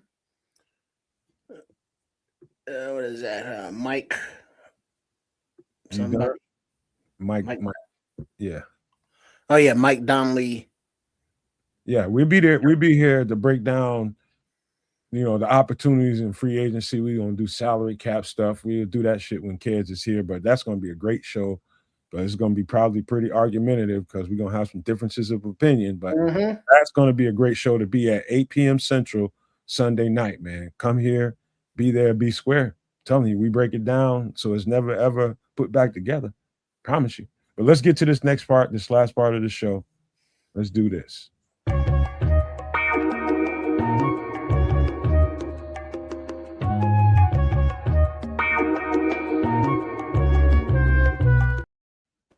So this first movie, Trips, you said you saw it. Yeah. Good Will Hunting, Ben Affleck, Minnie Driver, Robin Williams, rest in peace, Matt Damon. You want to break it down? What's it about and all that? Yeah. So this movie is about a kid based out of Boston. So this happens all in the Boston area. How you like them apples? So he's from Boston. I'm not sure if it's in Boston, but from what I can remember from this movie, this kid on the left, Matt Damon, is a janitor at a prestigious school called MIT. I'm pretty sure a lot of people have heard of that school. And the guy, Robin Williams, next to him is a professor. So Matt Damon is getting into all kinds of trouble and doing all kinds of shit. And, he gets caught up and he gets sent to therapy. The therapist is, I said that wrong. I said he is a professor. Robin Williams is not a professor. He's a psychologist. And Matt Damon was sent to Robin Williams to deal with his issues for, why are you getting into all this trouble? What the hell you got going on? And it's basically what happens during the movie is he goes to see the therapist and he finds out that he has all this unresolved trauma, all this trauma that he hasn't, addressed as a child. Turns out that Robin Williams has the same trauma going on, abuse going on as a kid, and he connects with him. And through the connection, he helps him find himself and finds out that the cat's a genius in, I want to say mathematics. Yeah, he was a prodigy. Yeah. Crazy. Go ahead, Trips. You got anything to say about that? Yeah, it was just a cool movie about the neighborhood, hood, parked the car by Harvard Yard, over there in Boston. And, neighborhood kids hanging out with the affluent school in the area. He's the janitor. And I think he discovered him because he solved some equation that was on a board in a room that he was cleaning. And then he was like, oh shit, this kid's smart. And then so he was able to, talk with him and counsel him, for lack of a better word, through his traumas to come out of his shell. And then, spoiler alert for a movie that's like 40 years old, but, get onto into school, Minnie Driver, when she was young and still hot, how to holler at her, how you like them apples. So it's about a coming out into the world, dealing with trauma, finding your place, your footing, your direction, and Robin Williams, the supporter, the nurturer, the mentor, who is sees the reflection in Matt Damon of himself and is just trying to bring him out. Oh, Captain, my Captain. So yeah, it was a pretty cool movie. So I'll tell you why I connected so well to this movie. Obviously, because I'm in that field of work that Robin Williams is doing in this movie. By the way, I had no idea Robin Williams had this kind of range. Oh, yeah. Whatsoever. How he got this role to begin with is beyond me. That must be some Hollywood connecting shit. But guess what? He blew that shit off the frame. I'm telling you, when I discovered this movie, I don't know how old this movie was by the time I discovered it. I discovered it in the early, my when I was forming into this great social service worker, this great mental health professional that I became at the early stage of this, I find this movie.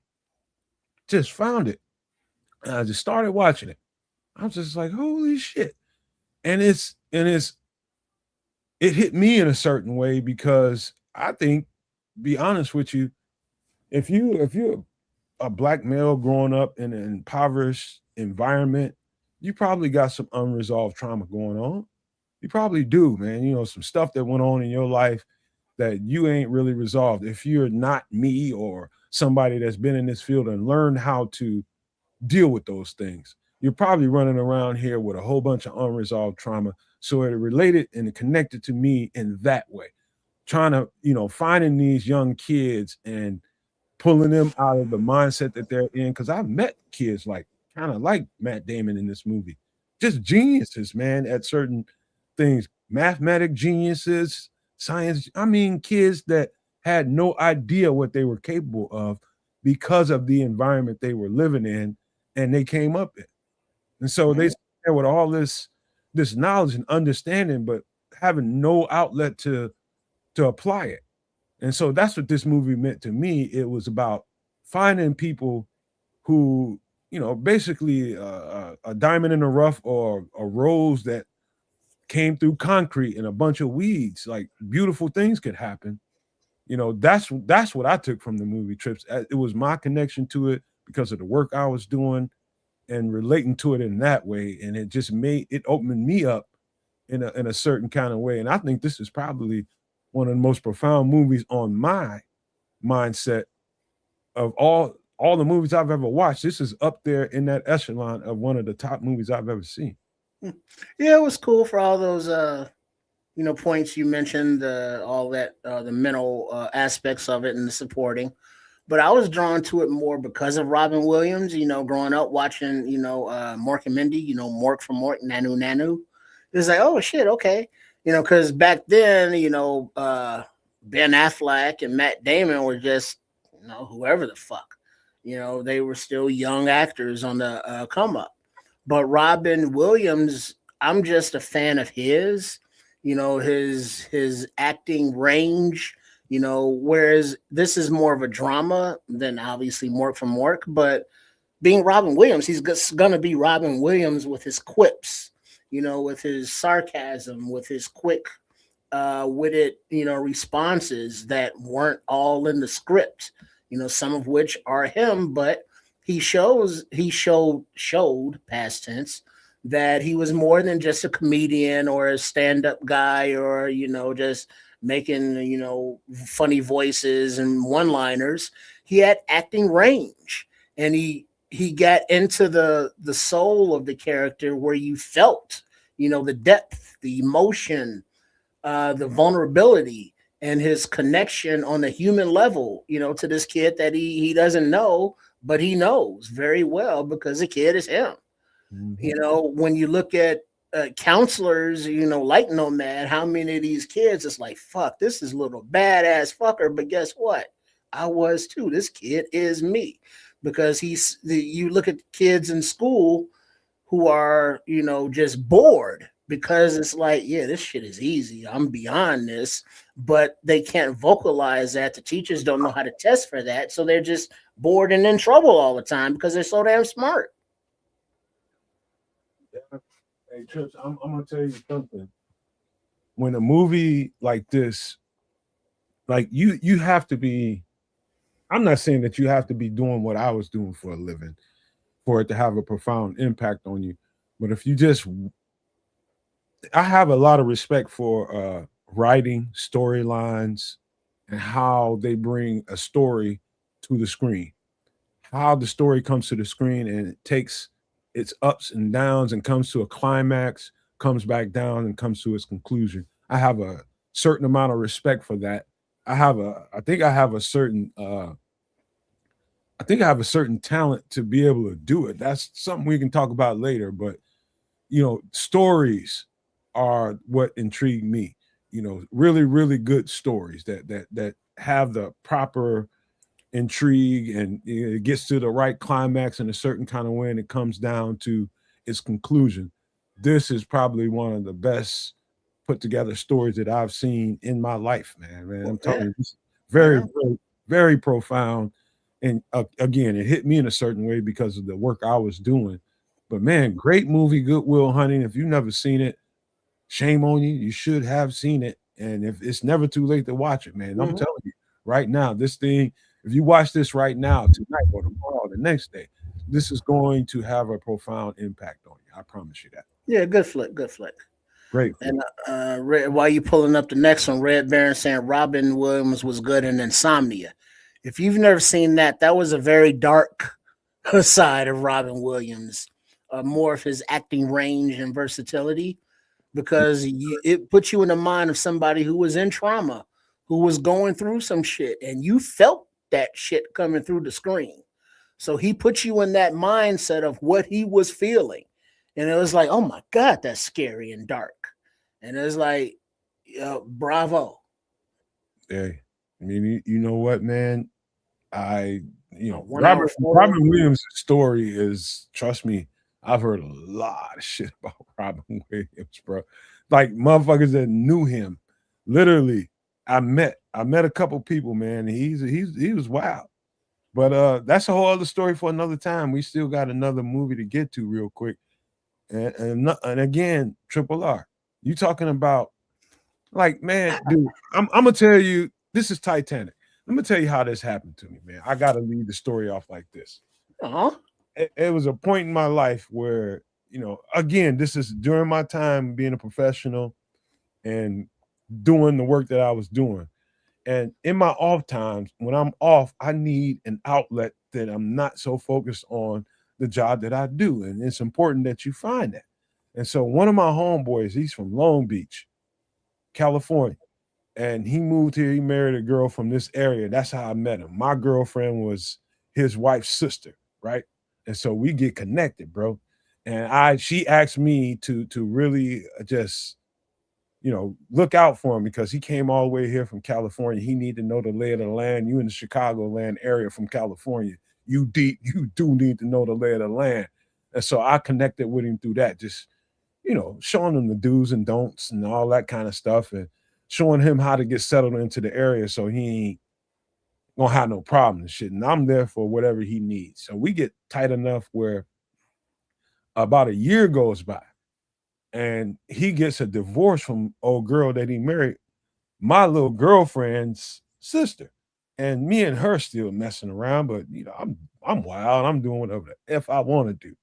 And he's divorced now. He's got all his time in the world, and he's just waiting for my days off. And so what he was, Trip, was my smoke buddy. He's my smoke fella. Shout out to Sean Sierra. He was my homeboy. So what we did was smoke and play the game. We would play Madden from when I was off, the night that I was my last night of work. Let's just say I got off at about 11:30. We're gonna be at his crib playing Madden and smoking till like 6 in the morning. The birds is coming up. It's daylight outside, and we still playing. And one night he was just like, he called me. I'm at home. He at his crib. He's just like, dog, you ever seen this movie? I was like, what? I was like, man, what the fuck I want to watch this for? I called him all kind of soft ass motherfuckers and all this shit. I'm talking mad shit to him. And he's just like, dog, I'm for real, man. You need to watch this.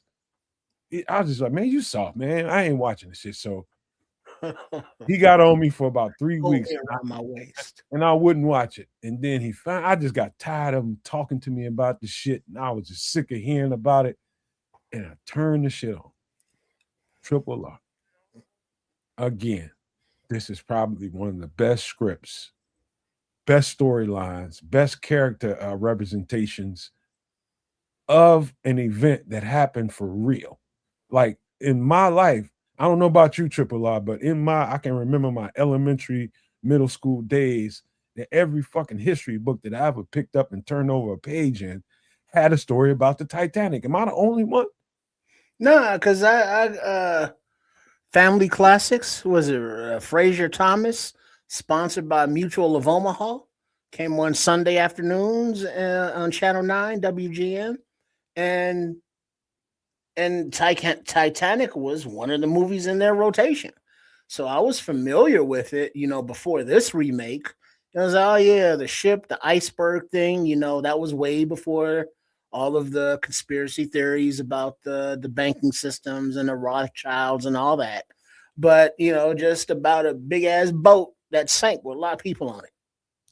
I was intrigued so much about this story. Like I couldn't get enough of reading anything that I can get my hand. It's like this boat, because it was so big and supposedly unsinkable according to the stories, and they were telling all these. I mean, it was the boat itself just sitting there at the port was a tourist attraction. People will come from everywhere to see the size of this boat, and people talking about how unsinkable. There's nothing that can happen to this boat because of how it's built. It's too big to sink. And the stories are endless about this. So many people took so many pictures, and it's like Jaws. It's like that to me, man. It's like this huge shark. Anyway, that's just my psyche and my mindset. But over the years of me being a child, reading all about these things, this boat in the history books, and then the characters come into the play. Who were these people on this boat? Who were the people that were there working? Who were the people that were there for the ride and going from A to B? That's a whole story within itself, which made the movie great, in my opinion. But it was something that did, but it showed you the dichotomy of the classes. The lower deck where the poor, the rabble, they was partying and kick it with they poor selves going to America, to start a new future, to be somebody. Whereas, upstairs in the ballrooms and such, the servants are serving, the well-to-do, the la-ti-da, the upper crust of society, if you will. But they're all on the same damn boat, so it's just like, wow. But it's, the character development, it's cool, seeing, boom, boom, little backseat action, I get the back blown out down there in the storage. Just like, go ahead, Jack, get on there and knock them boots. But, that part of it. And then like the main guy, Kate Winslet's boyfriend, husband, or whatever he was, the evil dude, and he had his henchman, his man Friday was like, go handle that shit. And he was like, yes, sir. And I was like, oh shit, I got to get me one of them, and then, just the pure, this ship is unsinkable, the hubris of it all. And it's like, oh shit, iceberg took us out.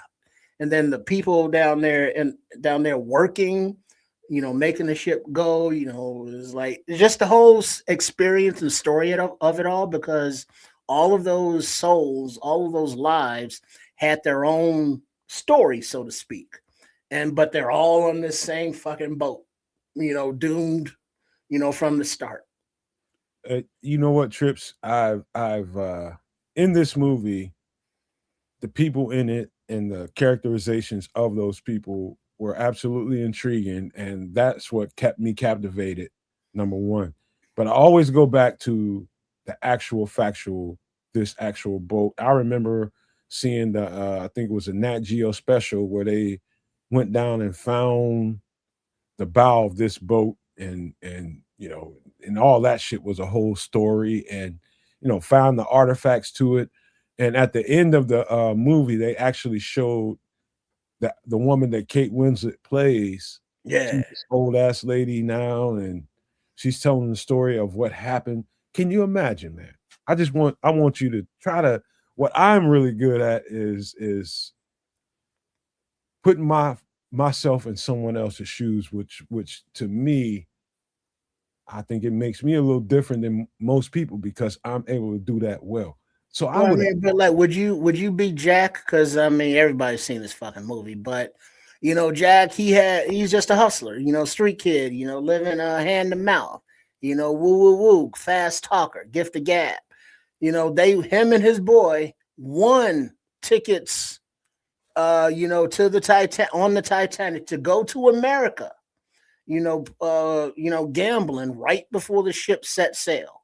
So they have no plan. They have no luggage. They have no, family or anything in America waiting for them. But in that time, in that part of the world, is like we can stay here and be poor, or we can, roll the dice, get on this boat, and see what the land of opportunity has to offer. And so it's like it. Ask yourself, not only Nomad, but all the no maniacs and everybody listening, if you had that opportunity as when you were younger, you don't have the responsibilities you have now, granted, because he didn't have those. But when you were 17, 18, 19, if you had the opportunity to just throw caution to the wind, and dive in with both fucking feet, would you do it? Now, granted, the dive into both fucking feet was in North Atlantic and he froze to death, but that's beside the point. Well, you got to let me finish this, man, because putting yourself in someone else's shoes, watching that movie, just think of how cold that water must have been when they touched it. Ooh. How freaking cold was that water? And at that point, what are you thinking? Now they did another thing that they did. It was another Nat Geo special. They did a 3D representation with AI, with the assistance of AI, and showed exactly what that thing would have looked like, how the ocean works, and how it would have pulled, because the thing split up in two. So there's a part that went down first, and then there's another part that went down after it. How the people around them must have been reacting. So as one part of the boat is going down, it's going to create a suction. How many people did it pull down with it? Another part goes down, and all the people that got, outside the flank of what was going on with the suction part of it, how long did it take them to freeze to death and sink under that water? And the part of the movie at the end shows that, it's like he's just hanging on with dear life, and next thing you know, he gets too cold and he sinks, to the bottom of the ocean. But holy shit, Scrolls just asked the question. He was just like, what would be worse, being in a plane crash or on a sinking ship? Oh, that's easy. Bruh. Shit. Bruh. I don't even know, man. I don't even consider those thoughts in my head. Well, consider it. Like on a plane, if you're on a plane and you're going down, you got maybe 30 seconds to panic, to be scared, to worry. You're on a sinking ship, you got hours, to panic and worry and be afraid and scared and fearful. So, you want it over quickly, or do you want it to shit to linger? Because either way, you ain't surviving. Hey, all I know is this, man. And again, a profound movie of a story that's intrigued me since I was a small boy. Teeny tiny boy, I was always intrigued by this story about the ship that sank, that was huge as hell, and nobody thought it could sink. And I just was intrigued by that by itself. And that's what, to this day, that's always been the intrigue. Like, why did these people have that much confidence in something man-made? They were acting the way the people that survived this sinking talked about how the people were acting on the ship. It was basically some snooty patootie MFers on this thing, acting like they etched. I don't like them kind of people. I don't give a shit what color they are. I just don't like folks like that. But yeah, that story had all this in it. Before we get out of here, Trips, we gotta go. I gotta give a suggestion to everybody. If you have not seen this show on Netflix, and I'm talking to the Bears fans, all the people that are Bears fans that don't live in the Chicago area, but they love the Chicago Bears. If you ever wanted to know the inner workings of what happens in the city of Chicago that your favorite team plays in, 61st Street on Netflix will give you a good rudimentary view of the politics that are in play, which Kevin Warren is dealing with right now, the corruption, the people think, I don't know why, but the racism, all the stuff that goes on in everyday life in most societies around the country. But this show gives you a vivid view of exactly what it looks like in Chicago. It's probably one of the best representations of what it looks like day-to-day life in Chicago I've seen. This is a really good series, man. It's only good for 2 seasons, but holy shit, is it good. Every single episode until the end. It's really good. So you want to learn about Chicago, go to Netflix and check this out, 61st Street. Shit, I lived it. But yeah, I've never heard of it. But then again, I don't watch series and I don't really watch Netflix. But I do like the Netflix movies. Some of them are pretty cool originals. But yeah, all right, 61st Street, South Side represent. It looks like he's over there under the L. So, that's over east. Back in the day it was the Green Line, Jackson Park. So yeah, all right, cool. Chi-Town representing, and I forget this actor's name, but he's very good. Courtney B. Vance, bro. Courtney B. Vance, there we go. And he's been around a long fucking time and a lot of fucking things. Him and his wife are the executive producers of this. That would be what's her name? Come on, dog. She's one of the almost most popular black actress in Hollywood. Come on. Angela Bassett. Angela Bassett. Bassett. Yep. Yeah. That they destroyed power couple right there. Yes, sir. Yes, sir. Check that out on Netflix, man. 61st Street. Boy, oh boy, will you not be disappointed. I wouldn't promote this if I didn't think it was true. But hey, here we are at the end of the show, man. And what are we? 4 hours and 30 minutes into it, man. And we did it all without kids. And let me see. Ricky LaFleur, that's Kid's homeboy. He says, this show needs kids back. Him questioning things is entertaining. Oh, so you're missing the asshole factor, huh, there, Richard? Basically, that's what he's looking for. But man, shout out to Kids wherever he is in Canada doing his shit, where he does his shit. Well, I guess their New Year is what he told us. But they're out shitting where the moose shit. Yeah, the preacher's wife was Courtney. Yeah, that's Courtney B. Vance. He was the preacher. Yeah, he was, wasn't he? Yeah, that's right. And then Denzel coming in, trying to holler at Whitney Houston. Damn. I'm glad he said that, because that didn't even go through my head. Courtney B. Vance is lucky that Angela Bassett married him, man. He was just a Hollywood person, but man, I know that. Don't even do it, Chris. I already know where you're going. Don't do it. I know you've been a fan of her. Many been a fan of hers before, but after her performance in as Tina Turner, come on, that was awesome. And she still made like that, just for the record. Right, all cut up, and it's like, oh, go on, girl. I see you hitting the gym doing your Pilates. Mm-hmm. She caked up, bro. Yeah, she is caked up. But I mean, just that I like the movies that show the progression of a life. So back when they were young, she was still in her mama's house. When Ike came to court her and stuff, and she was young and she was innocent. But as the progression over the years, by the end, when they was, duking it out in the limo, she was an old grown woman. You know what I mean? So that the acting as they've matured throughout the movies, I like stuff like that shows how they age.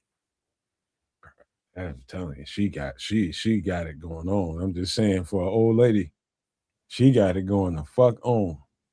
She can still get it. I see you, Courtney. Yeah, Angela Bassett, so bad, still bad. Yeah, she was Biggie's mom. I didn't know that. That's all the conversation for another day, man. But hello, you guys, man. Look at the Bears. Look at the Chicago Bears. Look at your fan base. Look at this shit. Oh, that's what she's doing. How fucking positive is it now going into this off season, which we'll cover Sunday night at 8 p.m. Central on Nomad at Night, as opposed to what we're used to. Holy crap, man. We've been in a vortex of bullshit for a little too long, And, I don't even know if people know how to act right now, but learn how to act. We're positive, man. We're winning. We're winning. So I'm going to just say that before I pass it to you, before we get some closing thoughts and get ready to get out of here. Yeah, big up to everybody in the chat. I'm not going to go through like Kids does individually, but you all know who you are. Much, much love. Make sure that you are subscribed to all of the channels there at Sports Chicago Style, also known as Triple R SCS. That's the at thing. I don't know why YouTube does it, but they do. But then there is Kids a Canuck. Make sure you go over there, and then I'm gonna get these baby Kid Zerberts as soon as they pop up. No, not that Kid Zerberts. I don't. That's old. There they is. I get those baby Kid Zerberts. Look at those fat rolls. Yeah, but that's at Kids a Canuck, and then also the Nomad Network. Appreciate you all tuning in, hanging out with us. I know that it was disappointing, for the Bears conversation that the season is over. But, as we are passionate about the whole damn thing, the off-season content is just now firing up. And, now, sadly, for us as fans, but for other quote-unquote fans, this is their time of year to shine. Because they're like, the season's over? Oh, finally. I couldn't sim fast enough. So now they get to do their thing in their whole off-season process. Big up to y'all. But either way, make sure you are tuning in with us, because guess what? The breakdowns that Nomad and Kids and I will have for the free agents, and that Nomad will make for these draft prospects, we got you all covered. So during the season, during the off-season, it's always the Nomad Network season.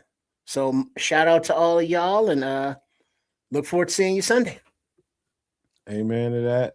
And before we get out of here, I just want to say to you all, man, everybody that contributes to what we do, all you have to do is be here and hit the subscribe button, and you're already contributing. It actually absolutely costs you nothing.